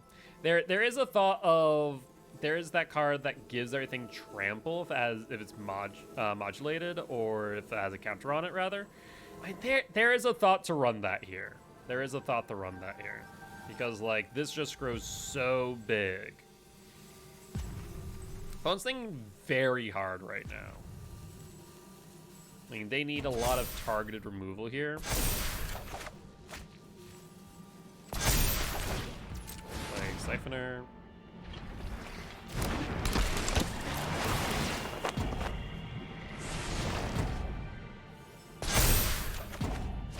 Oof. Fortunate. So, face, Thorin.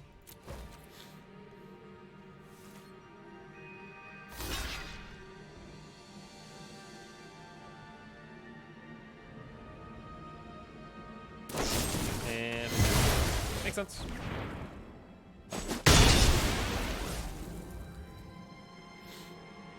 And second removal.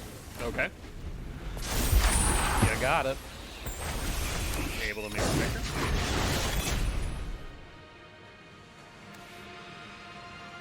I mean, we're in kind of top deck city right now. We both had some form of card advantage on top of which. Blood for knowledge. A fair Graveyard trade. Trespasser. Sure. That would be a 1-for-1. This would be a 1-for-1. So we need something here off the top, ideally. I would hold that back. I would hold that back. They are not, so... Okay, this is fine. Take action. Draw a card. Coco is amazing. Enters the battlefield. Yeah, we main phase Coco. We main phase Coco, no effing doubt. So now we have... It'll come into play with a +1/+1 counter. Binding, Constrict, Scourge. Oh, it dies before the token. Interesting. Oops. I was hoping... Yeah, never mind. I guess that makes sense. It doesn't come in with the counter. It enters the battlefield, then is given the counter. Oh well. Unfortunate, but not the end of the world. Rana.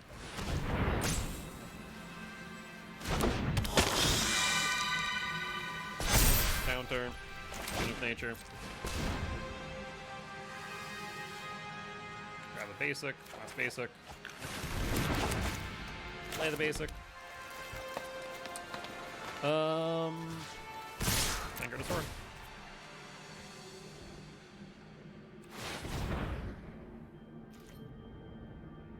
So they're gonna have to 1-for-1 here, no matter what. They can't activate Harvester, so I'm gonna take care of Harvester and Kiki-Jiki. Okay, so we just take care of Kiki-Jiki then, and Soren dies. If not, I give up. faster. Interesting. I won't let this be over. That is very interesting to me. Roxa. Land. They have the ability to play Croxa, but we have flying.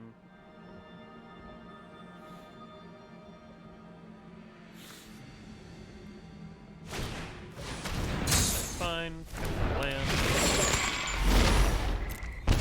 If we draw into a creature here, we can just kind of go off. That is a creature.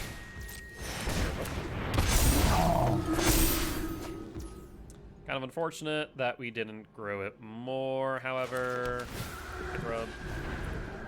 Draw that there. But it's not bigger than Croxus, and that's kind of what matters for us here. That's the turn. Alright, I mean, it's top deck central. We have the card advantage, though. They don't. We have the blockers. They don't. And soon, Toronto's going to be growing our board. So they're in a bit of a pickle, I think. Thoughtseize, good that they passed up because we have a land in hand. Did they draw into anything of value, though? I mean, their deck does not main board wipe, so this is very much going to be 1-for-1. Targeted removal at best, and that still leaves us with a ton of effing value.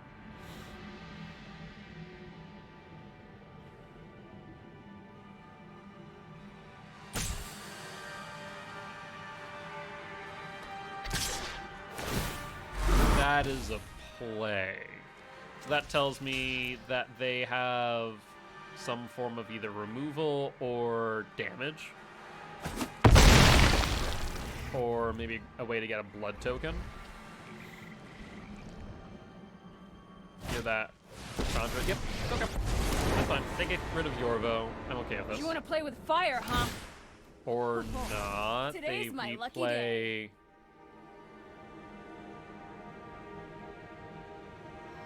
Yeah, I'm not sure about that. That's a questionable play, I think. Okay.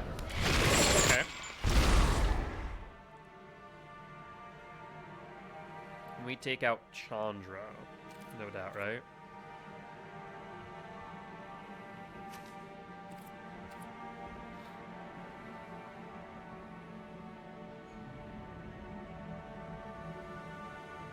I need a creature card up top. That's a creature card. So let's see. 2-player. Chandra.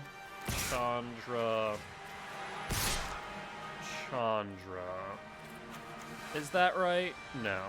We hold back Constrictor. Yeah, we hold back Constrictor. Go to blockers.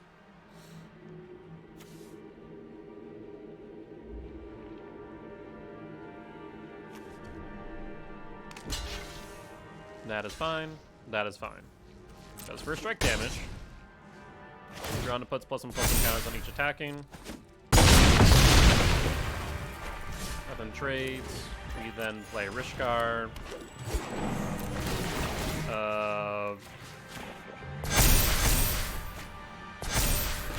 Hardened Scales. Was like I needed any additional +1/+1 counters here. Okay. Okay, this is a bit nutty. I mean, if we did, there's a lot we can do. I'm very curious of this deck now. This gives me ideas for a lot of like Hardened Scales decks. Like we played Whining Constrictor and Drana in like an Explorer style.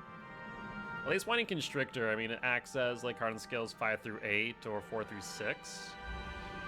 Which 4-6 seems pretty comfortable, to be honest.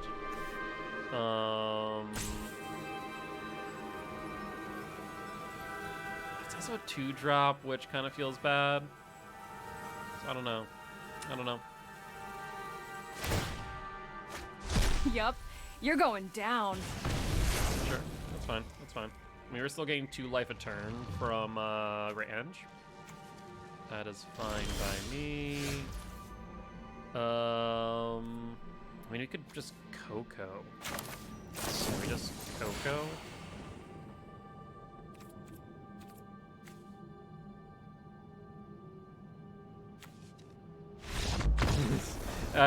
Not unreasonable. Not unreasonable at that point. The board state is huge. You have no main board. Board wipes. You're playing with target removal with some card advantage, but at that point, it just attack face and call it a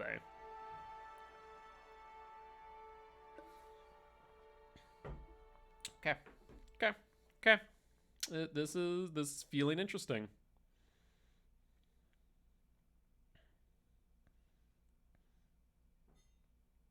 I do like this Hardened Skills deck. I want to somehow make the Hardened Scales construct deck work, but I'm not sure what that would look like, to be honest. I think like stuff like Walking Ballista is just necessary at that point.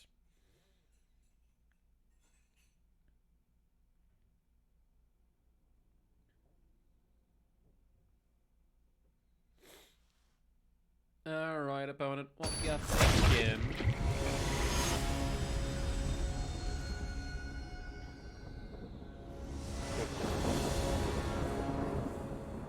Right on opponent.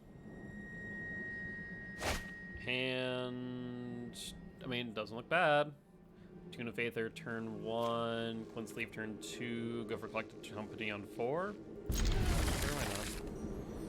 We're up 1, so I think we can take a safe-ish hand. Thoughtseize.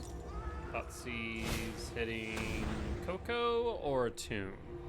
Do you hit the thing that I might hit eventually, or hit the thing that might get me the thing? Or the thing I need to cast?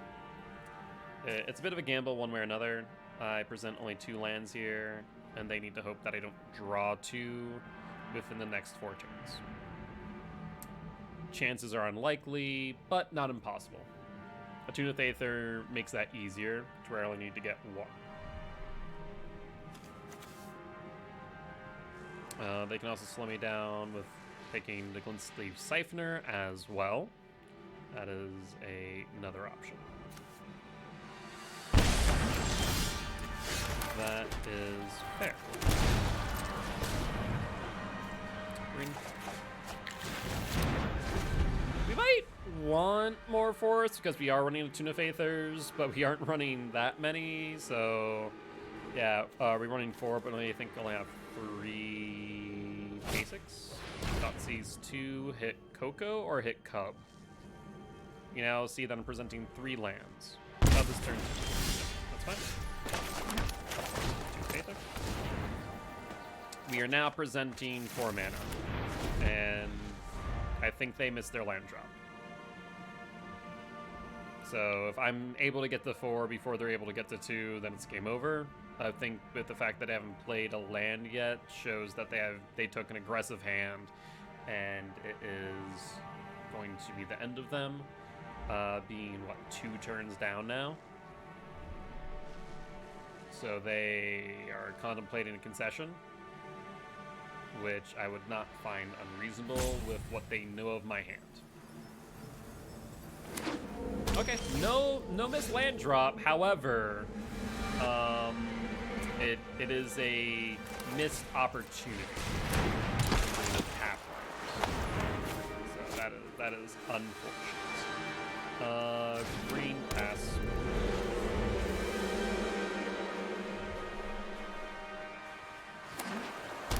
Turn 3. So they're basically just 1 turn behind now.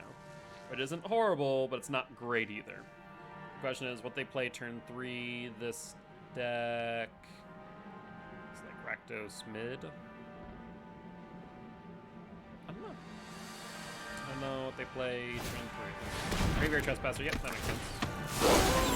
They don't have much to hit, but they can hit Cub. Action, draw an extra card. Hardened Scales. Yeah. We will Hardened Scales, Rishkar. 2. And back 4.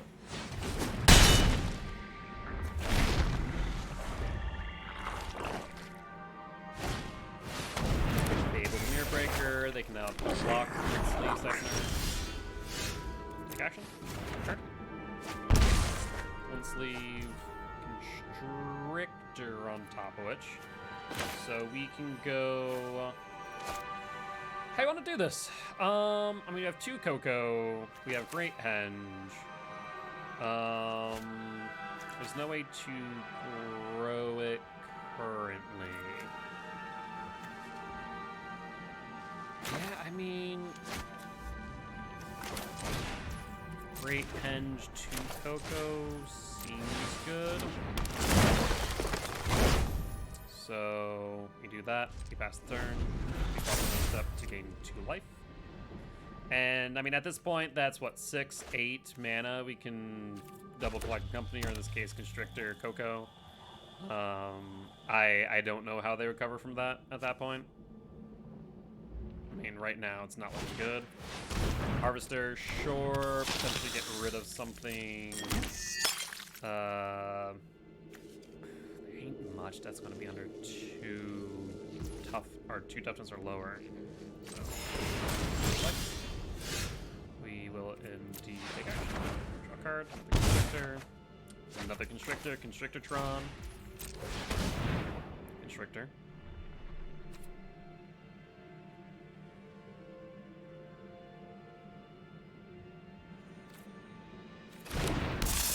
Thinking, +1/+1 counter, draw a card. They know of the 2 Cocos in hand. That is 4, 6 mana. 2. Gotta push first Constrictor. No, we won't. We'll sell the Coco.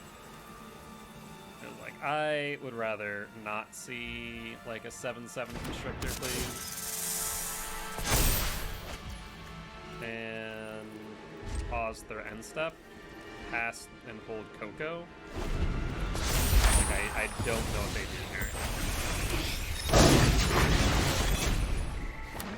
I do not know what they do here unless they have like a million targeted removal.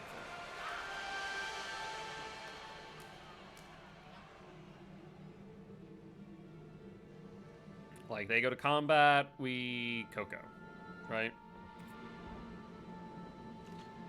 Go to combat.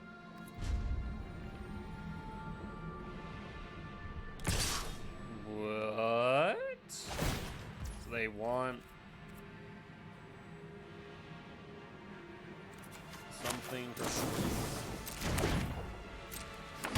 Sure, we'll resolve this. Go to blockers, block with Rishkar. I mean, if they stomp it, beat Coco, resolve all. Rishkar long toss.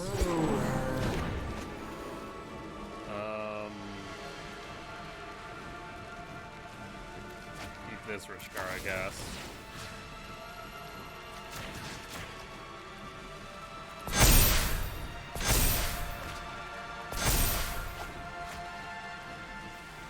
Yep.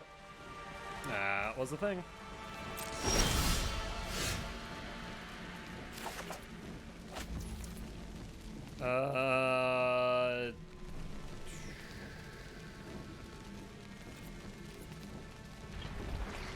Yeah, I was about to say to combat. Rishkar Long Tusk.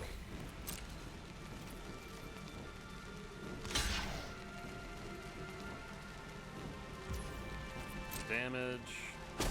Long Tusk. Now I get 2.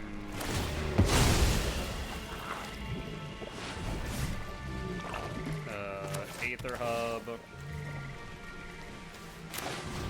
Rana.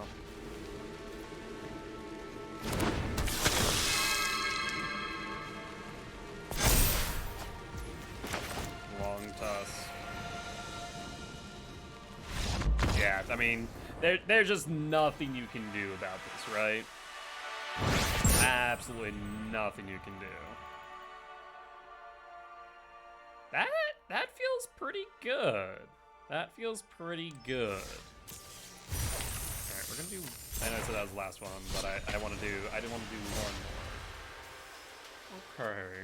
Okay. Yeah, I love how, like, I realized, like, oh, hardened scales are the thing. All the hardened scales decks now. We got Gari hardened scales, we got Adana's Climb, Simic Climb. The Construct deck is very much not there. I mean, this seems good. This seems good. Let's keep T1 hardened scales.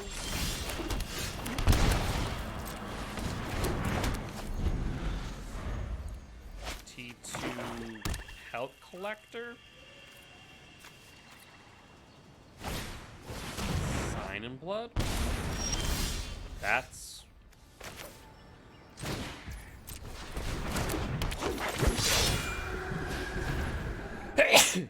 interesting choices.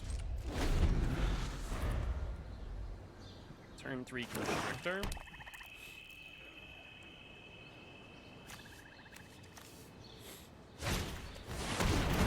Okay. Not the best thing in the world, but sure. Let's do T2 Constrictor.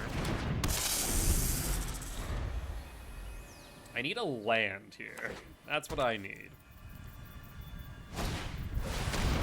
Sonic Axe. This is a choice. This is most certainly a choice.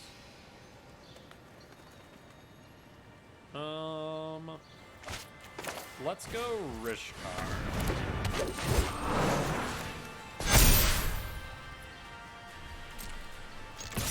I have damage to face.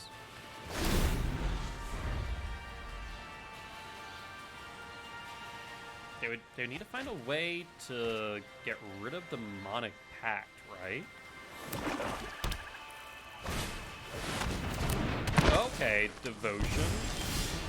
Interesting. Interesting. So we do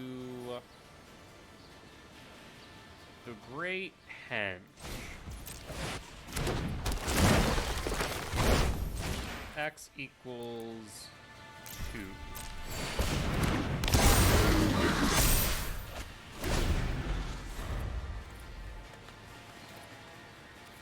I think we can pitch like a Tuna Aether and a Constrictor, I guess. Okay, down to 10. I'm gonna be gaining life here from Henge. 6, 8, down to 2. They were almost there. They are almost there. That is a bit scary. Collected Company main phase.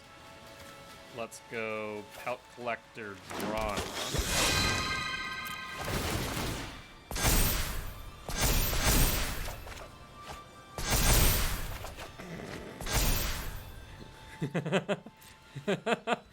Yeah, I really need to put in that one card.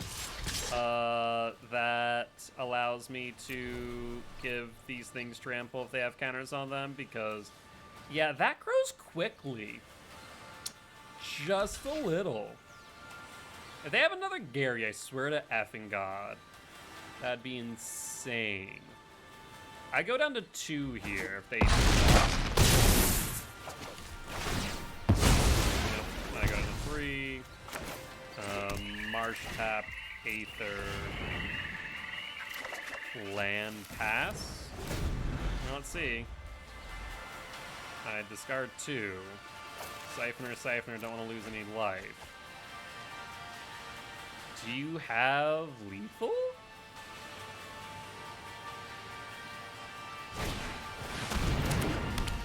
Okay. Do you have something to draw me 2 cards? Okay. Yeah. Good stuff, opponent. see you. I see you. That's a fun one. That is like a race to the finish there with that demonic pact. Holy hell. Oh, do I think it's a bit slow? Yes. Is it wicked funny? Abso-freaking-lutely. That's good stuff. That's good stuff. Okay, okay. I like it. Mono Black Devotion. Do I think that gets blown up by a lot? Yeah. Yeah, it does. Leyline of Sanctity. Leyline of Sanctity. I win. But I love seeing the Sign of Blood used as a kill spell. That's great. That's fantastic.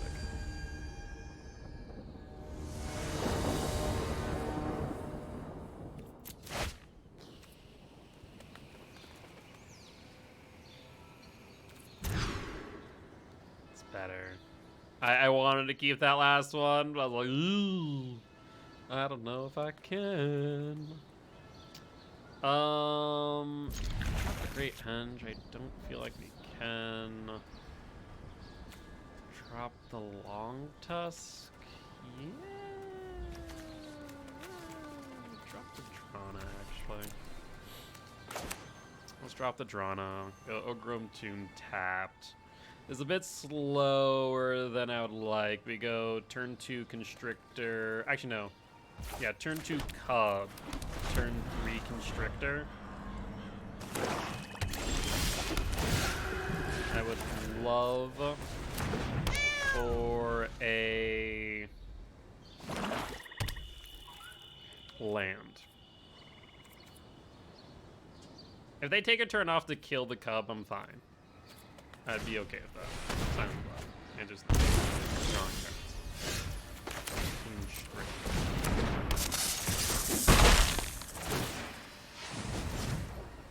Enter.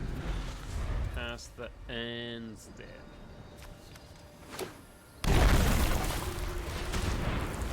Get the life. Sure. Coco. Not great. Go to combat. Okay, yep.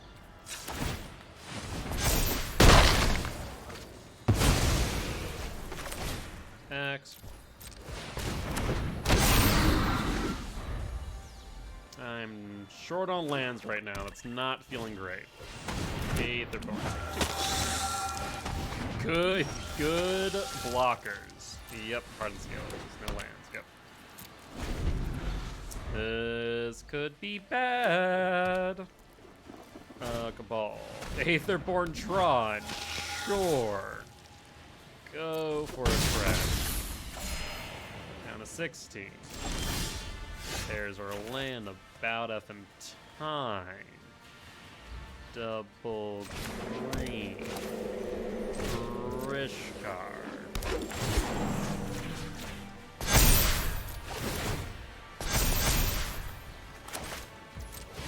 Great end. Past the end step.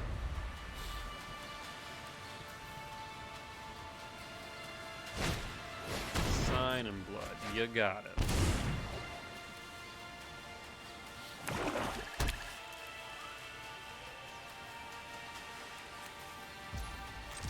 Great 10, King 2.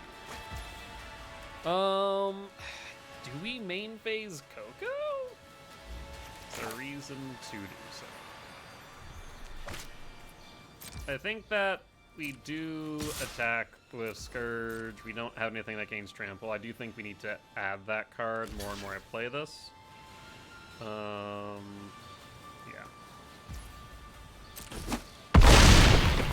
That is strict. We need to just like chip away at them.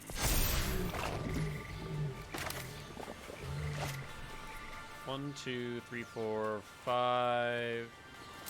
Pass end step Coco.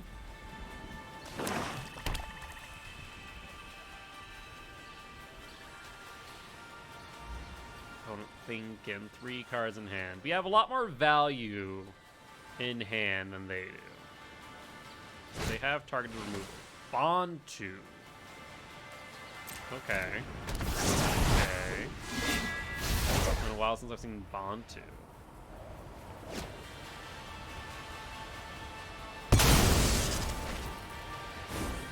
Getting rid of their non-swamp for a card. Makes sense. Okay. Pelt Collector.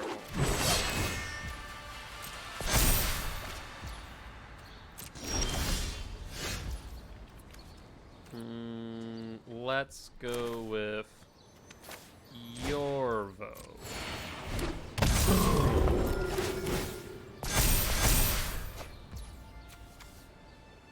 Let's go with Pelt Collector.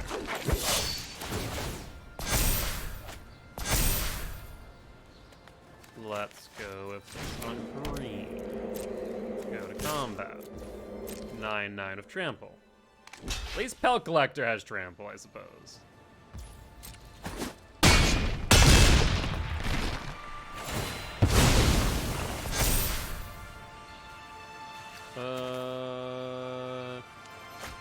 No, we'll end step Coco again. We'll end step Coco.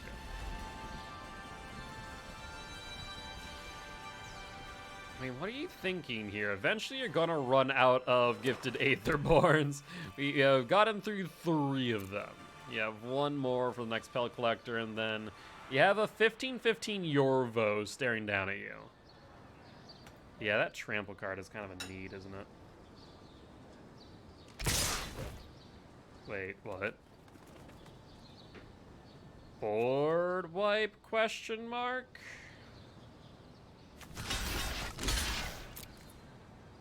Mildly concerning. This has to be board wipe, right? No way, it's not. 1, 2 goes to bottom. Like what is the play here? You have 15/15 staring at your face. This has to be a board wipe. Ritual suit. 6. Is this what's the 6 drop? Liliana War Spark card reanimate? Could that be it?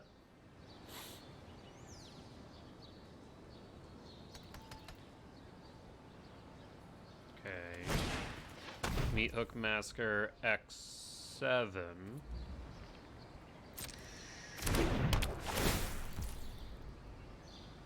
Float, float, float.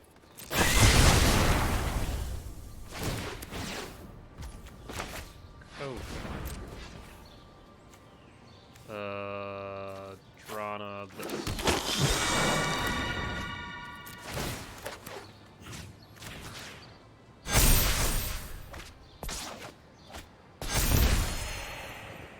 My turn.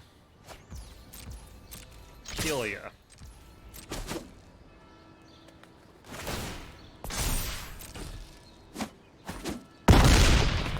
Yeah, that'll do it. That'll do it right there. That will do it, Sonny.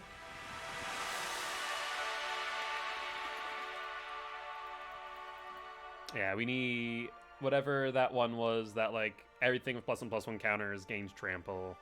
I think even if it's a one of, I think it would be smart of us to use.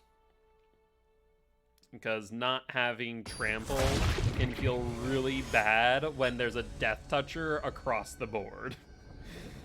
And there's a lot of cheap death touch in the game right now. I mean, in general now, because Explorer's Legacy, so. We have a turn 1, 2, 3. Yeah, this seems good.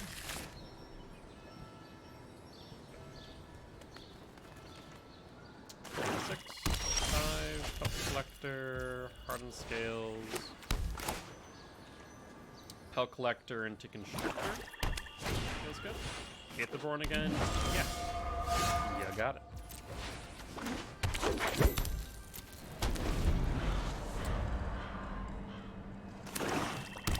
We also could play Drana. Flux. Do you have targeted removal? There's the card. Got it. Triple green Yorvo. doesn't feel bad.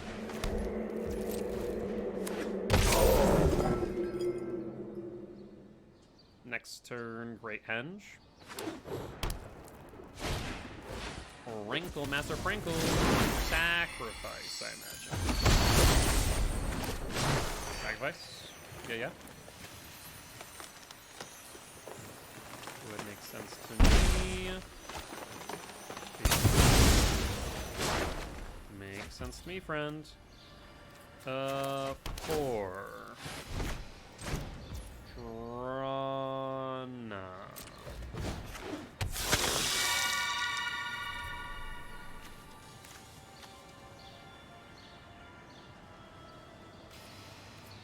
Yeah, the wrinkle might have just shut us out. Jesus! Take it. Sacrifice.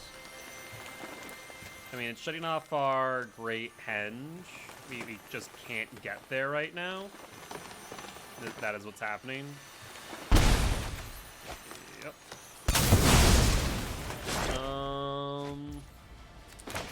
Hardened Scales. Yorvo.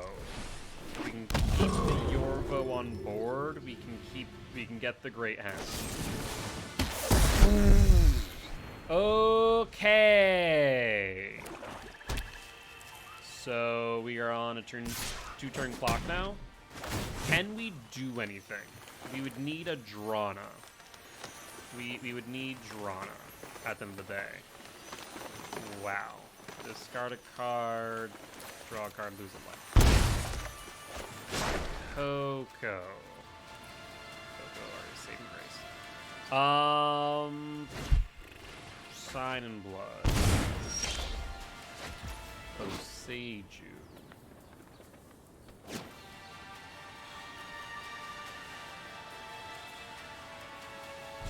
Past the turn, we are going to need to hit a Drana. That is what this is. Drana or bust.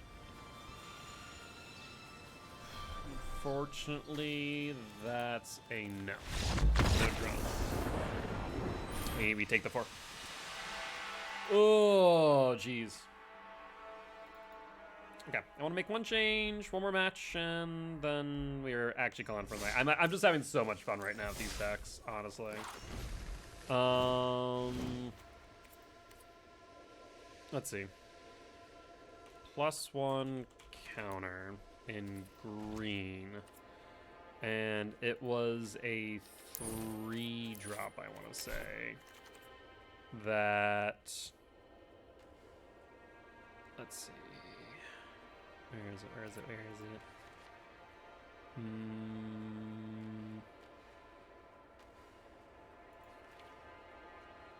Remember seeing it. Nope. What the hell? Where is it? Was it a 4-drop? Oh, don't tell me it's a 4-drop. Do I not own it? That's also an option.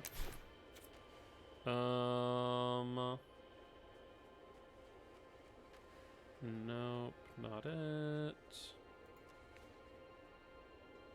Nope. Nope. Storyweave? Nope. Oh, where is it? Trampled. It was a creature. We want to make sure specify creature. Oh, did I misread? I mean, we could go Kadam of the West Tree. Deals common damage, destroys life for basic land card, and then play tap. I mean, we get rid of all of our lands so quickly anyways. No, that's not it. Where the hell is it? Am I blind? Could be blind. Is it a 4-drop? Crazy. Might be.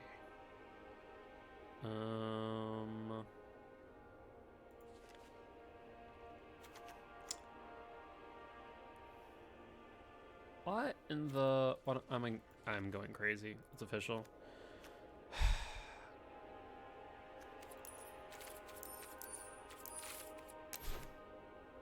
So gain. Gains trample.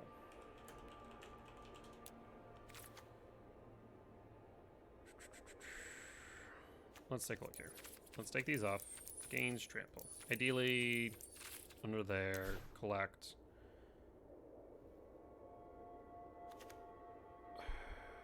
What? Has trample?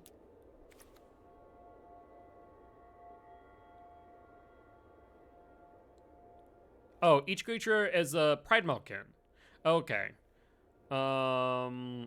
Each creature you can show a +1/+1 counter has trample. There we go. Freaking, I was like, I am going crazy, and somehow I looked over Pride Malkin like at least 5 times. The question is, if we do add a Pride Malkin, what do we take out? We're already at, what, 20 lands? 19 lands? Really? 19 lands? 4, 6, 12, 14, 15, 15, 18, 19. I did. I might need to increase that by 1, which means I do need to like take down a few things. Maybe like one of you. Maybe like Glint Sleeve. Attune is good. Arn Scale is good. Pelt Collector. Long Tusk. And then do like 3 Pride Malkin. Let's do that. Let's do that. Okay. Last game of the day. This time with Pride Malkin. I think Pride Malkin, like off of Coco, based on like how our deck is running, and just go Coco, combat, Pride Malkin, slam, win. I mean, it can be pretty early, pretty overwhelming for our opponent to deal with. So I like the chances. I like the chances. Let's see. First.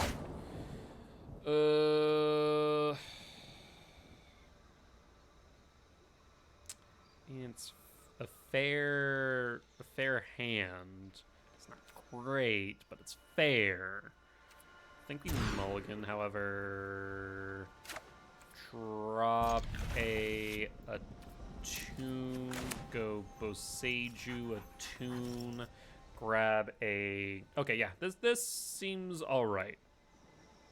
Boseiju, Attune, Overgrowth, Glint, Land, Rishkar. Yeah, this seems okay. Attune, Forest. Overgrown Tomb into Glint. Pride Malkin.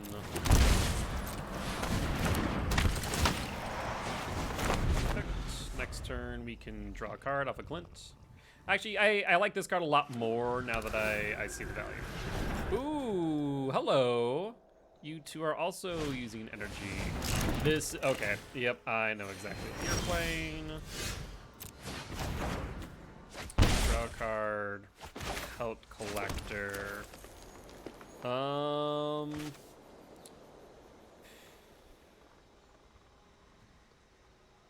Pelt Collect. Okay, let's do Pelt Collector. Glint.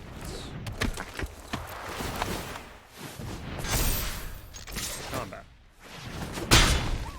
Then we can Rishkar. Token.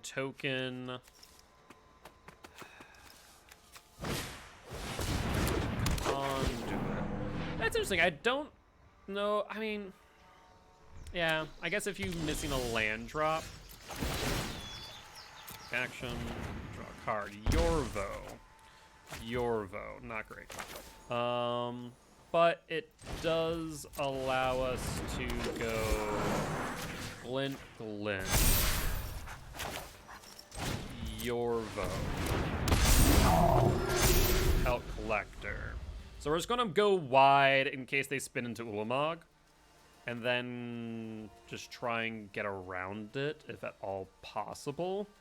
It's gonna be dicey because the biggest thing is the Rishkar. Okay, here's the Marvel. Spin it to win it. What do you hit? Yeah, kind of was hoping for the Ulamog. Yeah, just hoping a little. Yeah. Yeah. Okay. That sets me back. Can be undone. Yorvo. Tapped. So Ugin cannot kill Yorvo, but Ugin can go to 5. Sorry, 6. That's +2, because why not? You know, Ugin's amazing. Do you have anything to stop Yorvo? Well, I guess that does stop Yorvo. Or the Weatherlight.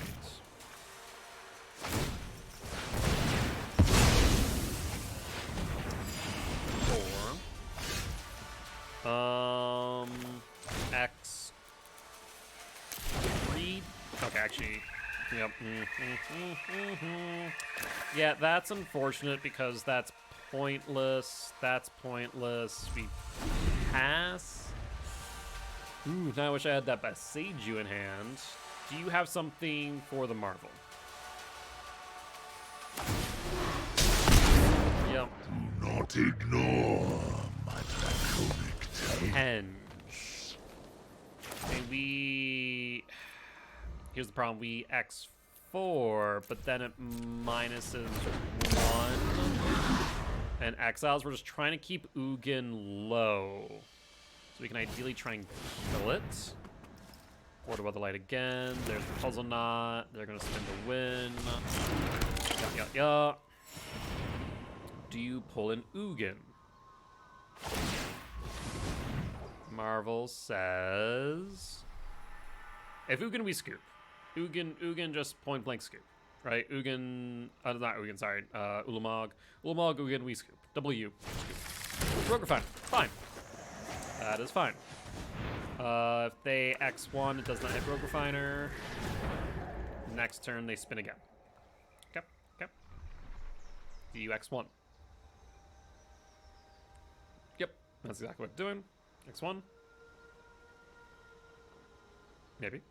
Maybe not.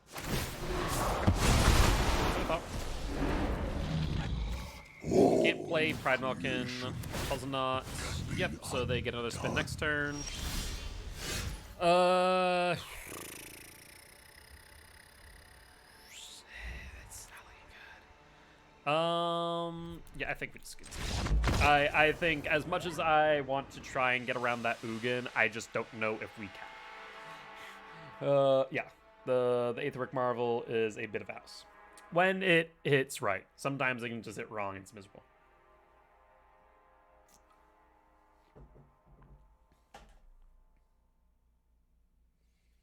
Yeah, I'm trying to think if we have Boseiju, hold it and pray to God. I think that is the gist of it. Play first. No Boseiju. You do have Hardened Scales. I'll just try and go off. Of course. Hardened Scales.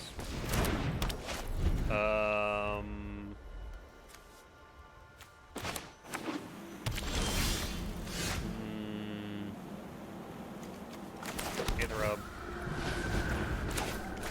I think we need to draw into stuff and things. Otherwise, we go Constrictor into Scourge, but I think we need some form of action.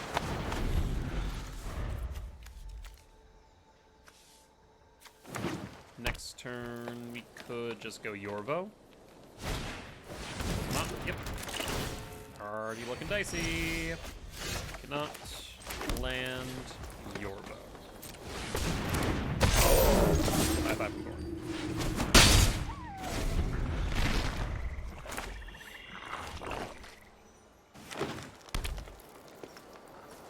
Okay, crack. If they have land, let's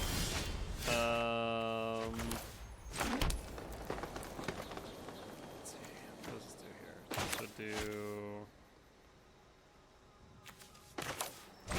X3.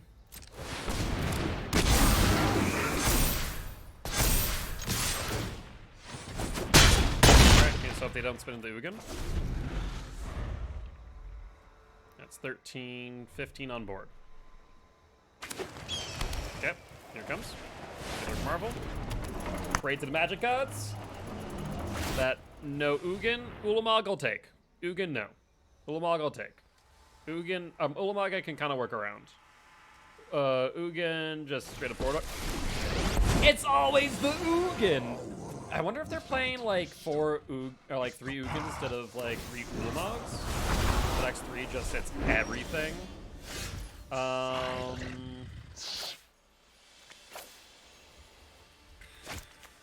They just...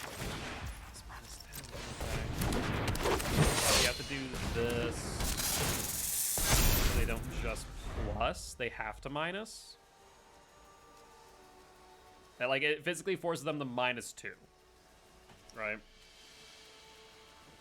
Next turn, if we don't have 2 things we can play, we have to...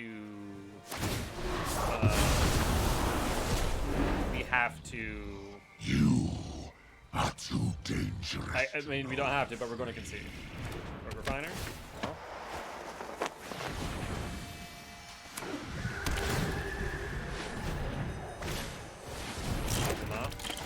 Yo. Spin to win. No, they are comfy. That does nothing. We concede. Yep. Like we needed a second card to force them to minus Ugin 2, or to plus and have us work around their creature. That was a very quick match, so we're gonna do one more. Una mas. Una mas. Oh my word.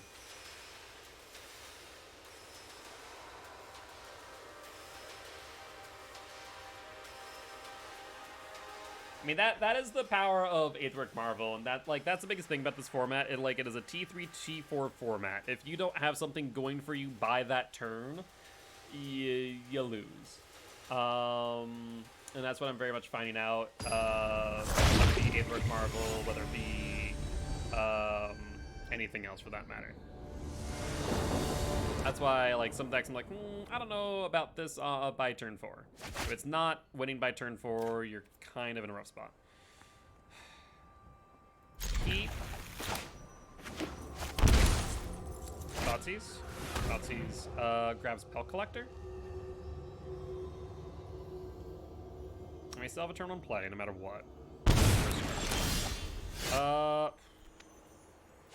think they have removal. Pay 2, Pelk Collector. And then go Whiting Constrictor if they don't have removal. Okay. Response. Target removal. Fatal Push. No, Fatal Push. And a Heartless Act. Okay, so interesting. They waited for the counter trigger. Okay, that's fine. Next turn, hope to draw a creature. Interesting. That.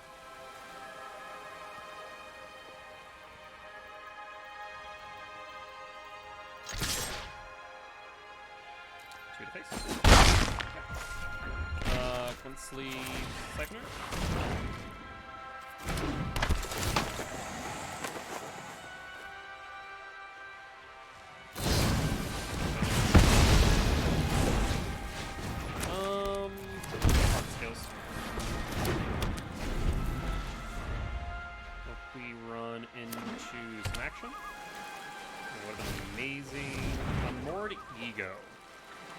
Really? That's not a card you see often.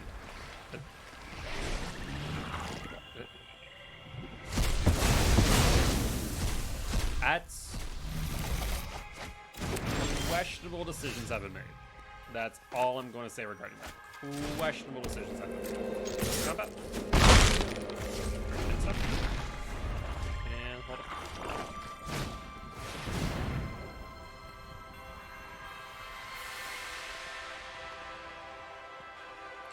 Expressive Iteration. You got it.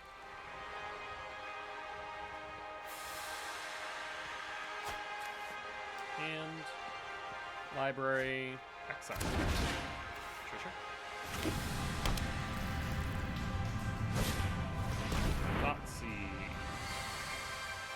And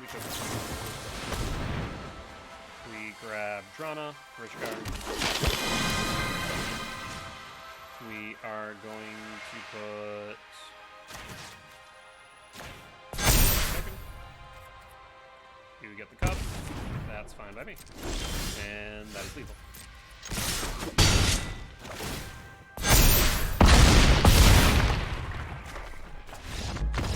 Turn 5. Yeah. I mean, it's a good curve. At the end of the day, Coco hits a lot of good stuff in this deck. Wonder if I should reduce Pride Milkin by 1. I think Pride Milkin is a good addition, just to ensure that we're able to get through blockers. Because it just feels bad when you have a 15-15 Yorvo and you're not dealing damage. Oh, criminy.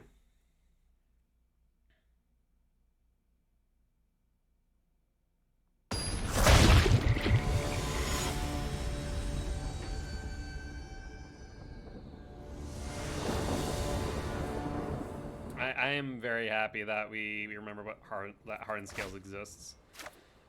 Mulligan.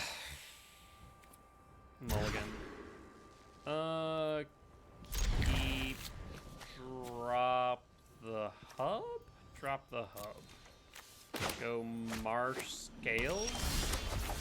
Yeah, go Marsh Scales. And then Pathway Cub. Yeah, Pathway Cub sounds right. Pathway Cub. So we can then attune. Yeah, this sounds right. Yep. Sure. Bridge, deep have removal.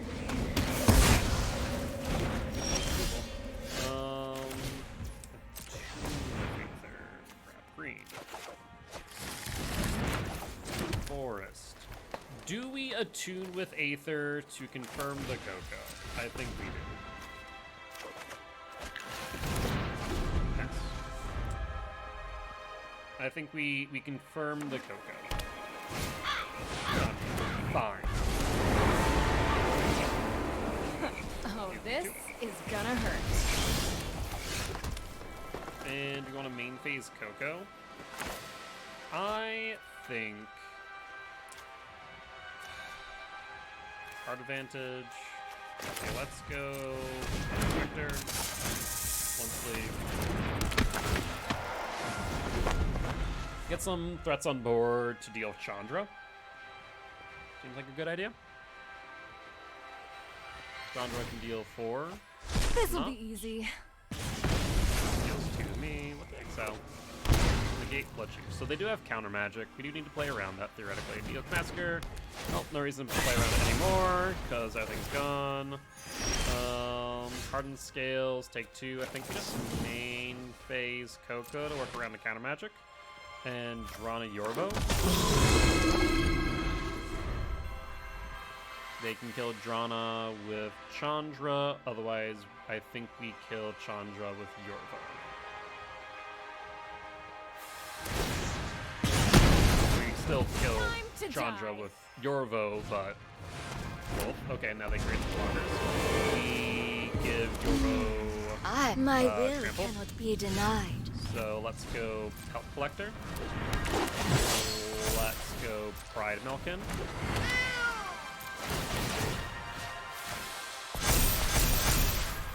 And we go Jump.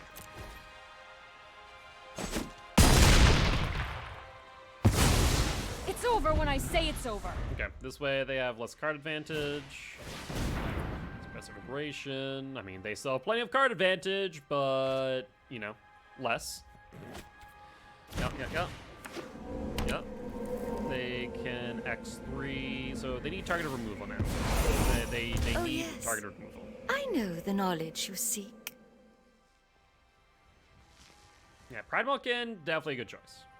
This is a great example of why it was a smart choice.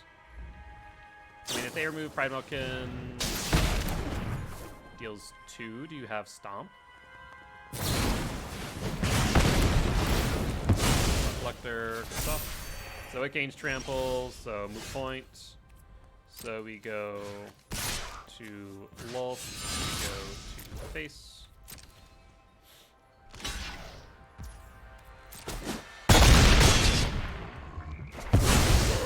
Traitors, all of you. A gift in exchange for loyalty.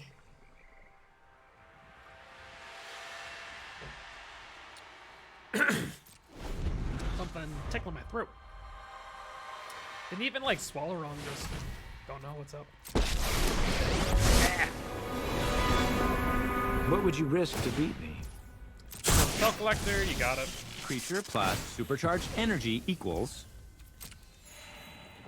I mean, we still have Yorvo. It's just such a big threat right now.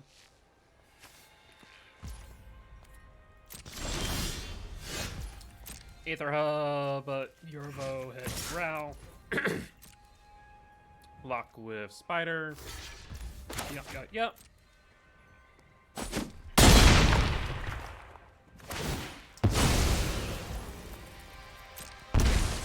Aether Hub, pass. And we're gonna hope that they activate Den of the Bugbear. Siphon Insight. Okay, choice. Interesting. Decisions. Den of the Bugbear, come on. You know you wanna. Walker. Drana. Fresh Hell. That is mildly unfortunate. And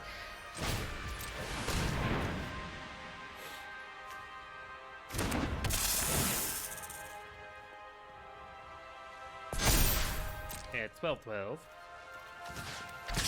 Route, reduce card advantage. You got it.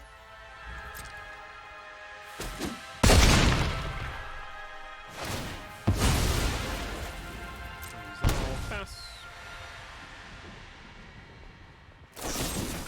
Heartless Act on the Constrictor. Yeah, because they cannot kill the Yorvo. That'd be a bit of a hard thing to. Let's see what the wind do. blows in. Oh, the card advantage is getting nutty. Come on, activate Den of the Bugbear. Safe and Insight, take 2. Big get, friend. Let's sleep.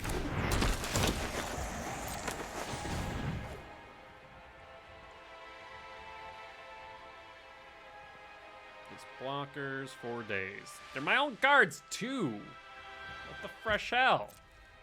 Want to attack with Toronto? My turn. Something at instant speed? What? Dragon's Command. In that case, Boseiju, hit Den.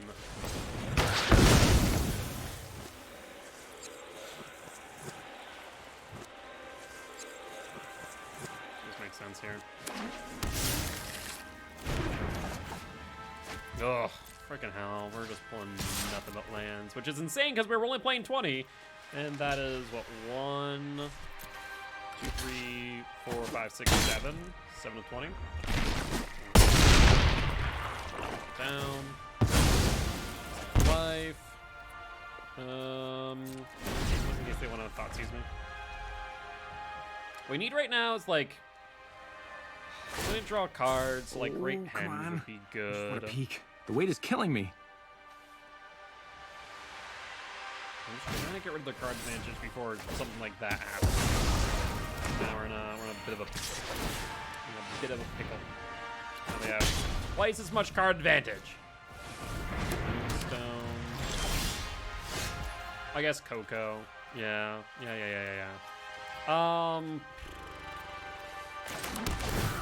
Aether Hub pass. I don't see us getting anywhere with this. They stomp face down to 8. Any target? No.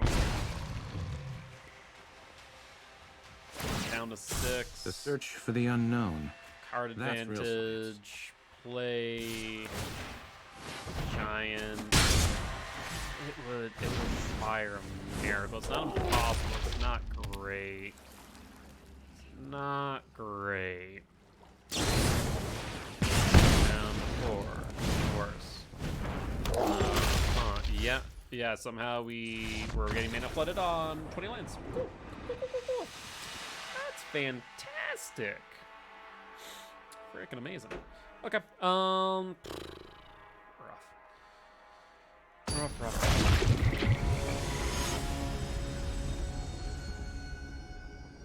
We're on to play this time. I have an insight also hurts a lot, actually. Attune with... means we have to play with Seiju. Yeah, we'll keep. Mulling on first is rough. Two Aether. Forest. Go into Darkborn for Glint Sleeve so we can get some card advantage on the board. That'd be ideal.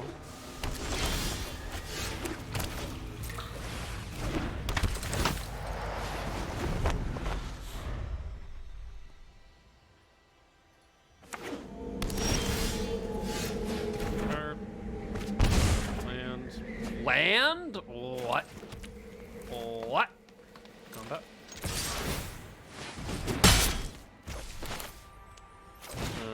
Glint Sleeve. Doom.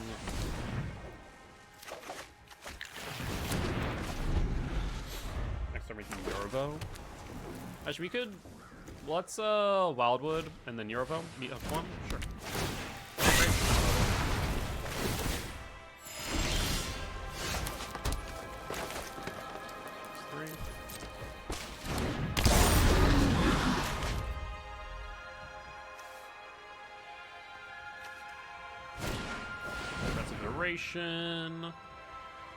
Hand, library, exile. Hand, library, exile. Here you go. Do you have removal? Do you have what you do? Why wouldn't you have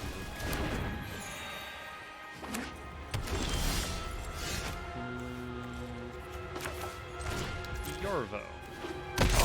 Marsh, go.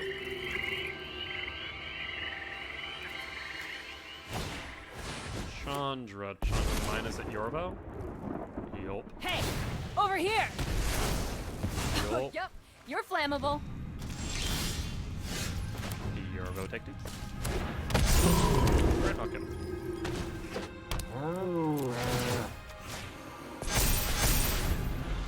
Alright, let's see if they can get rid of the 6/6 easily enough. It does have Zitrample. Yep, you're going down. That would be X6 Massacre.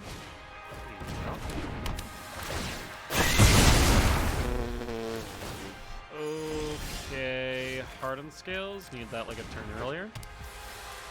Pass. Do they Potsies our land? Oh, Land. this is gonna hurt. Professor or Onyx? Witherbloom is just as dark and musty as I remember. I have impeccable study habits. What in the world is this shuffler? I know like the odds aren't impossible, but like fresh hell. That is 1, 2, 6, 7, 8 of our lands now. We're still drawing lands out of 43, so we have 12 in here. So there's 31 other cards we could be drawing into. The game's like, yeah, about that. Go kick rocks, mate. I know who I am. And no this is hope it's not not looking too good. hot for you. We need a henge. We need a great henge now. That's the Pride Milk henge. Let's play it. Pass the turn. We need a Great Henge. I mean, Chandra can kill it. Onyx can kill it. Like, they have three different ways to kill this freaking cat. What do you want to do is the question. Oh, today's my lucky day. Stone. Oh, this is gonna That's hurt. fine. That just means it turns off Coco. Oh, did I have a fourth way to kill it? Yeah, Blood Cheese Thirst. Fantastic. Fantastic. Uh-huh. Yeah. Uh-huh. Chandra Plus. Let's go dig. Uh-huh. Oh, looks like someone's getting a little sweaty. Yeah. This is... That is what, 6, 7, 8, 9 out of our 20 lands in that we played out of let's see, 9 in graveyard. 10 out of 10 card out of what is this? 6, 7, 8, 9. 19 cards. Out of 19 cards, 10 of them were lands. 2 of them off of sorry, did I say 10?